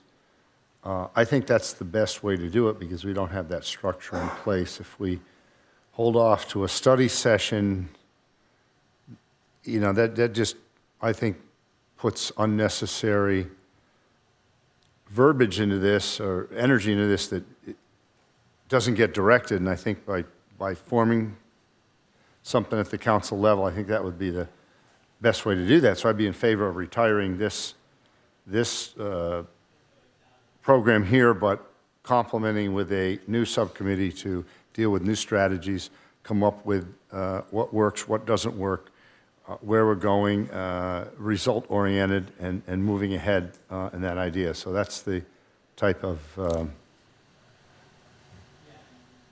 situation I'd like to see here regarding this item. Thank you. Thank you. I would like to, I think I'm more in line with Mayor Pro Tem DeToy's idea of having another economic development committee, not necessarily a subcommittee from City Council. I would certainly want to have some City Council personnel on that committee, but I think without input from the stakeholders and the chamber and people like you two right there on that committee, I think a 1 or 2 person council group is not what we need. I think a larger group of people on that subcommittee is a much better idea, much similar to the first one, only, Laura, as you put it, I think it makes sense to me to have it smaller, more focused. So I would be in favor of forming such a committee like that, that would have 2 council members on it and maybe planning commissioner or whatever. Maybe we should have a meeting and discuss that. Have a, I don't know if you call it a study session, or if you want to call it maybe have a town hall meeting and kick it around in public and kind of come up with some ideas and then come back to council with it, and we'll form such a committee and get that going. I think retiring this one, I think we should do that. It's time. But let's not do it anymore. Let's get started on something else. And I think Councilman DeToy's suggestion is probably our best way to go. Anyone else have anything to say? Yeah, I think we should retire this. Maybe we should just direct staff to come back with some alternatives for us to choose of a path to work on economic development. That's not a bad idea. Councilman Jackson, do you have any comments? No, You're off screen. Allison talked about the beautification piece, and I also sat on the Economic Development Committee with the Chamber, and we fleshed out a lot of these things. But a lot of the things that we talked about in the beautification committee are items that were on the list that the Economic Development Committee came up with over those years. We're looking at, sort of focused on what can we do now between now and the World Cup. Then we sort of have a space in between there, before the Olympics, and what can we do to paint? What can we do to plant? What can we do to beautify? What lighting can we improve? Can we just change the bulbs downtown to give us, so those are the things we're looking at sort of now. And then, and also the signage piece is included in there as well.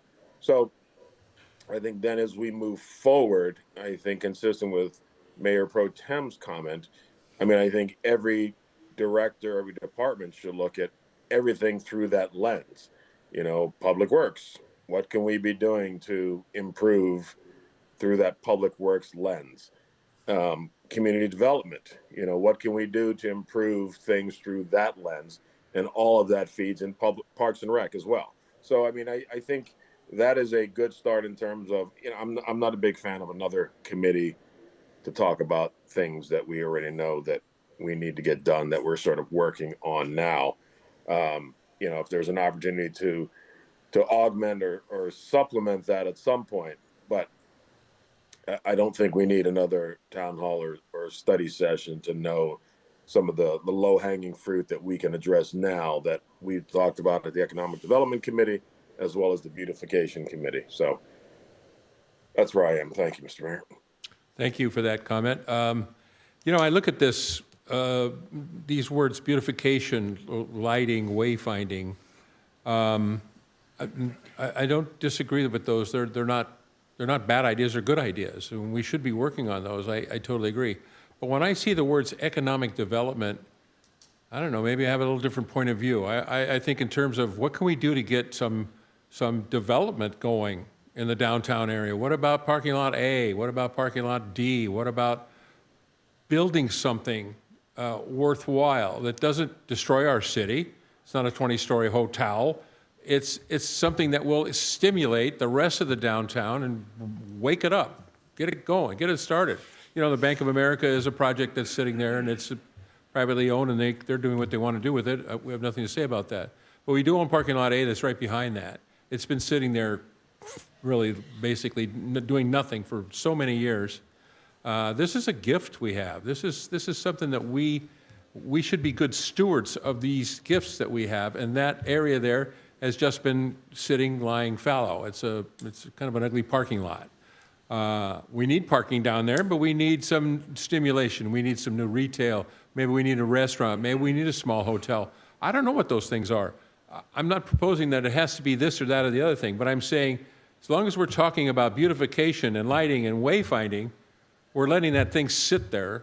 So this economic development committee, I think, should be addressing economic development. Let's get something going there. We always say, yeah, it's a great idea, but year by year by year, it just sits there and we get no progress. Now, I think there is some progress going on, and you know, there's talks happening, and it doesn't happen overnight, but I think we need to stimulate that. So if this committee, if we have a committee, smaller, more focused committee, could address those things at the same time. Why not? Why don't we do that? So I don't know about the study session or the town hall meeting. That'd be nice to get some feedback from the public. That'd be a great way to do that. But after that, we really get down to the bones of doing it. I think we really need the stakeholders and the Chamber of Commerce and council, some representation from council, to get started on these things and get working on them. Councilman Jackson's suggestion of, you know, we have the Olympics coming up, and then the other things that there's things we can do now, and I totally agree. Putting some lights up and making some beautification, and I think we just paved everything pretty much, so, you know, Public Works may not be involved that much, but I think rather than involve each department to look at something, they got enough to do already.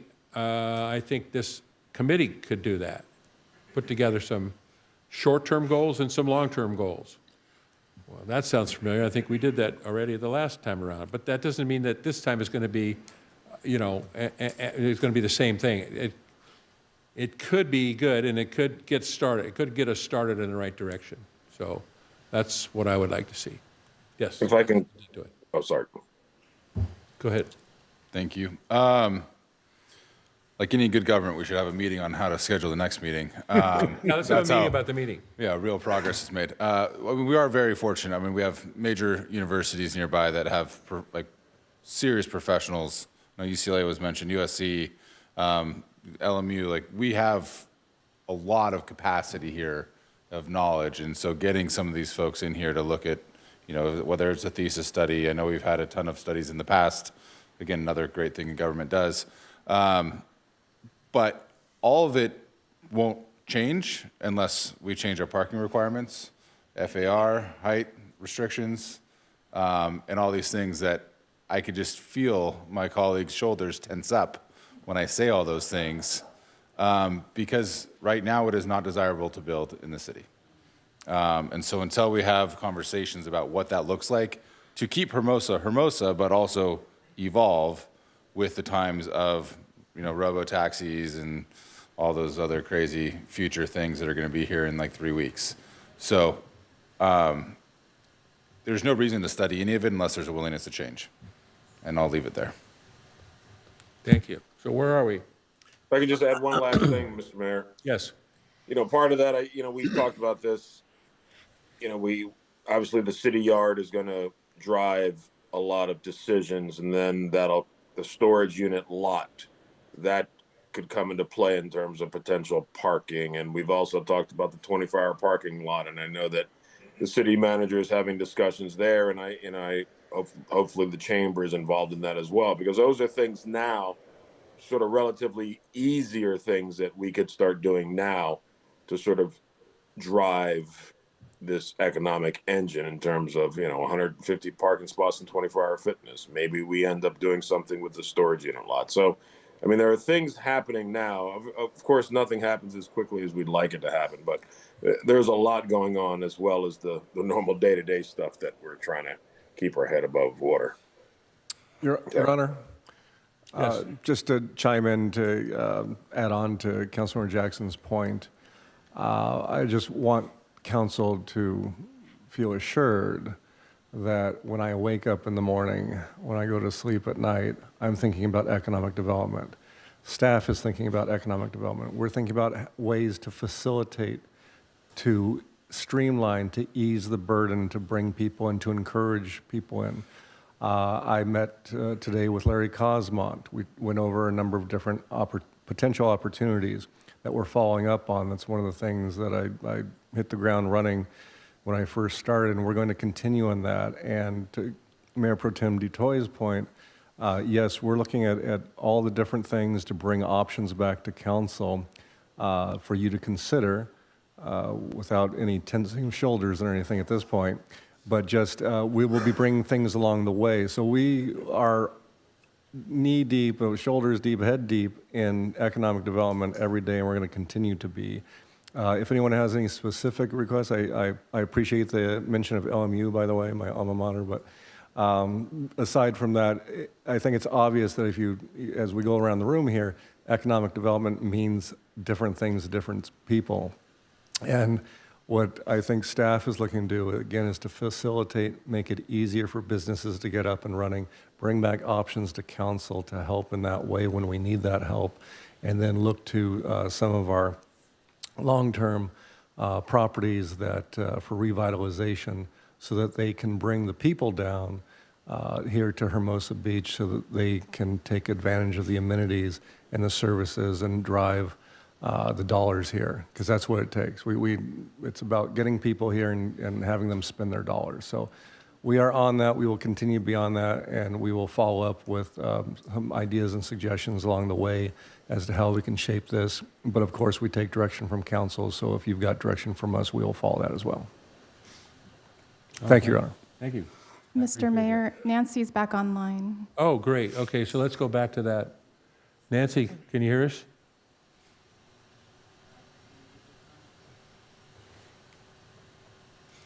Hello? Hey, There we go. so all I wanted to say is what Steve just said. I appreciate that we have considered everything that was in the past, and now we are looking forward. And I am so grateful to Steve and to the council and to the economic development of this city that, okay, we can set aside what was there. And I'm really super grateful that you guys are looking forward. And Steve, thank you so much. Well, thank you, Nancy. I'm sure Steve appreciates it. Okay. Can I say one last thing, Mr. Mayor, then I'll shut Yes. up. Yes, please. One of the things that we've talked about, Planning Commission talked about this, we talked about this at our last meeting, is, we also have to take an honest look and maybe look to what our neighboring cities did in pausing ground floor services. If we're not looking at restaurants and retail for ground floor, then I think we are going to miss that mark, because that's what really is going to bring folks to our town to spend the money. So I think any long-term plan has to include, I think, an analysis of the right sizing of the business and maybe a pause on any services. And we look at retail and restaurants. So I just throw that out there for consideration. Appreciate that. Thank you. Okay, is there any more comment? Mr. Mayor, I move Yes. that we receive and file and retire the 22 economic development strategy. All right. Is there any appetite on your part with this motion to include, retire this set of strategies, but also develop a new list of strategies with a I think new economic the development city plan? manager has some direction and will grace us with staff's We do. best ideas. And You don't need to come up with specific solutions tonight. I get the sense here, I get the sense of the community, we will come up with things, and there are things that, of course, we'll want all the stakeholders and everything to be part of.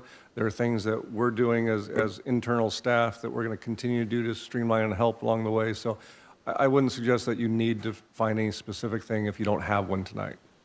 No, I agree with that. I'm just saying that we would like to direct staff to come back with some outline of a new Sure. economic development committee. Sure. And possibilities for that work. Okay, so we have a motion. I'll second that motion. More discussion?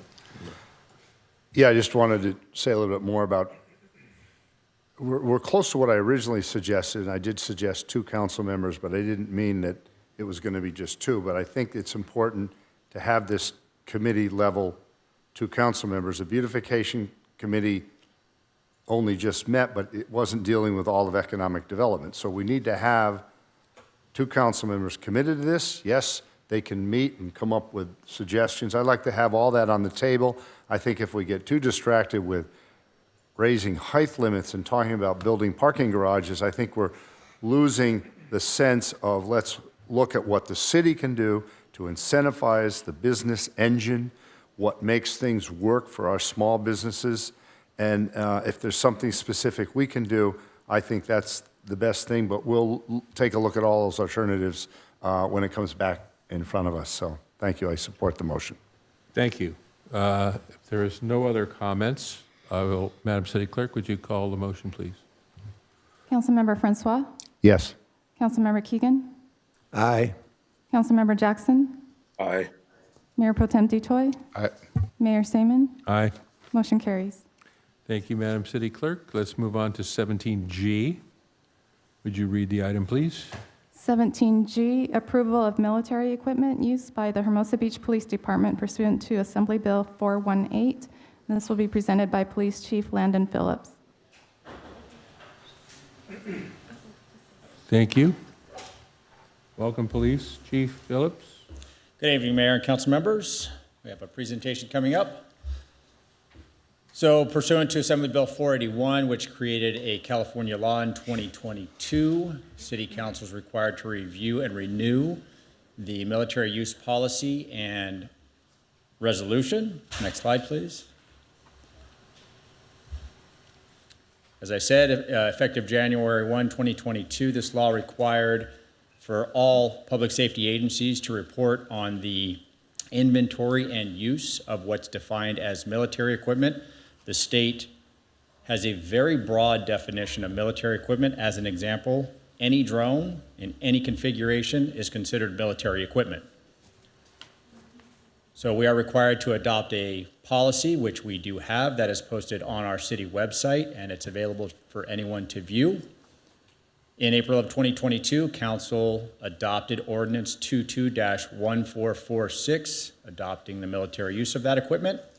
And since then, this ordinance and policy has been renewed each year. Next slide. Per the law, we're required to report any complaints, any concerns, or any internal investigations regarding the use of this military equipment. To date, we have had none. As I said, the policy is still in effect. It has not changed since we started it. We're also required to update the annual inventory, which includes the purchase, sale, whenever we get rid of equipment. All of that is included in the staff report attached to this report. This year, we did acquire several 40-millimeter launchers. These are one-shot launchers. These are only for civil unrest type activities, require officers to have training on them. They have not been deployed except in training, and those were purchased with asset forfeiture funds. Next slide. And with that, we are recommending, council to renew the ordinance, to receive and file the annual report. And again, the only uses of any of this equipment, well, let me rephrase. As far as the rifles and stuff like that, it's only been used in training. We use drones every week. Drone is technically military use equipment. We use those all the time. Some other things, such as our watch commander vehicle, those are used very frequently. So that's the report on the use of state-defined military equipment. Great. Thank you, Chief. Any questions? Mr. Dutoy. Thank you. I actually got a few texts about this when I put up the agenda preview. What spurred that, yes, it's good to have conversations of why this is on our agenda, but B, could this go on the consent calendar in the future? That's a very good question. We asked the same. The law requires that there be an open public discussion. Copy that. By having it as a municipal matter, it allows public comment and allows that public discussion to happen. This serves that purpose. Perfect. Thank you. Any other questions? Nope. Councilmember Jackson? Nope. All right. Thank you, Chief. Great report. Let's move on to public comment then, please. Madam City Clerk. We did not receive any speaker cards. Moving over to Zoom, we have Nancy.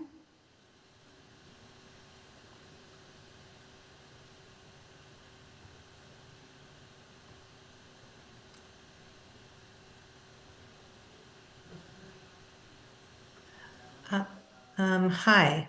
I just participated in the march on Sunday for Standing for Democracy, And I heard about a 40 millimeter or something, and I'm not quite sure what it was. It went pretty quickly. I'm not sure I'm comfortable with our police department engaging in military activities against our civilians. So I'd like to hear a little bit more about whatever the latest acquisition was. And thanks. That's just all I'm asking. Thank you. Thank you, Nancy. Any other calls? Mr. Mayor, I don't see any other virtual hands raised. Okay, I'll close public comment then. Ordinarily, public comment is not a two-way conversation. Chief, do you feel like you want to respond to Nancy's question about the 40 millimeter launcher and what that is and what we use it for and so on? Certainly. 40 millimeter launcher is a single shot munition. It does use something similar to a firearm, but it's considered a less lethal firearm. It fires things such as foam bullets, other things of tear gas or other things that are used in civil unrest. We have 8 of them. Again, we've only used them in training. These are only deployed in civil unrest situations. So that's it. And the actual specifics of what was purchased is included in the staff report. So the public comment individual can look at the attachments, and it's listed right there in the annual inventory. All right, thank you, I appreciate that. And Nancy, I hope that answers your question. And there is no other comments? One question, Mr. Mayor. Yes. Thanks, Chief. So no one will utilize that unless they are properly trained. Yes, and it requires, our policy is that all officers have to have regular ongoing training, and with our firearms instructors, they have all worked with these particular firearms. The instructors themselves have to go to a specialized training to be an instructor on this specific device, because it's not the same as the regular firearms that police officers train on. So the instructors have specialized training, and they're going through with every one of our staff, and they will do regular ongoing training every year. Got it. Thank you. Yes, thank you, Chief. I appreciate it. All right, so we are still technically in public comment. So, Madam City Clerk, is there anyone else on Zoom? No, I don't see any other virtual hands raised. Okay. Then I'll close public comment, come back to council for comments, deliberations, or a motion. If there are no comments, I'll make a motion to adopt the staff recommendation to review and renew ordinance number 22-1446, an ordinance of the City of Hermosa Beach adopting military use equipment in accordance with Assembly Bill 481, and receive and file the annual military equipment report. Is there a second? Second. Moved and seconded. Any further comments? Deliberations? None? Seeing none? Madam City Clerk, would you call the question, please? Councilmember Francois? Yes. Councilmember Keegan? Aye. Councilmember Jackson? Aye. Mayor Pro Tem Dutoy? Aye. Mayor Saman? Aye. Motion carries. Thank you. And then let's move on to item 18, future agenda items. I have 2 items that I'd like to bring up for a future agenda. I am seeking support to direct staff to prepare a bid package for the St. Patrick's Day Parade and the Memorial Day and Labor Day fiestas for 2027, so that we can request proposals at the earliest convenient date this year. This avoids waiting until the last minute to consider any changes to the contract that we have. I don't have any problem with the contract. I don't have any problem with the chamber. We're done with that. That's already set in place. But I think that it's important that we start sometime this year, in the next few months, so that we have an opportunity to put this package together, look at it, set it out there, and see what there is out there. Maybe nobody will bid on it. Maybe, hopefully the chamber will bid on it also. It'll be a competitive thing, and we'll see what comes of it. But for us to wait till January to do that, I think is absurd. So I would hope that I could get at least 2 other people, so this could be an action item when it does come back around. And I hope this is at the next earliest convenient date this year. Is there any support for that? I'll second that. All right, is there a third anywhere? All right, well, there's two, so that's, Your Honor, to clarify, are you including, when you say events, because the events also cover in the contract sidewalk sales? no. Right, This is sidewalk. just for the three events, St. Patrick's Day, Memorial Day, and Labor Day. For the fiestas and Yeah, the just parade? for Got the it. fiestas and the parade. Not Hermosa as- for holidays. As a package Okay. deal. Got it. Everything else stays as it is with the chamber. And once again, if this comes to fruition and we do this, I would hope that the chamber would bid on it, and I just honestly hope that they are successful at it. So it's just that for the last 2 years, we've waited until January to. Right, it'll come our back hands are as an tied, we can't information do item. anything, it's too late. I don't want that to happen again. I'd like to start early this year, sometime this year, and get that out there and get going on it. So we have two people, we'll have a report. Info item, yes. Yes, thank you. All right, my second item that I would like to have as a future agenda item, I would like support to direct staff to prepare a letter of support to modify SB 84 to include our small businesses in regard to ADA lawsuits without a cure period before litigation. There are multiple lawsuits that are being brought against our small businesses here in Hermosa. Not just they're all over the place. And so to protect our own businesses, I would like to see this letter of support, which we can bring to the state legislature and give to our representatives to show that Hermosa Beach is in favor of modifying SB 84 to include small businesses. SB 84, just quickly so we know what we're talking about, SB 84 is up for approval in this election cycle, and it gives construction-related projects an opportunity to cure ADA imbalances. So if you're building a building and in the middle of it, we discover that the ramp is not correct or the bathroom circle isn't right or there's some ADA requirement that you're not meeting, you have a period of time, 60 days or 90 days, to cure the problem before you get into litigation. The way things are now today, there are many of our businesses here in Hermosa Beach who are being sued without any cure period. In other words, they get sued, whether you fix it the next day or not, maybe it's minor, and regardless of when you fix it or not, or if you fix it or not, you have to appear in court, and you're likely to pay legal fees, at least some thousands of dollars, just to appear and say, I've already fixed it, it's all done. And so most people settle out of court, and this is a problem. So if we could just modify SB 84 to include our businesses along with construction-related situations, this would be a really great opportunity for us to support our local businesses and make a stand to try and put an end to these frivolous lawsuits.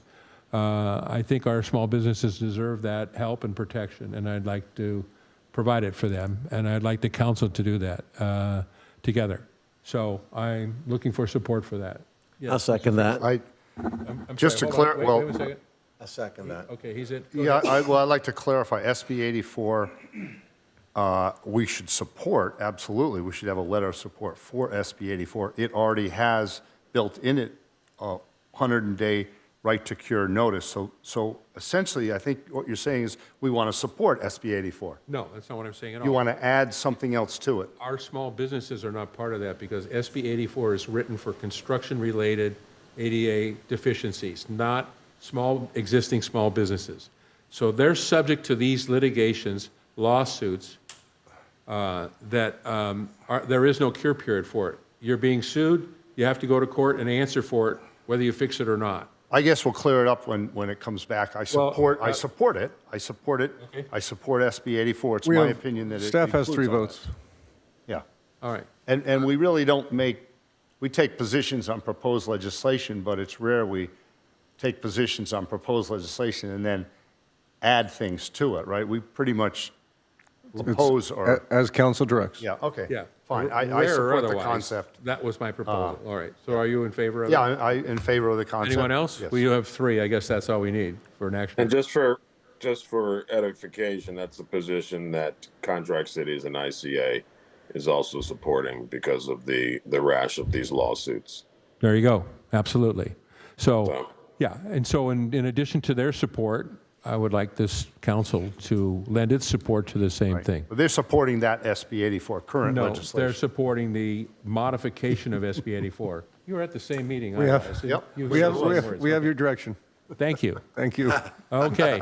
Any other future agenda items? I have nothing to add. I just want to say thank you to staff for cleaning up the list. I want to thank, make a point to thank Ann and Ariana. Nice job tonight. Yes, Thank you. I'll second that. appreciate that recognition. Yes. Very good job. Thank you both for your work.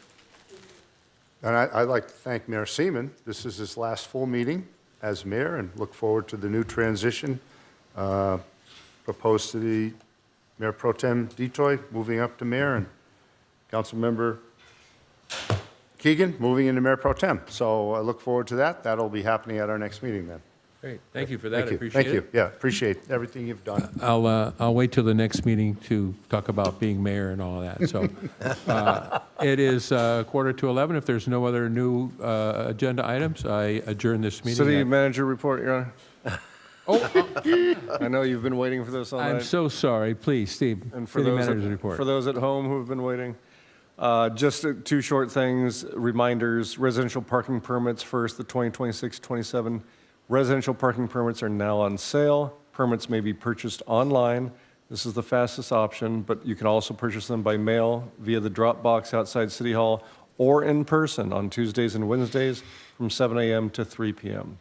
The current 2025-26 permits remain valid through March 19th, 2026, and more info is available on the city's website. Next President's Day holiday, the City Hall and Community Center offices will be closed on Monday, February 16th, in observance of President's Day. Street sweeping and parking enforcement along PCH will be suspended that Monday, as will all construction work, while all other local parking regulations remain in effect. Trash will be collected as scheduled. As always, police and public works remain available throughout. For non-emergency assistance, please call the dedicated police department line at 310-524-2750. Thank you, Your Honor. Thank you. And by the way, 9 months as mayor, have I messed up the city manager's report every single time? I must have gotten it right, well, at least once, I think. Yeah. All right. Well, all right. Well, anyway, I apologize for the 9 out of 10 times that I forgot about it. Appreciate that very much. All right, so I will adjourn this meeting at 10:48.